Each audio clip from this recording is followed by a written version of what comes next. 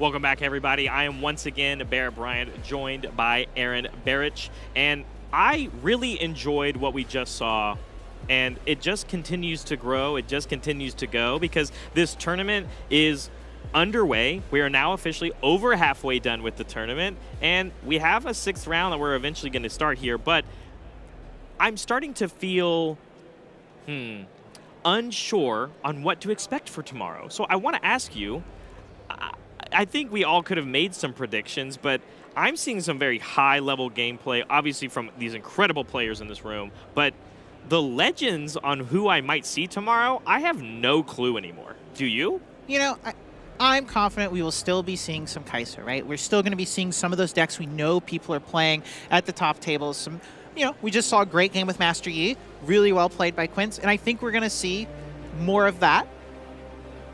But also, this is about the time when stories are starting to get told. You're about round 6, you're doing well, you're 4-1-5-0, you're looking like you have a day 2 berth. What is your legend? What is your story? Are you going to win the best of prize, or are you going to do even farther? Are you going to make that top cut? Are you going to make a top 8? Are you going to be the winner? And anyone here still can. I think that's the craziest part, is that we're going to find out to some degree after today. Some of these players are going to go home with their metallic best of prize already. You know, these legends that are not as represented and won't end up in day 2 necessarily, because I mean, they could all make it. They really could, but I don't know if they will. And then tomorrow, you have 64 players that are still fighting for metallic cards. And I think that's so exciting, not just for the main prize, but this incredible piece. And I know we keep talking about it. We really do keep bringing it up. But then now I have this question of like, well, I have no idea which of those metallic prizes will still be sought after. And I don't know what to expect. Yeah, I mean, I think one of the really great things about them is we're going to see some really cool decks do make it to that day 2 cut. People that were fighting for that placement, you know, they want just the metallic card, but that doesn't mean you don't have a top 64 in you, and we maybe get to see something really cool, maybe something like an Ari break into that day 2 and have a really great performance. Yeah, absolutely. And I think with that, I think our player, or most of the people that are watching, are looking for some fun information that we have about the tournament itself, because we had a lot of players here today, and all of these players that are here going into it, we want to talk about necessarily like what's going on in the room. And so with those, I'm excited to see like what our total character distribution is going to look like, and we do currently have standings for our 64 currently top place players. So these are, of course, their summoner names. So for everybody at home, you can keep track of who is currently 5-0 coming out of this round 5. Yeah, there's a couple names here I recognize. Alan ZQ, former Runeterra, Legend Runeterra World Champion. You have Ulrich MTG, that's a Magic player who's one of the best players to ever play the game. You have Ali Eldrazi, we saw him on camera earlier today playing Misfortune, Dazzling Aurora, still 5-0. Really great players, really vying for something. Wow, I mean, the fact, and again, we're only 5 rounds in, so there's going to be a bunch of these players that, these are all 5-0, and only a couple of them will continue their path on going undefeated, including these other 16 players that are still involved. You know, there's a Barrett up there. I'm in the running, Aaron. You know, I hope you yourself win a special card. Other great names, Carmen Haniego. Carmen, we know, is doing really great. Did well at the 10Ks previously. Really excited. There's Quint. We just watched 5-0. Really great with Master Yi. Excited to see more from them this weekend. Gale Wins is here, also 24th, or tied for that 5-0. Very known player as well. So Gale Wins doing well in getting and moving, continuing on to this tournament. And this is only half of what we have. We have the rest of our current top 64 standings. Moving on to the next 33rd through 48th. And of course, you know, even more people that we might recognize, and for you at home to keep track of your players. And I think I want to pay attention specifically in that 4-0-1 section, 39th through 46th, because when you already have, again, still not a single loss in the tournament, that draw can go a long way when we start figuring out which players are already locked in for top 64. Yeah, the cut you're looking for to day 2 very likely is 7-1-1. That means that the first draw isn't that bad. It means the second draw, pretty much a loss, but it does mean you still have that one loss to give throughout the rest of the event. Absolutely. And then, of course, after 48th, we've got the rest of the players that are very much in contention of making 64 for day 2. But a lot of this might shift around, of course, moving on through 49th through 64th. And again, even more names for people to keep an eye out and who is doing well. So, I mean, at the end of the day, like, this is obviously not every player that is currently 4-1. So there are a bunch that are here below it. Tiebreakers get into, you know, I love tournament bracket math because I think it really shows how late game decisions in the tournament, or maybe unfortunate things that happen earlier on, a lot of those consequences start showing up as well. Yeah, I mean, there are stories to be told that are not on those screens. There are legends to be made. Some people playing for those best of prizes. Some people still within that day 2 berth. And who knows what's going to happen? Anyone at X and 1 still alive. If you are in that situation, you know you don't have another loss to give. It's back to the wall. You're anxious. You're nervous every game. But if you keep it tight and you play well and you don't let it get to you, you might be on the stage the next day. You said 7-1-1 is what we're looking for. There might be some players out there that are X1-1, and if they win out, they have an excellent story to go through. So really looking for what is going to be exciting going into day 2. But that is a story for tomorrow. We still have things going on today. We still have more rounds of Riftbound to get through. Like I said, these players, I do not envy them. 9 rounds in a day is a lot of work, not just on executing and making perfect plays, but like, you know, you got to make sure you're still eating food, drinking water, staying hydrated, and that's one of the biggest things I recommend to people at these tournaments. It's kind of a cliche how much people recommend that stuff, but it's also really true. You get stuck in these rounds, you're so in your own head, and you just kind of forget to take care of yourself, and then you make a stupid play, and it's all over, and you look back and like, what could I have done differently? Eating a granola bar. But not for our players, because we've got our round 6 matchup coming up here, and I'm excited to see what's going on because these are now the players, as we just saw from the top 64 breakdown. Is the pressure maybe getting to them, Aaron? You don't want to start losing rounds now in round 6 because you're so close to being at a point in the tournament where you could potentially ID your way out. Yeah, I mean, there's 2 types of mindsets. Some people say, oh, I'm undefeated.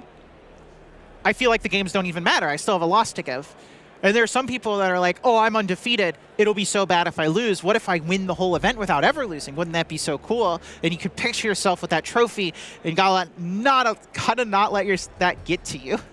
Yeah, I mean, I think that is the hardest thing to. I can't even imagine. I can't remember the time I played in a tournament and I won without dropping a match, right? I think that is so hard to do, and that's not even thinking about, of course, not dropping a game. That's near impossible, of course. So, but we've got our round 6 coming up for us, and I'm excited to continue to dive in for more Riftbound. And we've got Snake, who we saw obviously on our leaderboard, piloting now Misfortune that we're aware of, and you mentioned already.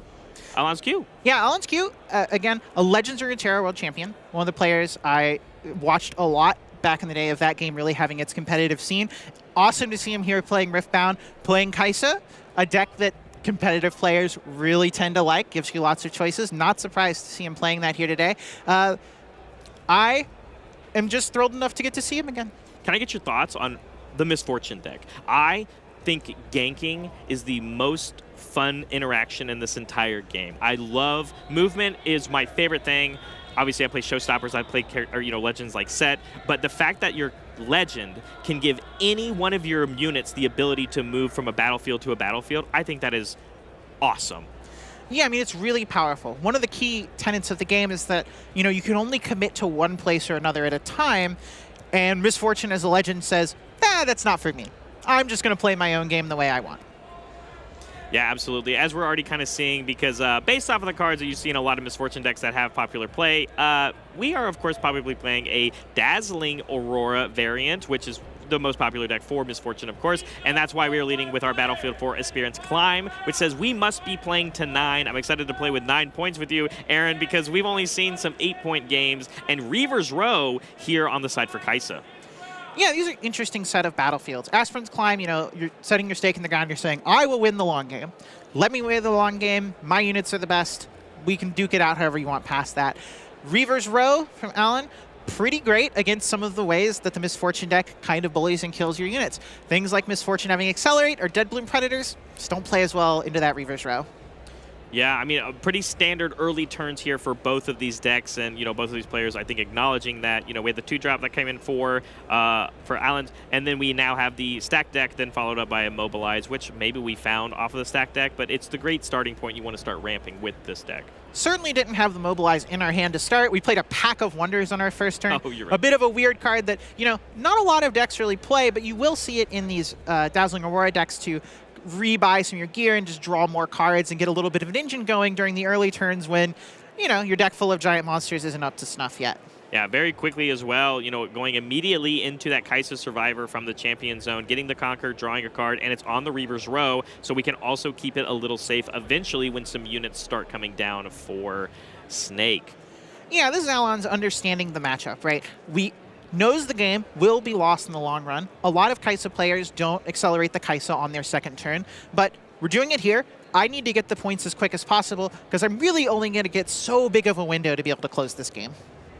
Another stack deck coming in here for, more decisions. A lot of these Dazzling decks we know are all about setup and then getting to the turns where you eventually start playing units or the Dazzling itself. Real quick, Aaron, these are just two of the most beautiful decks I've ever seen. Just the amount of these runes and, the alternate one. It's beautiful. Of course, we've got our overnumbers from both of our players here. What a beautiful looking game state. Love of the game. Yeah. You gotta appreciate a love of the game. The second Pack of Wonders, not very good compared to the first Pack of Wonders. No, not at all. And of course, again, as we are setting ourselves for these Dazzlings, you are conceding the point game 100% until we get to that point. 6 runes for Allen. And I think a lot of this, too, is what's your mindset when you go against Dazzling? Obviously, I think the easiest thing to do is, you don't want to overcommit everything. But when you're specifically playing against the Misfortune version, it has that Chaos domain, which is different than what you see, I don't know, the Volibear decks or even Master Yi when they do it because they have access to different domains. And I think the hand disruption that comes with this specific duo of Body and Chaos, you don't necessarily want to play all of your resources because you need to hold them for the Dazzling plays or the units that come after. But if you hold on to your cards, your opponent might know. Yeah, sometimes they get taken. Well, you're put into this weird squeeze sometimes against Aurora, and I think Alan felt that here, which is well, I've scored both battlefields already. Maybe I have a Darius or some Accelerate unit in my hand, but I can't score anymore. I guess I'm just going to play some units to the base, and that's the best I can do. It is one of the things with Riftbound is it's really, really hard to get more than 2 points at any given turn. And when your opponent's not playing ball and not fighting for these battlefields, it sometimes feels like your cards are just there. And that's just what they are, there. In Alan's base. But they're safe. They feel safe at least, especially when Dead Bloom Predator being the first card that's off the top from the first ability of the Dazzling, that can only be played at contested battlefields. There aren't any. This game is going really poorly for Alan really quickly. We had the Dazzling Aurora from Snake as quick as possible. This is the game plan. The difference in this deck between the games where you play the Quick Aurora and you don't are night and day. Alan still needs to get 4 more points even after this Kaisa Conquer, and this battlefield's about to get really congested really quick from Snake. And we might even finally see the ability from the Reaver's Row get used, right? Because now there are units on both sides of the table to allow things to come back safely. And if it's a Kaisa Survivor, that's exactly what you want. Yeah. Alan here, pretty happy just to trade any unit for a point, whatever I can take. I need to be able to get into a situation where I can have a really big Thousand-Tailed Watcher turn, shrink all your stuff, and be able to take both those battlefields, or set up a situation where maybe a Time Warp is able to steal, depending on if Alan is playing many copies of that. Knows the pressure is on. Time is not on his side with Aurora in play. Time not being wasted either, as our Darius being played from hand, and just going to send it back with the Darius, just again creating more units on our base to use for later. And Darius, of course, still has that trick of gaining the 2 might whenever you do play your second card for the turn, and that can of course be later. It doesn't have to just be played and used on the turn that you're going for it. But this Dead Bloom Predator, as we go back into Snake's turn, is going to easily take out this Pouty Poro for the first point for Snake. And now you have all these runes to mess with where we have to start thinking, do units come from hand or do we play more Dazzlings? A second Dazzling Aurora is about the worst thing Alan can see. I'm sure Snake is elated. This is about as perfect as things can go. We played some Pack-a-Wonders that haven't really done anything, but that doesn't matter a ton when you're roaring out an 8-drop every single turn. Absolutely. I can't wait to see what comes off the top of these, because I think the units and a hidden card also coming here. Can only imagine a Fight or Flight, typically one of the only ones played in this deck. But then, oh my gosh, the 12-costed Volibear, the body domain champion unit for Volibear coming in, which means even though we might not get a unit played onto the Reaver's Row on the second one, it'd have to only be a Dead Bloom. There is. We are going to contest it, and so the Reaver's Row idea will come into play, but I mean, a lot has happened. We have a bunch of units with a bunch of might now hitting the table, and this Volibear, I really want to dive in while they go through cards and get some information done. This Volibear is one of the best cards in set 1, period, strictly on its cost alone. You love big monsters, huh? That's the deal. Yeah. I mean, this is the biggest one we have, which is why these Dazzling Aurora decks do play it. It is the biggest thing you can hit. When you get into some of these Dazzling Aurora mirrors and you need really large numbers, I mean, 10 might, lots of shield, draw some cards if your opponent tries to ignore it. And, I mean, Alan's at a spot. I don't think ignoring all this is a possibility. You're going to have to try and fight through, and it's not looking good for that. In the world where Alan might, depending on what it's in, might be forced to ignore it because there's so much might already built up on that Experience Climb, but you're ahead by 4 points. Is giving away that amount of card advantage because of the ability on Volibear Imposing, when an opponent moves to a battlefield other than this one, draw one, you can give away a lot of cards, but it might be the only way Alan can find a way to gain points still every turn. Yeah, I mean, this is a situation where Alan just has to make the best of bad situation. We know that Snake is going to be able to draw more cards, but Snake already has the cards that they want. These Dazzling Auroras are in play. We're hiding Fight or Flights to make sure we don't get blown out. And Alan is at 6, but we're playing to 9. We need to go in and get to that magical 7 so that we can set up that really big 1,000-tail Watcher turn and make a move there later. Falling Star, the premier card for the Kaisa deck and having a bunch of success, looks like it's gonna go for the double ping onto the Volibear, which is gonna deal 6 to it, which means we're looking for 4 more. That is Void Seeker range. Void Seeker, another Falling Star. One of the things about Volibear in this matchup is it is a big unit that's pretty weak to the damage spells. Smokescreen, another thing, -4. No deflect on that compared to these Dead Bloom Predators that are much more punishing to have to play these removal spells on. Yeah, and as we saw Alan posture there, we've now played some more spells for the Raven Bloom to go up to 4 might, and it was also our second card for the turn, so the Darius has also gained 2 might, which is really going to help us contest these 2 Dead Blooms, depending on how much we want to invest. Right, so you're Alan sitting here, you're like, okay, well, there's a Fight or Flight. My Darius, if I go in there, probably getting kicked out. What's the best case if that is what happens? Well, thinking about sending in a 4 might Raven Bloom and a 7 might Darius, if that goes into the Aspirant's Climb battlefield and you get Fight or Flighted out, you definitely need a second trick, or you can send it into the Reaver's Row, but then you know Snake's just going to back the Dead Bloom out and be able to fight back and keep pushing and maybe pile on that other battlefield. A really tough situation between what can I do and what Alan has in his hand, whether it's Smoke Screens or Void Seekers or whatever kind of trick, really dictates how he's allowed to split up this damage. That was perfect. That was a perfect assessment, and that's exactly what Alan's thinking about. And I don't envy his position because I think this decides the game, maybe. Well, if he can't accomplish scoring the battlefields this turn, he definitely needs to score one of them. If he can't threaten that win, then there is not really going to be another window to do it. Snake, 2 points. Probably going to get to 4 points next turn. If not like the points really matter from Snake's side. You see this big difference in point total, but also the Aurora deck doesn't really win in that way. It is the biggest deck. It will clog both of these battlefields and use Misfortune to gank back and forth to make sure the opponent can never hold and they can never score both battlefields in the same turn, and they can never get that final point rule really accomplishing. So this situation, Alan is trying to run through, okay, can I take both of these? Can I set up where Snake has to kick me out of both somehow? We've already used 2 Dead Bloom Predators. That makes it hard. If I can't do that, what is my plan to take both of them later and score 1 now? And then also, what units does Snake have left? We've seen Volibear. We've seen these Dead Bloom Predators. We haven't seen anything else. Are we going to see the 3rd Dead Bloom Predator? What's the other big monsters? Is there a chance Snake doesn't have any? Maybe. I mean, I think of the big ones that are typically played in this deck, which are, Mind Splitter. We see Soul Gorgers sometimes seeing play in these, at least when looking at, like, the Chaos units. And, like, the Soul Gorgers, I think, sometimes spell disaster for Alan's situation, because you did all this work to get the Volibear off of the board, to get these Dead Bloom Predators off the board. And Soul Gorger just says, hey, actually, instead of grabbing them off the top of my deck, I'll grab one from my trash. But a Hextech Ray coming in to deal 3 damage to this Dead Bloom, which is going to make this math at least a little easier for him. And then also a Falling Stars. 2 of these triggers going to go on, and we're going to pick where they go. Yeah, no runes left out. This is a big turn of just running into the deflect. He is definitely leaning into, all right, this is the turn that matters.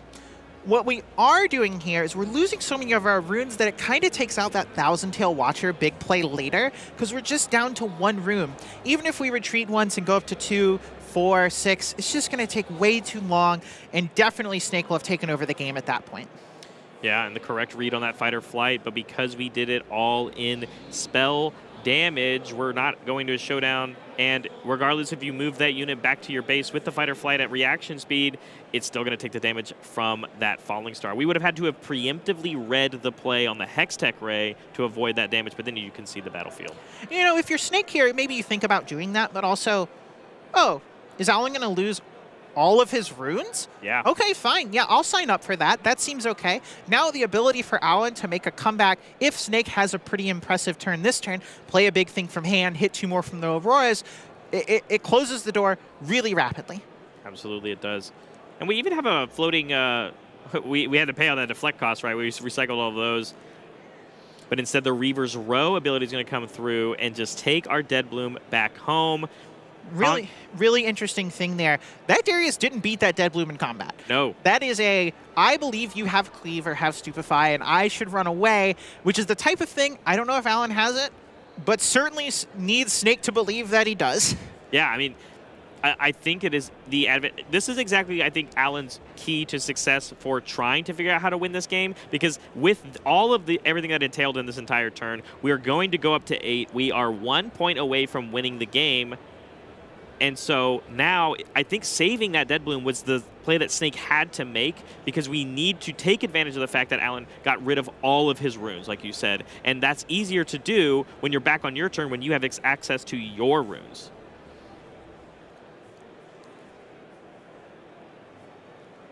Alan has committed to this being the turn. Got to his 8 points, has these battlefields. A lot of pressure on Snake to find a way to get rid of the second one. Alan piling some units in. If he does have a trick, maybe the 7 might in the Reaver's Row, plus a trick is enough to keep the Dead Bloom off.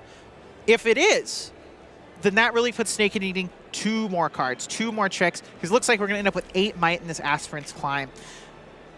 What types of tricks are available to this deck? Things like Confront, make your units inner ready, another big unit. There is the Captain Fortune in the Champion Zone, which does allow you to ready your unit. So you can go in with the Dead Bloom Predator, use the Captain Fortune to ready it, give it ganking, and move it from battlefield to battlefield. So a lot of room to make some plays. You don't need that many numbers to get over the line here. Alan can't even bluff 2 spells with this Darius. No, not at all. I mean, we only have 1 rune, and now, we only have the 1 to play with. It's really Stupefy or nothing, right? We don't have a Fury rune. We can't even Hextech Ray if that was one of the options, of course. You can Hextech Ray through Daughter of the Void, but it's been used already. Oh, normally, that's a thing you're able to do here. And I know when I play against the Kai'Sa deck, I sometimes forget. We're just going to cleave for an honest +1 on our Raven Bloom. Yeah, I mean, that's all it's going to do, because Assault not working when you're defending, of course. But it means that it is going to be enough, and that is enough to even... Oh, we're going to just play from our hand. It is the 3rd one. It's the 3rd Dead Bloom Predator. We actually did end up having it in our hand to contest, trade with the other battlefield from that play, and now it is up to Alan to have to still recover. And that looks like he's going to give it away with a Soul Gorger bringing another unit back, and he said, that's it. That's enough to get over. I'm out of resources. Yeah, I mean, I blew up all my runes. Yeah. I did everything I could. I set up a battlefield that I hope you can't break. Maybe you don't have the Dead Bloom Predator. Maybe your Auroras hit other things. Sometimes you have to play to your out, and that out's not real. But Alan, I thought, did play that game well. He took his lines, he knew what he needed to do, he got in the pressure and tried to get those points. But also, Snake did what he needed to do. He played those stack decks, he set up his hand, he found the ramp, and he ended up having 2 Dazzling Auroras, the card in the deck that matters the most. So, both players did their game plans as much as possible, but ultimately one of them has to win. Yeah, and at the end of the day, that is currently the Misfortune up 1 game. And at least the Spirit's Climb is out of the way, right? But that means we still have to deal with something like an Obelisk of Power, right? Because the same idea of what you said of that Spirit's Climb gave us actually exactly the amount of time we needed to fully unlock our deck's capabilities. Obelisk of Power can do the same story, but we have to find all those same pieces like we did in game 1 for the Dazzling deck. So we have game 2 that we still have to go into, of course, and I'm excited to check it out because I think Alan did play that game very well, and I think that means we can go to a game 3 as well. But here we go, going in on turn 1, and our battlefields are because Arena's Greatest is going to help speed that up, and then we have Sigil of the Storm being the battlefield of choice here for Snake. Choosing Sigil of the Storm when you're on the draw, I'm used to a lot of the Misfortune players, when they're going second, you want to take that Obelisk of Power so you can have that 4 energy and have that really powerful start with like a Catalyst of Aeons. It seems like Snake's not going that route. Maybe saying, you know, I want to save that for when I'm on the play, and then I'll have 3 and I'll be able to maximize that being a head deal. Arena's Greatest from Alan, totally to be expected. Leaning into, I'm a more aggressive Kai'Sa deck. I want to be able to steal points in a game where I'm on the play. Treasure Trove coming down. Different than the Pack of Wonders, of course, than what we saw. But this is the kind of combo that you were talking about and alluding to in game 1 that we didn't really see unlocked, right? But the idea here, I agree with you. I mean, I'm going to learn a lot, I think, in this game. And if we go to a game 3 and the Obelisk of Power does come up, because I guess it's just not the decision that I've seen a lot of players take, but Snake is playing better than I am in the tournament, of course, so I do trust his judgment on what's going on, and you're right, Sigil of the Storm will slow down a lot of what's going on for what Alan did in game 1. This game is really funny to me. I like Pack of Wonders a lot. These Misfortune, Dazzling Aurora decks play a reasonable amount, but it is kind of a 2-card combo. You need it plus things like this Treasure Trove, or some people have played cards like Scrap Heap, and you can keep bouncing them and keep drawing cards. But when you get just 1/2 of them, it feels pretty mopey. The other side to that is Snake played 2 Pack of Wonders last game, and that did not stop him at all. Yeah, absolutely. As we're back on the Alan's turn, we did have that Watchful Sentry that moved in. We played a Kai'Sa before, didn't accelerate it. We just wanted it on the board. We did just stupefy our own unit here, and then recycling for a power cost here. We are, because that makes sense. Of course, we paid the 1, we got the Stupefy for the draw, but we have to Sigil the Storm, recycle that unit, or that card. We're going to use a second Stupefy on our Watchful Sentry. And remember, it does say minimum 1, so you're not actually doing anything to your Watchful Sentry. And then, of course, a Pouty Poro coming down as well. With a second Pouty Poro, drew a ton of cards and played some more units. Yeah, this is a really similar situation to game 1, where Alan is, all right, I've scored both battlefields. What else is there for me to do? I guess I'll spin my wheels and play some Stupefies and put some Pouty Poros into play, because, I mean, I can't score faster. I just need to build up a battlefield for when you are finally starting to play a battlefield. Yeah, and like we see again, the score discrepancy really happening here. And this is the most awkward turn, in my opinion, for the Dazzling deck, right? When you're at 6 and it just feels like there's not a lot to do. And that's exactly what we see happen. We just end up having to pass turn. Well, there's an interesting decision that Snake is doing. You can cycle that Treasure Trove. Yeah. You can choose to pay that power, and it'll give you a rune back, and you just draw a card. Really valuing the potential later to turn that into more cards. I think I see multiple Dazzling Auroras in Snake's hand, though, which is kind of a thing you could expect from not popping that Trove. I don't need to draw more cards. I have all the cards I need already. Same path of success that we saw Alan do in game 1. We conquered both those battlefields. We got the double hold triggers because we weren't contested at all. Bring them back home, played a Darius, and passed turn. We literally saw that exact same turn unfold in game 1. But now we're in a situation, like you said, Dazzling's not on the table, and we can't play it. I think we do have 9. We could play right. Dazzling. And it looks like... We have a broken sleeve. Yeah. Are we? No, that's it. He goes, even if I play the Dazzling, there's not a single card off the top. I think that can save me in this situation. There's not a contested battlefield. I can't Dead Bloom. Yep. Game's just over. Game's just over. That Arena's Greatest, giving that 1 extra point, is the opposite of the Aspirant's Climb game. Aspirant's Climb giving you that extra turn, Arena's Greatest, removing a turn. Well, that was so fast that I want to talk about it, but at the same time, I think there's just a decision being made here, and I'm excited to see as we go into our game 3, of course, but that was so clear-cut on showing the strengths of the Kai'Sa list when you don't do progressive interaction against it, right? And that is why I think people still have so much faith in the deck to go against these Dazzling Aurora decks, because when they don't find what they found, like we saw in Game 1 for Snake, the game runs away from you. Yeah, I mean, Snake just didn't make a play on turn 2. Played the Treasure Trove, did nothing, and Kai'Sa scored points. Yep. You can't just do nothing unless you have access to something like that Aspirant's Climb, or some tool, something like a Fighter Flight to maybe save you that 1 point on their turn. And that is part of the reason why the Misfortune deck is not something that has crushed a tournament yet, or people are playing all of the time, despite being popular, because it does have that fail rate. It's one of the decks that is really strong when it does its thing, but sometimes you're just going to have games like that. High variance gameplay. But we have a game 3 to figure out who's going to end up being the winner of this match, because at the end of the day, because that game was so fast, I feel like we have so much time for this third one, right? That's one of the benefits. Yeah, and I mean, part of being a high variance deck is you can lose the coin flip once a match. It's okay. Yeah. If you think you're flipping a weighted coin, well, that means you're in a pretty good position. Real quick, that Obelisk of Power is going to be coming out here with Snake going first, which, again, I think I'm going to learn a lot here on why this decision was made going across the two things, but maybe that's a saving grace here for us, because Game 2 was almost a non-game for us, so this Obelisk is going to help us get around that, and with the Mobilize coming through, we are on course to get an early Dazzling out than we want to. Yeah, turn 1 Mobilize, putting us up to 4 runes, going to be at 6 runes, can Catalyst of Aeons or another Mobilize into that Aurora really, really early. Alan, doesn't have a board yet, but can play this Kai'Sa. That's not a very fast way of scoring this game. It's not 2 2-drops. Missing 2 2-drops on the 4. You nailed it. And here comes the Catalyst. It's already all of a sudden not looking great, because I don't know how we're going to do a double conquer for Alan next turn unless it's like Darius plus Cleave strictly to get a unit onto that battlefield. And I don't know what else you do. And of course, we picked Candlelit Sanctum as our battlefield for this game. We want to start taking advantage and looking at the top 2 cards of our deck to figure out what we need to win this match. And with the Catalyst coming through, Dazzling's coming down next turn if we have it. Yeah, Alan's got to be over there chanting in his head, no Aurora, no Aurora, no Aurora. That's a bit of a tongue twister there. It's one of those things where you also, if you go in with this Kai'Sa, are afraid of even a Deadbloom Predator. It's not like the previous game where you were ahead and you're able to hide your units at your base. This game, you got to start storing, and you're going to make that Deadbloom Predator really good against you. Drawing 2 cards here off the top, though. One from the Lettering Yordle, a second one from Conquering on the Kai'Sa, and of course we do also have the Candlelit Sanctum to synergize with it very well.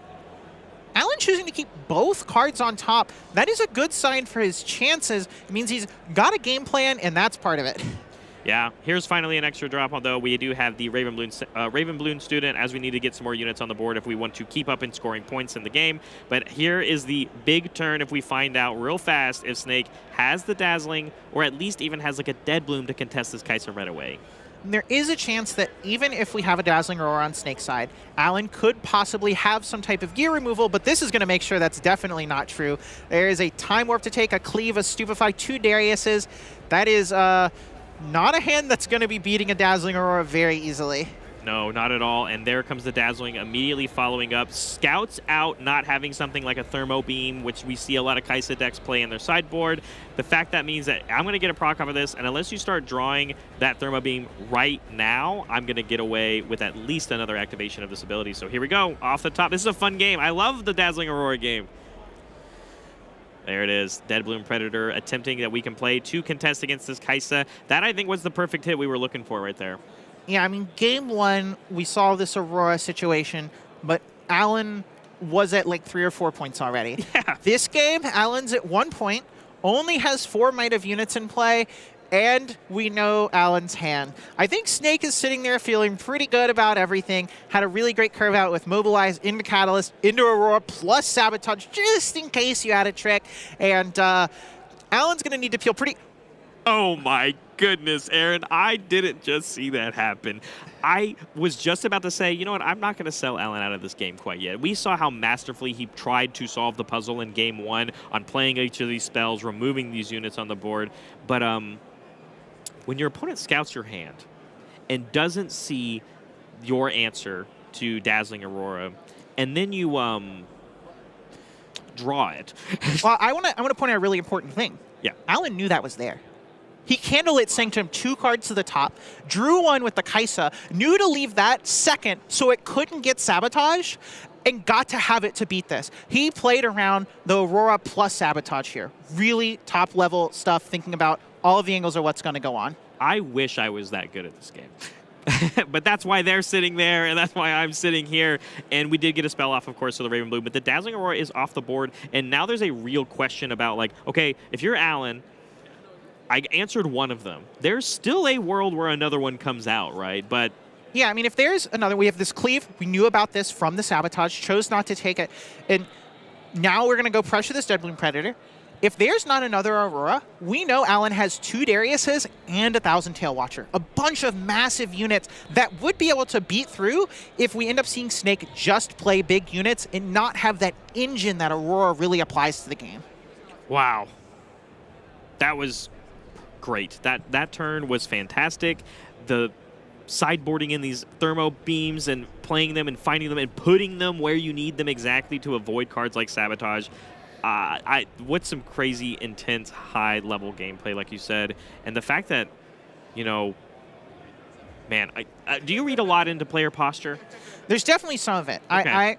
I'm a big proponent of, if you posture well, whether they think about it or not, they will play into your posture. And I think some of that is natural to them, too. And, you know, Snake's posture, I feel like that means he's got something pretty good.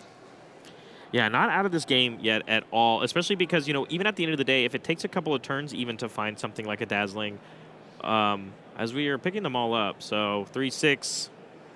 Just the Misfortune. I mean, that's going to get to be in there and beat up that Ravenbloom student, ready a rune, but not the power play we're really looking for. But Alan's Candlelit Sanctum, really good for Snake here. Knows exactly what he's digging for and gives him a strong opportunity. Yeah, and again, because you were saying you did scout out that knowledge with the Sabotage, getting advantage of here, what I was trying to allude to was, even if you find the Dazzling next turn, because of this being very different than game 1 of all those points not going to Alan earlier on, you're not out of this game yet. We can find a Dazzling and play it 1 turn later after the Thermo Beam and still find a way back. Yeah, this has been a bit of a roller coaster. Snake having the best possible start, Alan having the answers to the best possible start, and now it definitely is anyone's game. Snake keeping one of the cards, I got to imagine that's a Dazzling Aurora or a big monster or something he's really excited to just slam down next turn. Yeah, getting out that Pack of Wonders, which, as we know from game 1, didn't really do a whole lot for us there. But yeah, having the Misfortune out, no units in play, but you know what's coming, as we know. It's just a question of what resource Alan wants to use right now. I can see if I'm Snake and I have this Pack of Wonders, I keep something like that Treasure Trove on top so I can start getting the engine going. Alan's low on points. Alan's only going to get like 1 point a turn here. And maybe you have enough time to get a card draw engine really churning and find enough big stuff to win that way, even if you don't get an Aurora. Yeah, we still have the option that if we don't draw the Dazzling, if we draw a Deadbloom, we can play them. And if you're only recycling the 2 runes a turn, like we did with this Misfortune on the Accelerate cost, you're still on pace to play a Dazzling when you find it. But if you also churn through all those units, is there even the point to play the Dazzling anymore until you run out? Well, it depends how many you're playing. It looks like we saw 3 Deadblooms, a Soul Gorger, and the big Volibear. So those are all pretty nice. I do think one of the situations is because we have this big Volley in our deck, if we ever do end up drawing that one, it is really hard to play. Yes, it is. And that would be a pretty rough draw. We do know this is a good draw because we put it on top with that Candlelit Sanctum.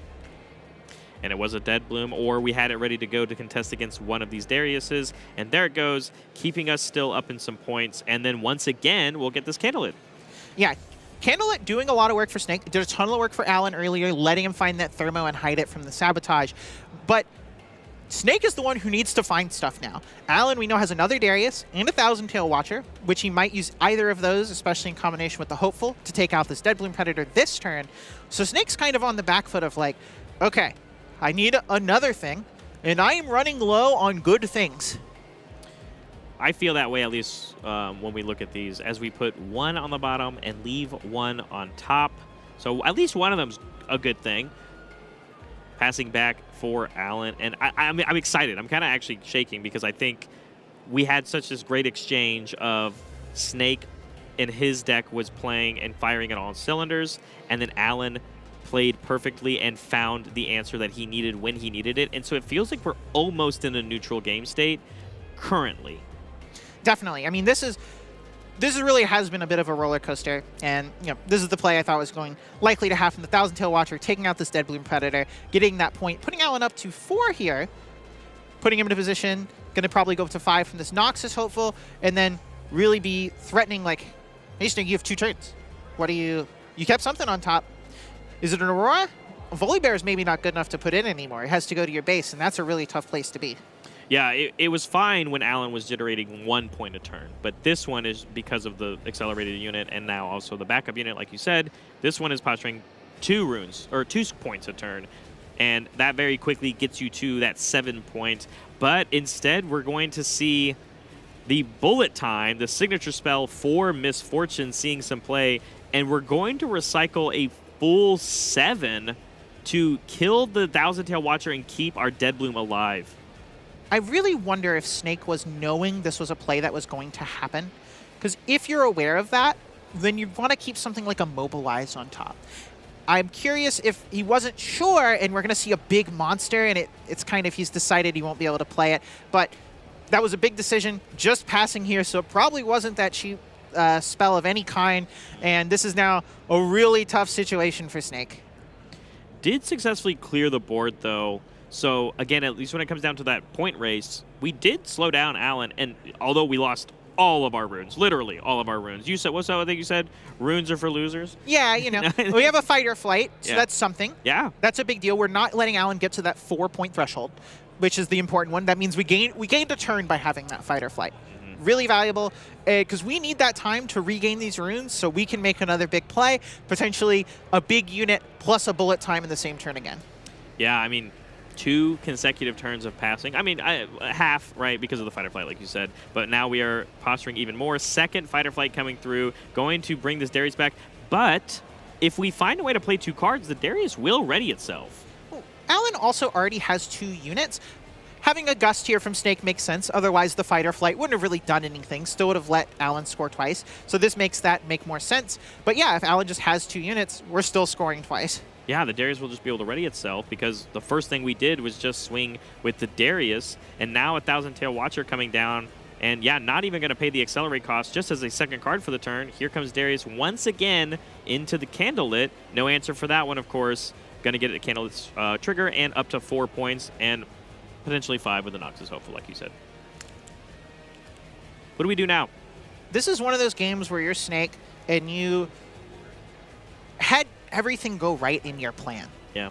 You had the ramp spells, you had the Aurora, you had the Sabotage, and now you look at this board and you're like, oh my god, I'm trying to top deck. The Dead Bloom Predators I can't even play right now. Allen's going to get to score and run away. It really feels like the answers are maybe something like a Bullet Time plus a Soul Gorger, bringing back a second thing. Yeah. But getting those into the battlefield here, maybe Soul Gorger bring back Misfortune lets you accelerate and move both and really contest a location. Yeah, and I think we're going to see the kind of opposite situation. Instead of moving your stuff back for something like a Dead Bloom to be played, we're just going to split our resources because we're at 7 points. And there's the fist bump, the game, the match, going to Allen's EQ, coming all the way back from a Game 1 loss, taking the match in the end on Kaisa. Yeah, I mean, that was an awesome Game 3. So we kind of got the whole spread of the Misfortune experience. Game 1, play a Dazzling Aurora, play a second Dazzling Aurora, take over the game board right before Allen's about to steal the game, right? Just take it all over, win the game. Yeah. Game 2, kind of don't do a lot and just get run over. That happens sometimes. Game 3, do your perfect thing, but Allen did have the hate card. The Thermo Beam, hidden from the Candlelit Sanctum, dodging that Sabotage, really heads-up play, was able to capitalize on having those big units in his hand to fight through multiple Dead Blooms, even past the Aurora. Really great stuff. That's how you become a world champion in some card games. And it's also why you pick Kaisa, right? I mean, we saw Game 2 be completely nullified because of it go slightly wrong, and that's the explosivity of the Kaisa deck on playing well all the way through. And again, remember, with the Obelisk of Power in play, Allen skipped the potentially play 2/2 play, and that didn't happen. It just ended up being Kaisa Survivor. We thought it was going to go bad very quickly with the ramp spell follow through, like you said, but perfect answers at perfect times go a long way. You know, the Misfortune deck does a really clear plan. And sometimes what the Kai'Sa deck gets to do, why Kai'Sa's so strong, is it is adaptable. Some games you get to be the aggressor. Some games you're stealing points. Some days you're the control deck. You're answering with removal spells, using Darius and Thousand Tail Watcher to get rid of their units. And in a matchup like that one, your ability to play both those roles, Alan one game being really aggressive, the next game being the control, answering the Auroras, beating those monsters in combat, fighting through 2 Dead Bloom Predators like they were nothing. You know, that's why people love Kai'Sa. And it's really powerful, and people want to be doing more and more of that. Absolutely. And I don't actually know how we're going to top that match because I had so much fun watching it and watching both of these players play incredibly well. Yep. But we're going to try and top it, of course. We have another one coming up that we're going to go over, and I'm very excited to jump into this one as well because we've got Miko playing Master Yi, going X and 1 currently, versus Osvalito on Darius, which I don't think we've seen all day at all. Yeah, I mean, I love Darius. I think he's one of my favorite Set 1 legends. The legends that give you access to more resources for free, we have a battle of those here. Master Yi, free stats and play. Darius, free energy to play more cards. Darius typically being like a baited hook deck, trying to cheat out extra units and accrue value. That's the type of thing that is pretty strong against Master Yi. But also Master Yi has some big old monsters in there. So, Darius does a very similar thing, than Kai'Sa. But why do less people play Darius, do you think? Is it because power is so strong? But I also feel like just extra resources when other decks don't necessarily have access to them is just strong as well. So why do you think the discrepancy specifically there? Yeah, I mean, I think some of the answers are the Darius deck tends to be weaker to big holding decks. You know, you don't have access to Thousand-Tailed Watcher. That is a really powerful mind card that the Kai'Sa decks get to play. Darius doesn't have that. You have to break through those more with some raw might. You have access to things like Hidden Blade, but against something like Master Yi, that can get defied. So if Master Yi is able to build that board and create a big hold at one of these locations, Darius can struggle breaking through that once you really get set up. Absolutely makes sense to me. And so, catching up a little bit, we've got the Hallowed Tomb coming through for Miko's battlefield, as then the Trifarian War Camp coming on the side for Osvalito on Darius. And very early turns, of course, we played a 2-drop for Master Yi going first. Makes sense, going into that Hallowed Tomb on turn 2. And on turn 1 for Osvalito, we played that Faithful Manufacturer, giving us 2 units for the price of 1. Yeah, I mean, Darius is a deck that's really good at playing 2 units when being second. I think Faithful Manufacturer is a fine play going second, but you're really much happier to play 2 of the good 2-drops. You know, a Daring Poro and something like a Pouty Poro, or, you know, the Legion units that really, really speak to what Darius is doing, a Noxus Hopeful plus any 2-drop. But you got to take what you can get, and we're still able to score a point here, even with the Faithful Manufacturer. Yeah, still being able to keep up, and I think that what we're going to set the pace very quickly on when both or either of these players decide to contest the other battlefield, right? Because that's when the point discrepancies start to change. But instead, why not more units? More units to go around. Second Faithful Manufacturer. This is a big commitment from Osvalito here, saying, I want this battlefield. I'm behind on points. It's usually tough to be the person really trying to hold when you're behind on points because you're going to lose that race. But 4 bodies in the Trifarian War Camp, that's a total of 10 might there already, which is a big number for the Yi deck to try and break through. That's an 8 plus a pump spell, and that's still not enough. War Camp makes it 11. Any more bodies in there, really tight. Yeah, it's really the tale of 2 decks then, right? Because like you just said earlier, Darius struggles into the decks that want to hold. But we're kind of trying to do our own little mini set impersonation that we saw earlier today of like, well, if I just put a bunch of might onto somewhere, maybe you can't get through it. But we've seen that you can in the Master Yi deck. Yeah, I mean, Miko has the ability as the game goes on to build up that hand of cards, do some really powerful stuff, Dead Bloom plus On Guard, plus Discipline, and make a big fight. Osvalito, though, has his own source of long game longevity. If he is playing something like baited hooks in his deck, that is a level of card accruing and power putting into play that it can be really hard for Master Yi to keep up with if you didn't get a strong enough start. Yeah. Especially when some of those units recur other units, right? They bring things back to continue and push that advantage while also still increasing your total might on the board. But I think the biggest thing that I love about when I play Darius is having access to that Darius Trifarian champion unit whenever you want. And the fact that your legend then also helps you play a second card every single turn, it's just like, it's the match made in heaven. Yeah, I mean, you're seeing that right here, right? We have this Darius. We're going to play a second card. It's going to be a 7. Pit Rookie is going to be a 4 because of the Wuju Blade Master, but you would need 2 on guards to be able to win that combat. Possible, but if this works, really strong for Osvaldo. Yeah, and here it comes. Yes, we've completely tapped out. We spent all of our runes for it, and again, not even having to use our legend ability at all for it. But the Kiana back in the base for Miko, I mean, it's going to be very hard to get that on-conquer effect even when you take out the Daring Poro here, because we have to then start spending some of those resources that we typically use on defensive tricks offensively instead. I mean, they are offensive tricks, right? Yeah. You need to get that hold. You need to get that started. And Kiana is one of those units that's really worth it. Osvaldo there did attack with the Daring Poro alongside the Darius, was a little bit worried about the double on guard, said I really don't want to get blown out here. I think I'm far enough ahead that I'm willing to just put my Daring Poro in the garbage just to make sure the worst possible case doesn't happen. Good play, smart, it's safe. It's game 1, right? You have to make the safe play game 1 typically. Well, I think you can be pretty confident what the Master Yi decks are going to be playing. You've seen Kiana, you've seen Pit Rookie. You're like, I know this isn't a Dazzling Aurora build. We're playing a normal game where they're going to play the big monsters later. And if you believe that you just are going to be favored there, you don't want to take those risks. Buff coming in here, though, from the Pit Rookie, I think is going to make this exchange feel way better. Instead of, you know, having to feel like you're using extra resources, giving this the buff to immediately match, and then one card makes the trade easily go into your favor. Even if there could have potentially been a trick, but there wasn't. We're going to easily get this on Conquer. And like you said, 1 on guard and still playing a unit that you're going to play anyway gets full value. Yeah. On guard, I imagine Osvaldo sees the first on guard, and it's like, okay, maybe I made a good play last turn. I knew you had 1. What are the odds you have the second? But I get to feel some relief that I played around, at least knew I had 1, right? Absolutely, absolutely. And that always feels good, right? When, especially in a game like Riftbound, it is always thinking about what your opponent could have. What am I supposed to do, playing around for the future turns? And you're right, made the right call. Maybe.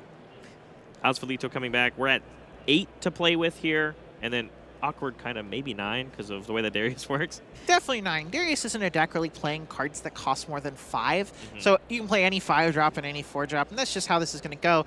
But moving into the war camp, again, a statement. We are blocking this battlefield. This is mine. And now Osvaldo kind of gets to do that. Yeah. Last turn, he took that point lead, got into 4. And so if we do a hold battle that Miko can never break, Osvaldo's going to win. Yeah, and we still haven't even, again, used any of our resources. We're just moving units up that we had already played prior. And again, when you're delaying the, you know, the Kiana just moved up, there's going to be a world where Miko makes that decision to bring the Kiana back home. But unless you find a way to completely clear off this Trifarian war camp, you're not going to get another on-conquer effect. So you're not giving away a ton of resources right now. Wow. No play there. Passes turn back to Miko. That is really interesting. The Darius deck is not really known for having a lot of actions and reactions on the opponent's turn. Quite a few cards in hand for Osvaldo. Possibly things like Hidden Blades available. Not entirely sure what the plan is here. Getting a total might calculation. Ask. Man, you're right. I'm trying to think. The big... I mean, we're playing on the auto units, right? You can play Grand Stratagem defensively. That would be pretty powerful here. If you think this is the turn, Miko's going to go for a Deadbloom Predator, then that Grand Stratagem is going to be a huge blowout, or you have a certain philosophy. Your philosophy being, as long as I hold up Grand Stratagem, I can't lose. Yeah. If we fight these battlefields 1 for 1, back and forth, I will win this game. Similar story here maybe with the White Flame, right? Going on the Pit Rookie, as this is going to be 10 might, 11 with the Trifarian, of course, and now this is going to answer the question. He has first focus, passes focused over. What do we have? This has got to be a Grand Stratagem or a Hidden Blade. Either, I think, are great, right? One of them more expensive than the other. And also, one of them can be defied, and there's still that one ready rune. But instead, we're going to lose everything? Well, you'll get to keep 1 recruit, but wow, that is a massive deal. I am shocked. so curious what Osvalito's hand is. Maybe there is a grand stratagem, but you just don't want to spend it on the pit rookie. And we're thinking, okay, I need these runes. I can play these big monsters. I see a Draven in his hand, and he's at 5 points. That's an 8-might Draven. And I think I did see a splash of that grand stratagem. Just wasn't ready to pull the trigger yet. Thinks he can get a little bit more from it. That's such it's such an interesting decision to make there, because when you're going to get, I guess, like you said, the biggest value for the grand stratagem right then and there, it makes sense. But are we ever going to get that many units back? Well, this is one way to get those units back onto the table, because we can easily grab our faithful manufacturers again as we play and go and get another recruit. So all of a sudden, you got all these units back. Yeah, this grand stratagem's back to being good again. We still have 6 runes up. Are you going to go again? You going to run in with this White Flame Protector? Maybe this time. It's time to grand stratagem, take that thing out. Even prepared against, White Flame Protector on a White Flame Protector isn't enough to break through. Yeah, as we pass things back, and we are once again holding up the 6. Yeah, it's going to be very interesting, because, yeah, the White Flame base 8 going to be able to move in and have 9 might total. But now, instead of, Miko playing his hand, showing the White Flame, hey, this is what I'm doing for the turn, we get to keep all of our runes ready for potential tricks that might come in reciprocation now when this White Flame moves up. Yeah, the White Flame going in here, it does look like we're going to play. There's the grand stratagem. Decided this is the time. I'm getting into kill at 8 might thing instead of use this to, your pit rookie was already dying last turn. Who cares? Now that means Osvalito maybe gets to use all their runes every turn and play some things like this big old Draven hiding out in the hand. Yeah, and the hold point will help us make the Draven even stronger, because we've successfully played a very powerful defensive trick, as most of these units, if not almost all, are going to stay alive, of course. But now, yeah, I mean, we could still see things like the Tasty Fatefolk, but the Grand Stratagem does last for the turn, so we are off limits on this battlefield. Yeah, I mean, there's a lot of the power of Grand Stratagem. Not only can you use it when you need to take their battlefields, it really just says, you will not take my battlefields this turn. The amount of might it puts out in a single spell is pretty unparalleled in the game right now, and it's just, what can Miko do? Well, you just have plus 15 more might in that battlefield this turn. I guess you get to hold. Yeah, and remember, we had to recycle 3 of our order runes to pay for that. It is actually impossible to do that again on the next turn, especially with our channel for the turn being only 1 more order rune. But we did end up trading. We played a Tasty Fatefolk at the Hollowed Tomb that we already had control of, and we moved Kiana back. Getting a better unit out there, keeping Kiana alive a little bit longer and safer.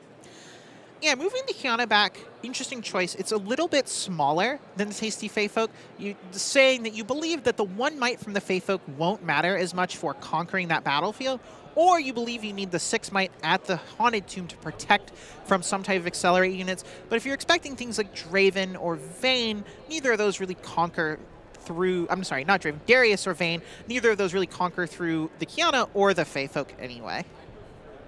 Yeah, and if we take this turn for Osvalito to just set up things like the Draven, getting it on the board or something like of the sort, it doesn't necessarily give you the win now, but continuing to overload the Trifarian War Camp. We're at 6 points, of course, because of that hold that we had earlier. Draven approaching 9 might now, 10 with the battlefield. That all on its own is enough to trade with one of Miko's gigantic units. Yeah, Miko looking for some type of combination of a big unit, maybe playing, a Deadbloom Predator to the base so that you can get it with the White Flame Protector on the next turn with a couple pump spells and really causing one huge fight. Likely going to be stronger here, but at 6 points, you don't have a lot of time to set that type of thing up. I almost for a second thought Miko passed turn, but we were just getting a might calculation on what's going on at the Trifarian War Camp. Of course, we still have access to. My favorite part about the Yi deck is when you decide to play the Honed Yi champion unit, because, again, it comes in ready. It very much functions as an extra attacker, but it does cost a lot to get onto the board, so there's not a lot of follow-up necessarily for it. Or you just play it early and set up, like you said. We could just maybe concede the 7th point over to Osvalito, and maybe you just hope there's not a trick to get this Fatefolk off the board. Well, one of the great things about Master Yi is it does have ganking. Yeah. So you have the opportunity to move this Fatefolk back to your base, play your Master Yi to that battlefield, and still be able to threaten all of your might moving into the war camp in the same turn, which I think is what Miko's going to need to do to break through this. You assume Osvalito on the next turn Gonna play some more stuff for this war camp, try and really pile this on. And so this is a situation of, I really don't want to keep any of my units locked in this Haunted Tomb. I need every bit of power I can have. I saw Miko had like a Dead Bloom Predator, an On Guard, little bit of numbers there, really calculating all the things going on. But, you know, we have a Draven that is +6 from the points, so that's a 9, 1 from the war camps at 10, 5 from the Spectrumation, and 2 from each of these recruits. That's a clean 19 points in there right now, and that's a hard number to get through. But we've seen it before. We have seen it before. I mean, we watched Master Yi last round, I think, just break through this type of thing, and I would not be shocked if we saw it again. Here it is, the first step. Master Yi Honed has entered the base, and we do have a few extra runes. We're going to play a Stalwart Poro as well. This will help us do that same game plan of posturing all of our might the next turn, even including giving a buff to this Master Yi. Going to be spending almost all of our runes, only 1 left, still able to use something like an On Guard or a Defy if we need so, but instead of that, it's just going to be holding it back and keeping the Tasty Fatefolk there. Choosing to leave the Fatefolk there, the Master Yi is larger, and it's better at defending through Darius or, you know, accelerated units. And I think missing out on that 6 might, maybe Miko's done the math and knows there's enough, but it feels to me like this could come back to bite them. We'll find out very quickly as a Darius Trifarian hits the board once again for 5, and we have 3, and also we have 4, basically, to essentially go and figure out what we're going to do with it. A cleave here would be really good, puts you up to 10. That's what we have here. The Fatefolk's only an 8. If we have an On Guard, that's a trade, or if we have a Defy, maybe we have to do that to this cleave so we don't just get killed by this Darius.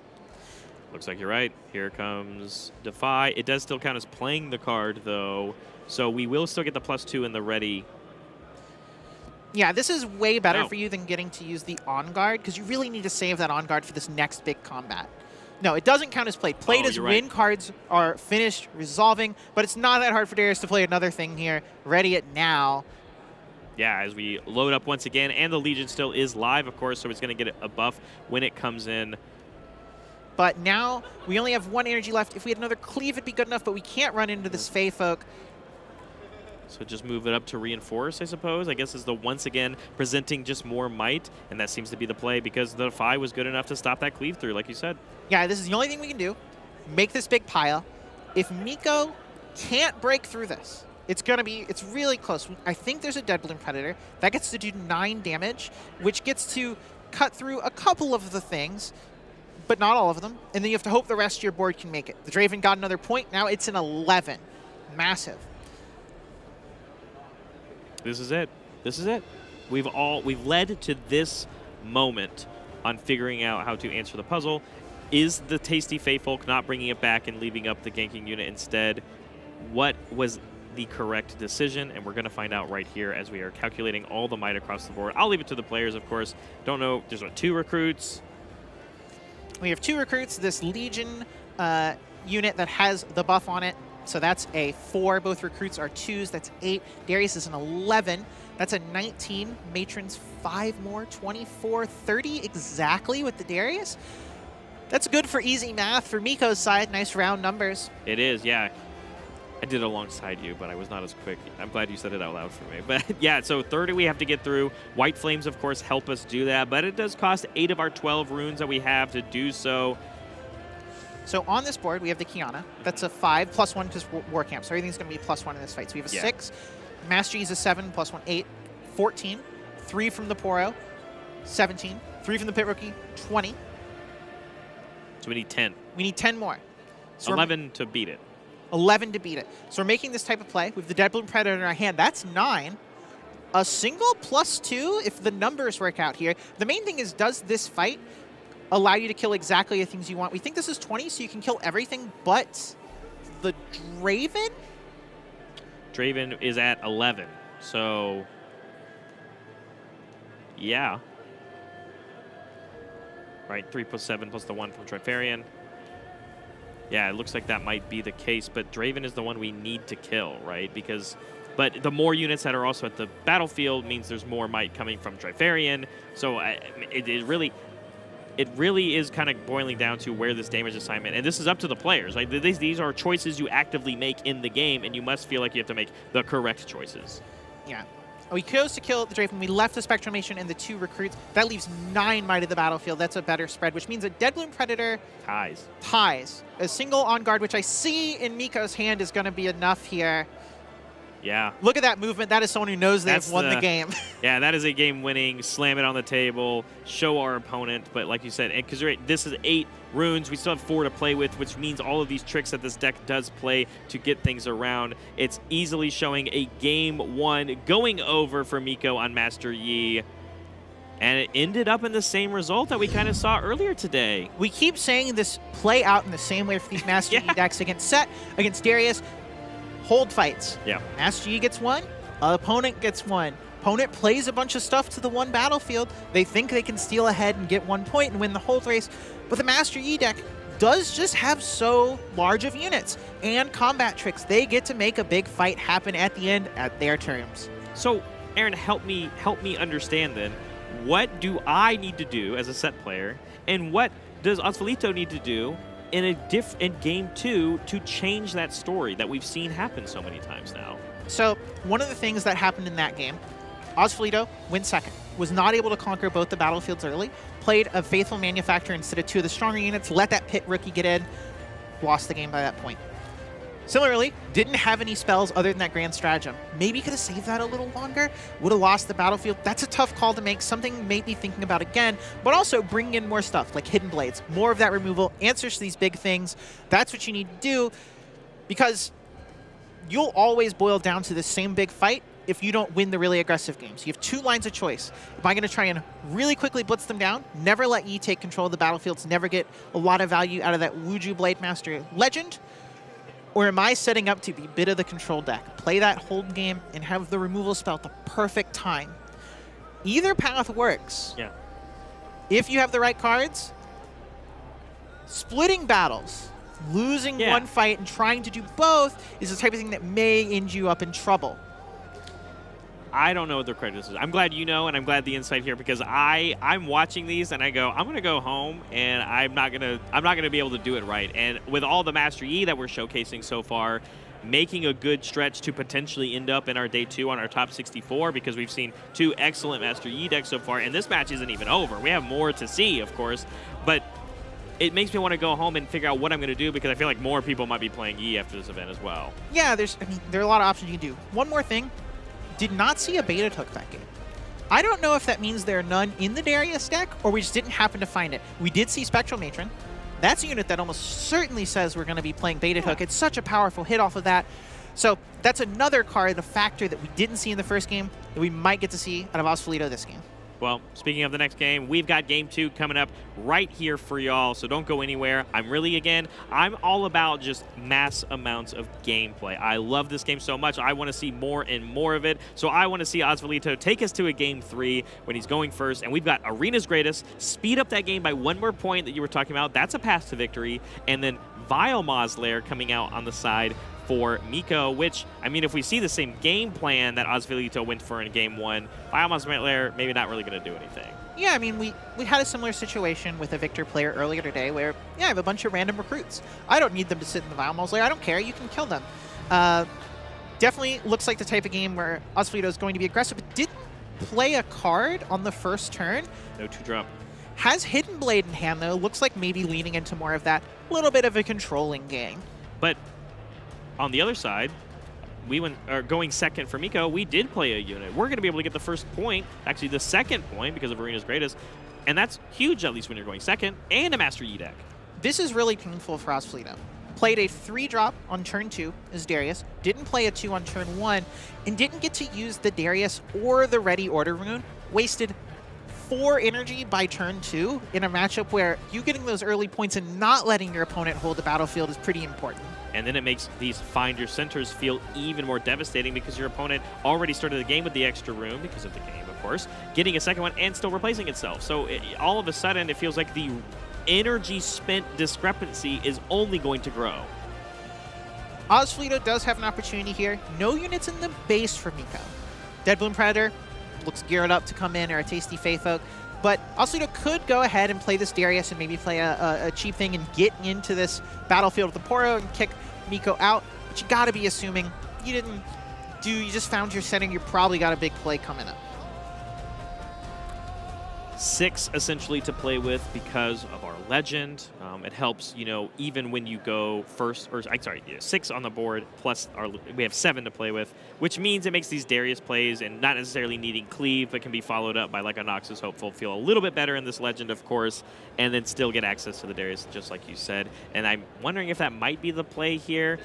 Well, my interesting too, because I do like this interaction, and I want to ask you about it, is when it comes, because we saw the Hidden Blade, when it comes to hiding cards versus the Legion interaction, right? Because hiding them is not playing the card. Right. So it doesn't count as playing something first, but when you do flip it over and you use it at reaction speed, it is playing the card. Right. I think that mostly matters on the opponent's turns for Darius. Helps you play those 2 spells when you're needing to defend. That's one of those things that when you get into that big fight at the end of the game, you can actually kind of trick the Darius into being +2.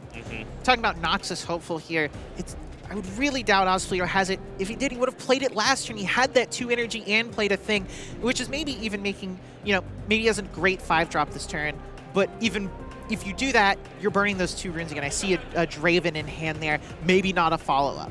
Yeah. Not really strong. You only have 2 points. Maybe you play Darius, but you don't have another spell. You're really trying to scrap through the next couple turns.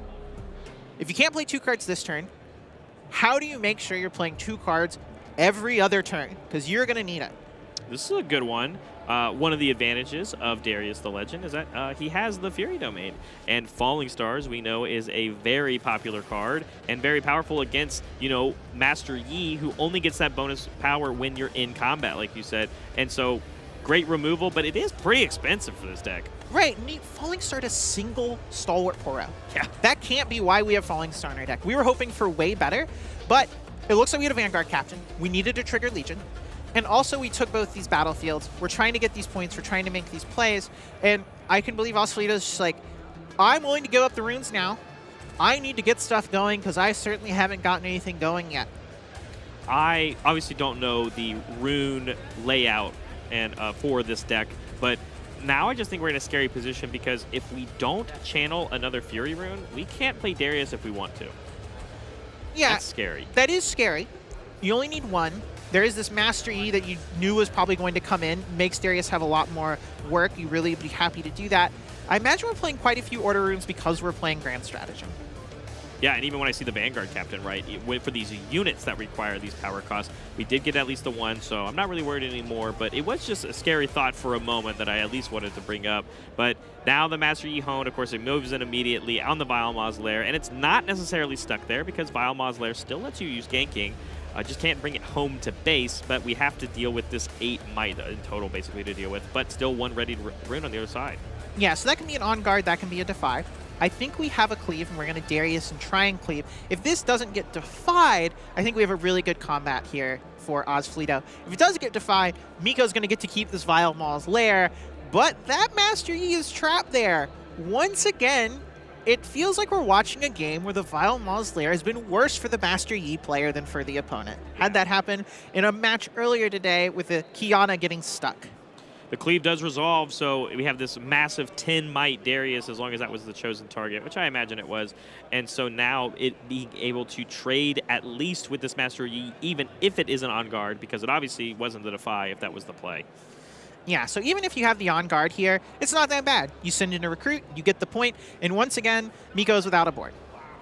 And the points adding up for Ozfleeto, and this is the path to victory again. Remember, not necessarily loading it all up on 1. Instead, it is about spreading it out, getting as many points as possible, and of course, the Arena's Greatest helped us get there. This might be that game of margins that we thought it was going to be in Game 1, but that 1 extra point being the reason why Ozfleeto could take this game to victory. This is going to be a big turn for Miko.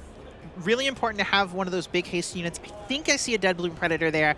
Really important to have that because you can't just leave the Darius there or leave these battlefields, because once Ozfleeto is able to get to that 7 the next turn, that would be a really tough place to come back from. Yeah, absolutely. And so I think the decision that Miko's going to make, and we're going to find out very quickly, is that what we're going to do with our turn? Because that's essentially all we're going to do with our turn. But it's a very powerful play, and it's why Dead Bloom is in almost all of these body decks that we see. If you're Ozfleeto, you also know, Dead Bloom Predator cost 8. We're only going to leave up 1 rune from Miko. And last turn didn't have a Defier and on guard. Yep. What are the odds there's one this turn? Or held it very patiently. Kiana coming down, though, instead. Pit Rookie going to send it a buff as well. This, of course, is not using the Dead Bloom turn, but we are going to be able to keep some of these runes up unless we play more cards. But just reestablishing a board state to figure out what we're going to do with it. 3 more to play with. It might just be used for defense, but there's nothing to defend. A first mate here would be pretty decent. It would at least allow you to trade the Kiana for the Darius. That doesn't stop you from scoring, so maybe you would just move Kiana to the other battlefield. Clockwork Keeper coming in for 2, and it looks like no additional cost paid here. Don't want to draw a card, we just want units. This is a really interesting decision, because I really confident I see this Dead Bloom Predator in Miko's hand. Did not want to put that in the battlefield, despite having the 2 Might runes to play it, saying, hey, I need bodies in play this turn, so next turn, I can really respond to whatever you do. Ozfolito, I expect just to run a little recruit in and back up and build up that base. Can't run away. That's a Vile Maw's lair. True. And we figured it out. Oh, right. Can't do that. So it is stuck there, and that means a lot, right? Because that is the highest might unit that Ozfolito basically plays right here. And it also has the ability to gain even more might. And I think that means we are going to have to go for this, not just going up to 7 points here for Ozfolito, but we can't, I don't think we can do the load up 1 battlefield again. I think we have to figure out how we're going to distribute this, get resources out of Miko, and then do a double conquer play? Yeah, well, we know Ozfolito has Grand Stratagem in their deck. Yeah. That is the ultimate double conquer buster card that exists. So, if Ozfolito has one of those in the hand, obviously has the Order Runes, has quite a few bodies in play, gets to deploy more this turn, pretty big Drave in there. Grand Stratagem might be a card Miko can't beat unless boarding in something like Windwall, but I'm not sure that's a card you can reasonably board in against a deck like Darius. Let's say you play Windwall on the board, do you bring it in if the only real spell that you're trying to use without Defy, because it doesn't work, is Grand Stratagem? Is that one worth the Windwall? I can believe it's something you're maybe interested in when you're on the play, but when you're going second and you get that extra rune, you're under the gun really quick. If your opening hand has this Windwall, you won't be able to play it for a long time. It costs 2 power to play. You really just need to play your things, and it's really hard to both play a large unit and hold up the Windwall in the same turn when you're already having the forced maneuvers of playing those into these battlefields. I could see having some in the 3rd game if we get there. That sounds perfectly reasonable to me. Kiana's going to come in here. I like the idea. Obviously, send this in, get rid of this recruit, and we have the on-conquer effect that I'm going to assume is draw a card. We need to figure out what our answers is because our opponent is at 7. Now is when we need to figure out what does the game look like in this current stand. Yeah, so if we do Dead Bloom prior to this Darius, there's a lot of might at that base. We don't have a lot of runes left. Even with some tricks, I'm not sure this is enough on the board.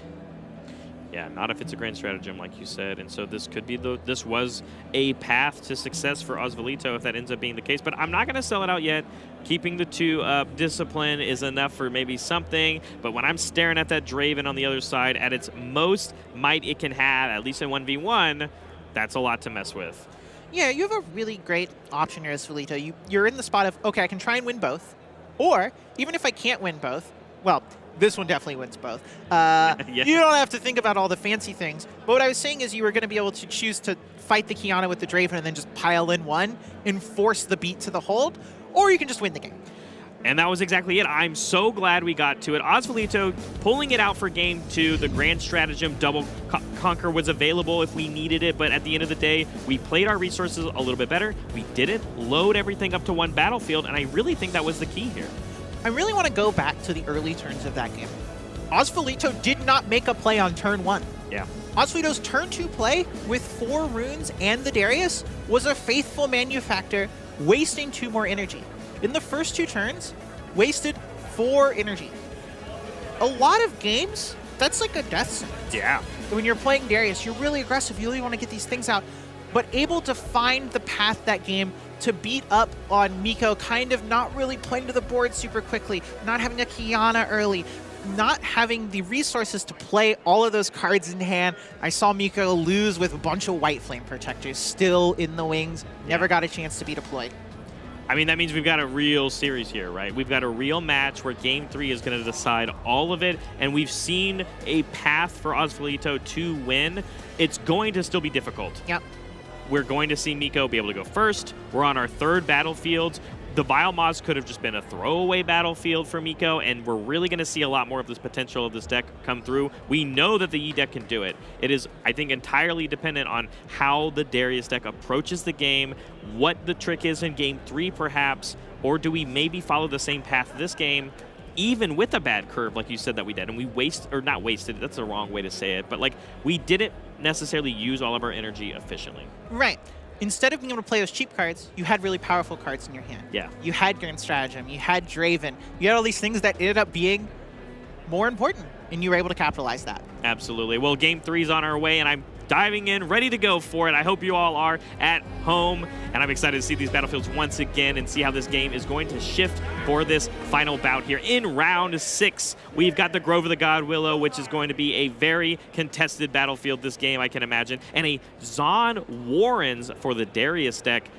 Going to be able to hopefully find some more of those powerful cards when we do need them. Yeah, I mean, if your plan is about things like Grand Stratagem, Zon Warren's really good at helping you find them. Darius normally not too good at drawing cards. Yeah, definitely not. So, but if it can, man, I was just about to say, if we load up a bunch of units to the God Willow and we hold it forever, we maybe find a path, but we know that's how we lost Game 1, so maybe that's Miko kind of laying the trap? Miko wants this Grove of the God Willow. Maybe this Clockwork Keeper, buffing it with the pick rookie, having 2 energy up to play a pump spell of some kind. It'd be really hard for Osvalito to take that battlefield here in a reasonable way. Does have 6 energy because of Darius. Could play a Draven, could play a Cleave. That's a really good way to break through. That means Miko must have the Defy, basically, to answer it. I think I see the Cleave right there in Osvalito's hand. A lot to think about here. Yeah, I mean, that to me very much sums up to what did these players hold for their mulligans? Because if you make a play like this and you proceed the game in this current capacity, what is the decision that you made during the mulligan phase? Did Miko just hold the Defy? Did Osvalito go, hey, this is what my deck is really good at doing when going on the second turn, going second, because we have exactly this to this powerful 10 might swing play. Gets the rookie in, a simple choice to kind of do early. You get a lot of information here. Pitching a Spectral Matron really sets you up to like, now I know what's going on. I have as much information as possible. Now do I want to do this Darius? Do I want to do this Cleave? No. Setting up. Yeah, I'm not going to fall for the, I think I get blown out by a Defy, not being able to take over. We're going to give away 1 hold, of course, for this God Willow, which means we're going to get the draw away as well. And, of course, on the play here for Miko, we are up on the points, and you're just trying to play a little bit of catch-up for Osvalito, and that Recruit is going to easily die here, even from this Pit Rookie. So Miko easily going to 3 points, I think, this turn. Miko in a situation where, you know, you have this Clockwork Keeper, and you are defending that battlefield pretty well, even against the stuff in play. It is how much do the points matter to you versus playing the long game and really blocking off these locations. And in getting this Find Your Center, putting up to 7 means in the following turn you can play a big 8 with an On Guard or with a Defy, and that's really important. And that's, I think, we've seen Miko do for the bread and butter, and honestly what the Yi deck does in general, right? You don't have to keep up too much because, you know, things like On Guard don't cost a lot, and even Discipline for only 2. But we saw 2 different turns, right? We saw 1 turn from Osvalito, I need to build up more units, not just commit to this full all-in Darius decision. But on the other side for Miko, I'm going to play a little bit more setup, specifically in the rune advantage and hand drawing, less on the units in play. Looks like a little conversation maybe about missed Zon Warren's triggers, but that's a thing you can miss if you forget about it. Yep. No harm, no foul. I think sometimes I like the cards in my hand and I don't want to use it. Okay, well, if you do that, we would like you to be out of the tournament. Please don't do that, Barrett. Oh, that's fair. Yeah, you're right. All right, so yeah, we're going to have to figure out what's going on and give them some more time to figure that out. But we still got... Is this currently the correct trajectory for Osvalito to maybe potentially win this Game 3? Or do you think it is going to purely come down to these players playing around each other's like perfectly? Because like if we held on to the Grand Stratagem, we are setting ourselves up. We need all these units to really get full value out of it. And currently on the state of Miko, as we are in the setup phase still of this game, when do the big units hit the board, and which ones are going to be the reason Miko wins versus Osvalito taking over? I mean, Miko is up by 2 points here. Yeah. I think there's a lot of important value in, can Osvalito take both of those away this turn, get up to 3? Not the magic number, you really want those even numbers, so you definitely need to take one of them. you have a pretty good battlefield. You have 9 might of your own. You can definitely force your way in somewhere. And if you're doing that, it seems like Osvalito's plan, probably similar to Game 2, get ahead, set up, and have a grand stratagem and be ready to conquer and take those last 2 things. We did end up getting the Zon Warren's prog. We ended up pitching a first mate from our hand, so Miko is going to end up drawing a card. They rolled a die for it. Don't know what that means, but ends up, and that's going to be the turn for Miko as we pass back to Osvalito. And it's very interesting because a first mate might have been a card Miko really wanted to play there. 3 runes left over, some units at battlefields that you maybe wanted to back out. Not entirely sure. I could see a world where you first mate into the Zon Warrens and then take the Pit Rookie out to just have a slightly larger body there. Yeah, I think that's 100%. I think even how the Yi deck plays in general, right? You start with the little guys, eventually they'll come home or they won't survive, and they're going to be replaced by the big ones. Nox is hopeful, though, being able to come in here, and here's the Discipline to get it over the amount of might we need it for it to survive. With the Discipline in hand, the odds of wanting to play that first mate definitely much lower. Way better to protect through this. Getting, Nox is hopeful for a Discipline, really big on this board. That was the best thing that Osvalito had going face up other than this Darius. Maybe that gets played here and has to jam in. Yeah, and we have to find a way to, obviously play a second card. And, of course, we know that we still have that cleave that we spotted earlier. But if the Defy comes through, unless you have a backup cleave, what else are we going to do with the turn? This is definitely the type of situation where if you're afraid of something like a Defy, you can just play a unit like this Daring Poro. Can't stop that when the Darius gets to ready, gets to go into combat. If you have that cleave, you still have your Darius available to you to play it whenever you need. Yeah, even respecting the leftover might that the Discipline still gives the Pit Rookie for the turn. It was at 7, but instead now we have an on guard coming from the other rune being paid here for Miko.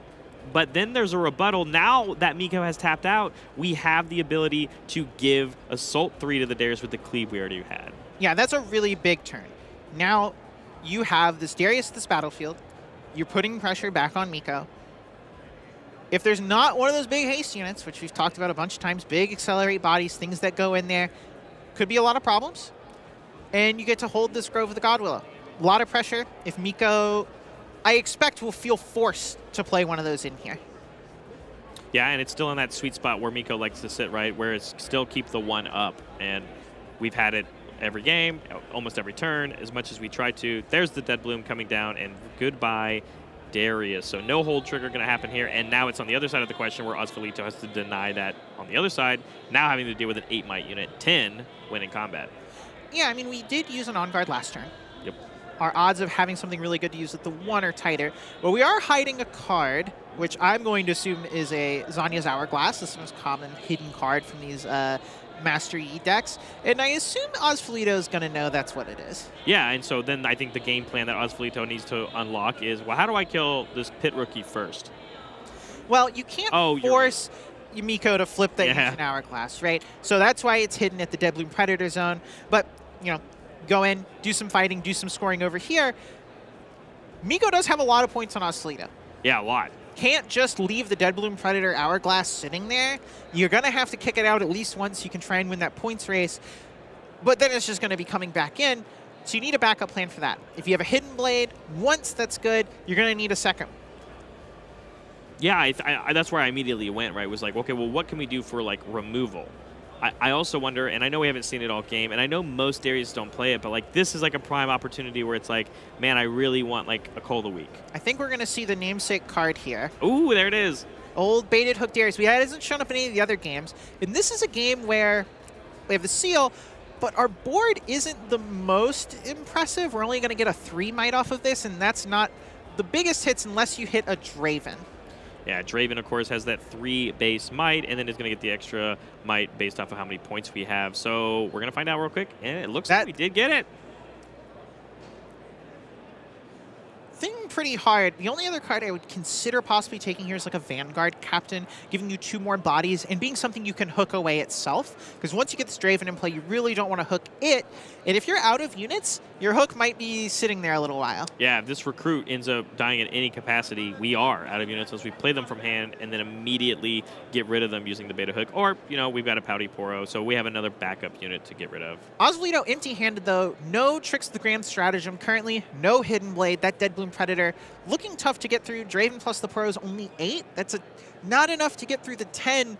Definitely going to need some pretty good hook hits or a nice top deck into some strategy. I've never felt so vulnerable in Riftbound when my hand is empty. And obviously that's any card game, but like... Riftbound is a game that is a lot about bluffing. You and your opponent both are taking these battlefields back and forth, and you really want to posture in such a way where they are afraid to try and catch up on that difference of serve that you've created by getting ahead. Oh, that is a tough thing for Osvaldo there, that charm. Yeah, I was going to say, if there was any way for Osvaldo to stay into this game, it was finding and keeping that Draven alive for offensive pressure, but getting charmed up, functioning essentially as a removal spell. That is going to be the match going to Miko on Master Yi. Master Yi doing it again. Powerful cards, big monsters, combat tricks. It's not fancy, but it sure does work. But I'm glad we still got to look at Darius. So with that being said, that was a very long round. And with that as well, Aaron, I'm officially done with you today. I'm going to be on for one more, but I had so much fun with you today. And this was a blast watching all of this high-intensity Riftbound gameplay, and I'm excited to work with you tomorrow as well. Yeah, awesome games. I really loved watching all the E-games. Those are really cool. A lot of games where really creating these big epic moments, holding, battling points back and forth, creating something really surprising, whether it's a grand stratagem or a big turn with Dead Bloom Predators and a lot of pump spells fighting into a battlefield worth 30 points. I mean, you don't always get games like that. Those are super sick, and I'm excited to see more of those through the rest of the weekend. Absolutely. So don't go anywhere. We are going to show and look at some cool interviews that we took so far this weekend. So don't go anywhere. We'll be back with round 7. All right, I'm on the floor with Krim. Krim, you've always had a great infectious energy, so I'm excited to get a chance to talk to you. How has the event been for you so far? Well, I was so excited to be in this event and just compete again, you know, like get real sweaty again that I actually slept for an hour. I was like pacing back and forth in my hotel room, and so far I've just hit the floor, and it's been a lot of fun, right? Like, this is a wonderful first event. I think the coolest thing that I've seen here is seeing so many like competitive players from other scenes come in here playing, and all for the best of rewards. The best of card, the metallic card from that, is so sweet. It's such a cool incentive that I hadn't seen done before in like another card game, and I just really like that personally, and it kind of gives everyone incentive to pull the off-meta decks. I think Frodan's on like Leona, right? And then I'm seeing like Jim Davis on Jinx and all of that. So like this is just really cool to see everyone from other spaces come together and like just trying to brew, just try to cook. And it's been a blast to watch and just compete in this event. And oh yeah, also you should always read your opponent's cards so you don't ever No, that makes sense. Well, so you mentioned the best ofs. We still have an undefeated Bully Bear as we're talking right now, which is insanity. I'm curious, you're talking about the best ofs, how cool it is. What deck did you play? I brought Set. I brought Set for this one. I was gonna say Kaisa, and I was gonna do a whole bit. No, we're okay. We're cool. We're in the clear. I just wanted to get buff. I'm missing a gym day by being in Houston, so I had to get buffed through other means, and that's why I brought Set. And I also kind of hedged my deck today to beat Kaisa, but unfortunately, I am not doing too hot against Yi. So Yi is what it is. He's kind of good, but other than that, it's just been a blast to play. Anyways, just to finally sit across and just like a hall with a bunch of people just to play. All right, well, thank you so much for taking the time to talk with me, Krim. We're going to send it back to the desk and have even more Riftbound action coming your way.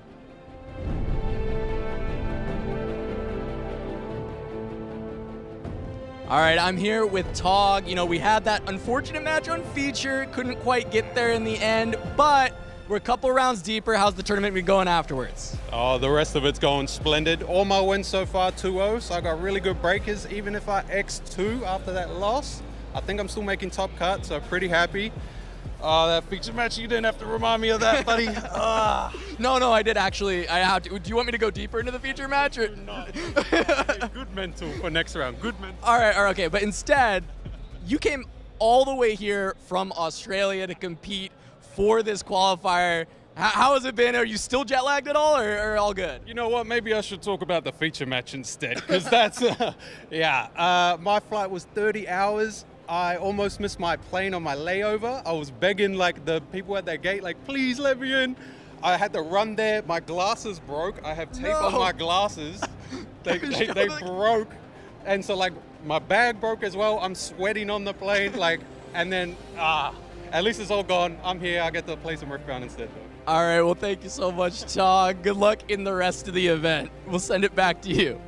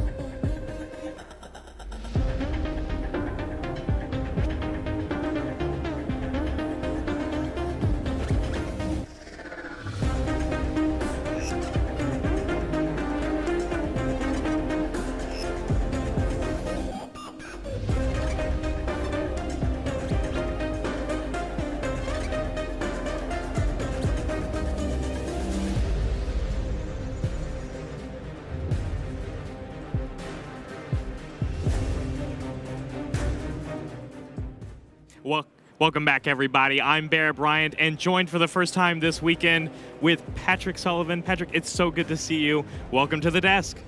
Really excited to be here. I'll be calling the next 3 rounds today to round out the day. Been here all weekend watching matches, talking to players and judges. An incredible event so far. We're kind of getting down the line here where we're going to see people playing for their opportunity to make it to the second day and get to that single elimination portion. So I'm very excited for the rounds we have coming up. I mean, there's not much else to say because we've got some exciting high-intensity rounds coming up with that. Round 7 is coming in right now. I want to go ahead and dive into these things because we have so much action and so many players that are really competing for these last spots. And for the first time this weekend, Lee Sin versus Kaisa. Lee Sin has not been seen at all, but X and 1 is still in the running.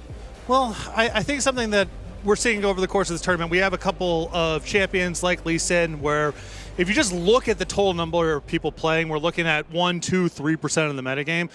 But these champions that maybe you don't see as much played, there is still room for people to master them. And you do have an advantage. You know, there's probably some 50th percentile players in the room who have not played a match against this archetype coming into the tournament. And so that surprise factor is worth a lot too.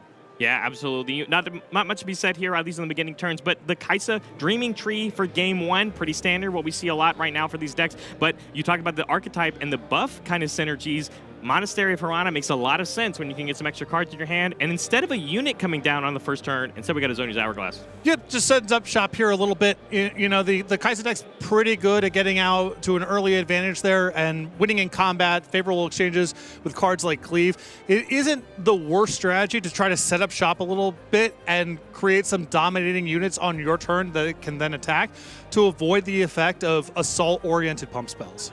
Do you think it's also pretty telling here that we went to the monastery first to hopefully try and deny that ability to take over that battlefield instead of our own Dreaming Tree? Do you think it just kind of tells you that, like, hey, I don't have any retreats in my hand? Well, I do think that there's an argument that you kind of want to have your least valuable unit here in the Poro, kind of long term, set up on the battlefield that you care the least about, because your opponent is going to probably send their first attack there to clean it up, and then you have a better window to play something a bit more sturdy, maybe with more backup into the battlefield you really care about.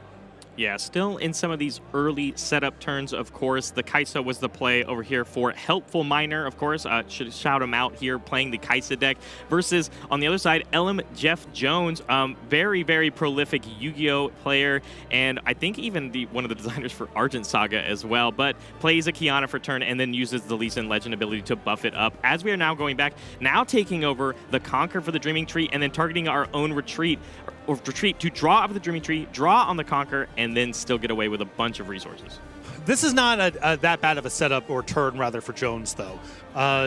Using a retreat in that fashion, where you're not winning an exchange against a removal spell or protecting something in combat, just sort of spinning some material around, still not a bad setup there for Helpful Miner, but Jones definitely got kind of the soft end of that one.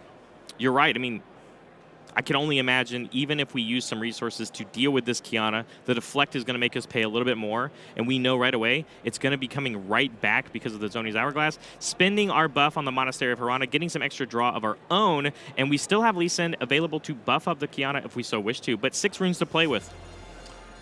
And, Calm decks in particular, once they get in this spot, they have a unit with some substance on one of the battlefields. You have so many tricks, different stun effects, different pump spells, where when you pass with a lot of energy still available, the permutations of tricks that you can have in that spot, your opponent's ability to play around different cards, different combinations of cards, it's very complicated.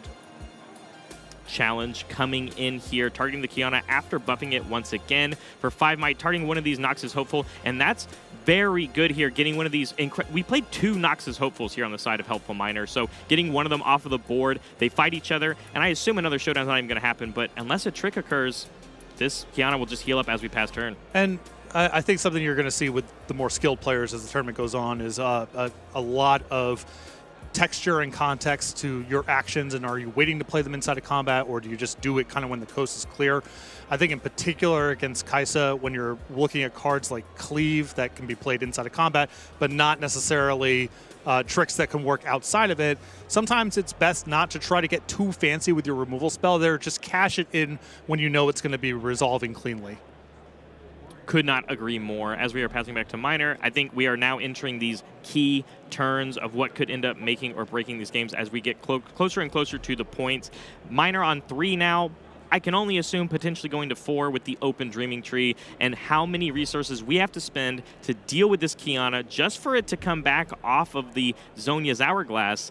And as we took a quick read, of course, with the Lee Sin centered as a possible play for Jeff Jones next turn, but we need a body rune if we want to accelerate it. Yep.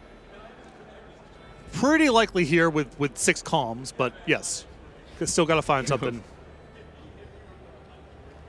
Moving that Poro in, getting the point, and then again a Stupefy for the self-target to draw a card, and then the minus might not really meaning anything here for the extra bonus draw. And these exchanges that Helpful Miner is doing here, they are in some ways card advantage. You are converting 1 card into 2. But because at the end of the day, Helpful Miner is bottlenecked by their ability to get into a maximum of 2 battlefields, and currently only in the 1, these exchanges are actually not the most efficient.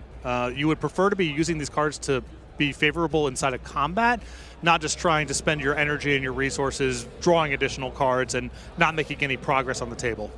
Yeah, exactly, and we kind of see that even right there, right? We, instead of using a Stupefy as a defensive trick on here in that combat, we're just going to end up trading with the Noxus Hopeful plus the Cleave here as the On Guard comes through for Jeff Jones, but the Kiana is just, or the Zhonya's Hourglass is going to keep that Kiana, and the way that recalling works, we also get to keep the buff. Yeah, beautiful turn here.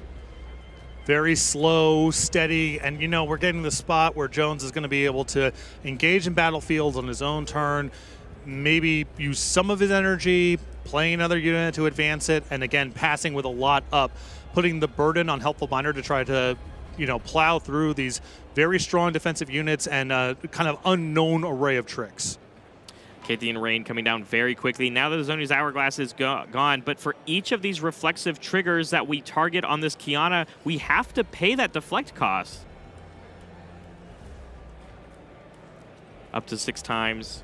Having to deal with 7 mites worth because it keeps the extra 2. Yep. And now that we've put this up, we have to target something as we see the posturing here from Helpful Miner. We're about to lose all of our runes here. Yeah, and this is very painful, obviously, just in absolute terms. The fact that Helpful Miner has spent so much of time and energy here just kind of drawing extra cards and moving material around means that they only have the Pouty Poro to show for it on the table. If his board was a little bit more advanced, maybe this would be worthwhile, but as it stands, he's at the mercy of Jones coming back here very quickly if he's able to just deploy some large units. Yeah, the Pouty Poro is not sporting a big enough advantage. Only going to be at 3 runes next turn because of how many we lost in paying the deflect cost. And having an accelerated unit like this Lee Sin centered coming in, going to completely remove the board, help that point discrepancy going now into the favor for Jeff for catching back up. And of course, we get to buff our unit as well. So from Jones' side here, with an opponent who's only on 3 runes here, can you find something to get over to the other battlefield? Because once you're there, your feet are set, you're scoring 2 points a turn, and more importantly now, when it gets back to your turn, you can pass with all your energy up and all those tricks again. The burden is on Helpful Miner to fire in, and again, particularly in Calm, you have so many tricks that are very good at winning exchanges inside of combat that involve drawing cards. They're super efficient on the stats level. So the quest now for Jones is just seeing if you can get into the other battlefield.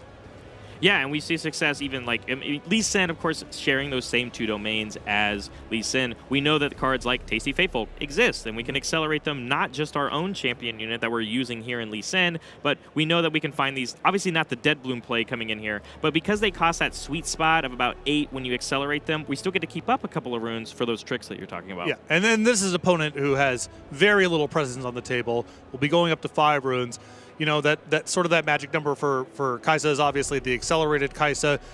We're not close to being able to engage in any of these units right now. And Miner is running out of time here.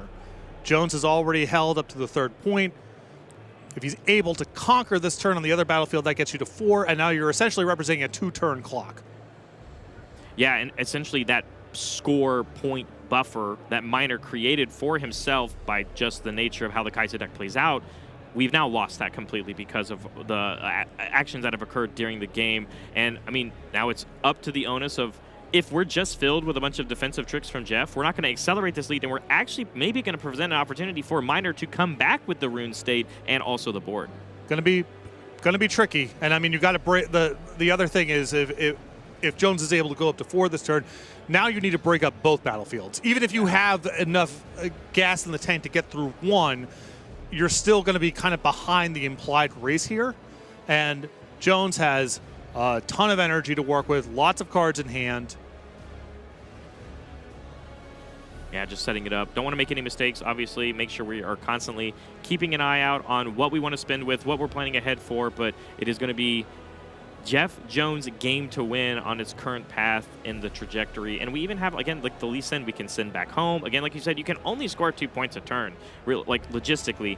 Is there even a world where you actually want Miner to feel like they can come back into this game, move their units up to these battlefields so that you can just come back and start removing their units by combat? I think you have to be kind of consequentialist about it. And also, there's enough accelerate in the Kai'Sa deck that you do have to worry about getting punked out, where if you kind of let go of one of the battlefields, hoping to get a favorable exchange down the line, they have a lot of ways of being able to kind of punk you out before you get back to your turn. It obviously depends on what's going on in Jones's hand, but I think a powerful heuristic here is try to get your feet planted in both battlefields, put the onus on Miner to come through, and even if he's able to break up one battlefield, it's going to be hard to break up both, and you're ahead of sort of the implied race to 8. Absolutely. Absolutely. And again, we're at the point in the game where we're quickly approaching, if not checkmate, at least check. And so Jeff taking his time, obviously, with his turn and figuring out exactly what we want to do with it. No rush here. We've got plenty of time on the clock. And both of these players are playing with great speed. But once you get down to these hard, intricate decisions for Riftbound, like, you do have to take your time because one decision could be the game. And keep in mind 2 things. One, the cut for this tournament to make the top 64 to be played in day 2. It's not a lot of margin for error. 1 loss is good. Plenty of the 2 losses will make it. Also keep in mind, these players now have been playing for approximately 8 hours. Yeah. And so you do hit a wall of fatigue, of cognitive exhaustion. And so players are going to kind of take the time that they have here because you can't afford one mistake and you're mentally drained and it's a stressful environment and you just want to make sure even decisions that seem very straightforward, if you were playing in a Nexus night, you'd make it in 10 seconds. You'd want to take a breath here and just make sure.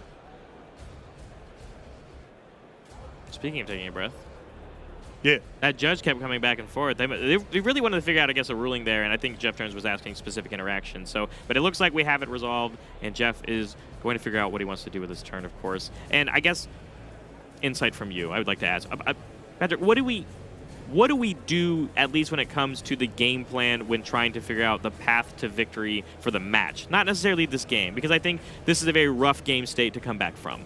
What is the plan we have to think about going game 2 and game 3 if you're helpful miner when it comes down to it? And obviously the in-game decisions are part of it. I mean, I would start by not blowing up all of your runes on the deflect cost on a unit that maybe you could have waited a turn or two. Set that aside for a moment. The Kai'Sa deck is very efficient when it's on the front foot. When you are able to fire in with your accelerate units, you can play your falling stars against opponents where they're kind of forced to play into it just to develop their board. Deck's very hard to beat. There's a reason it's the most represented champion in the room. That said, these are the positions that are very hard to come back from when you're playing against relatively large units. You don't have clean removal. For the most part, everything that you do is going to be damage-based, so you are sensitive to the might totals of the units that you're squaring off against. And again, particularly in Calm, they can actually, their defensive tricks are often more efficient on an energy-to-energy level once you get into the spot. Now, the opportunity cost is, well, they're only good once you are actually at a battlefield and forcing your opponent to engage. Once you get there, though, they're very efficient. And this is kind of the spot that's very hard, I think, for the Kai'Sa deck to come back from. Yeah, we did see, at least on that turn, where Jeff did eventually play a Tasty Faithful. We accelerated it, got to those 4 points you were talking about, and then as we pass back the turn, all we are really going to see are this Kai'Sa Survivor coming in that we knew was there from the retreat that was played on it, and we have to pass, only keeping the 1 rune up. And now we are very quickly approaching 12 runes, going to 10 right now, at least for Jeff. Recycling back, going to pay the 4, probably another Kiana. Or sorry, no, ooh, instead we've got the signature spell here coming down for Lee Sin, where we get to essentially do our best ultimate impersonation and kick a unit into another one. And remember here now, Jones holding both battlefields, threatening to go to 8.